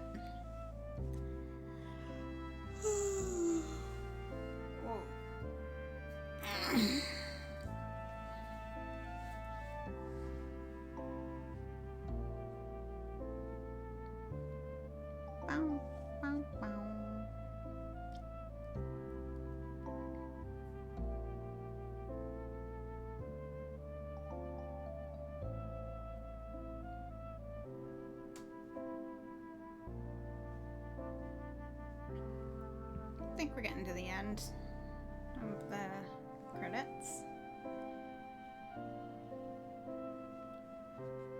But who became the caretaker? Fish Tickler?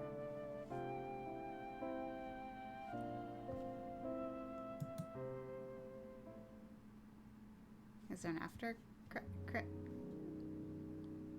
Okay, but it's...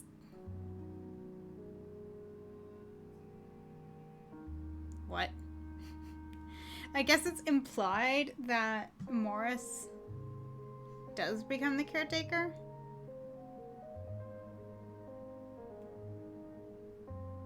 I don't know. Anyway, I'm gonna go. Not sure when I'm gonna be able to stream next week. Hopefully on the weekend again. We'll see.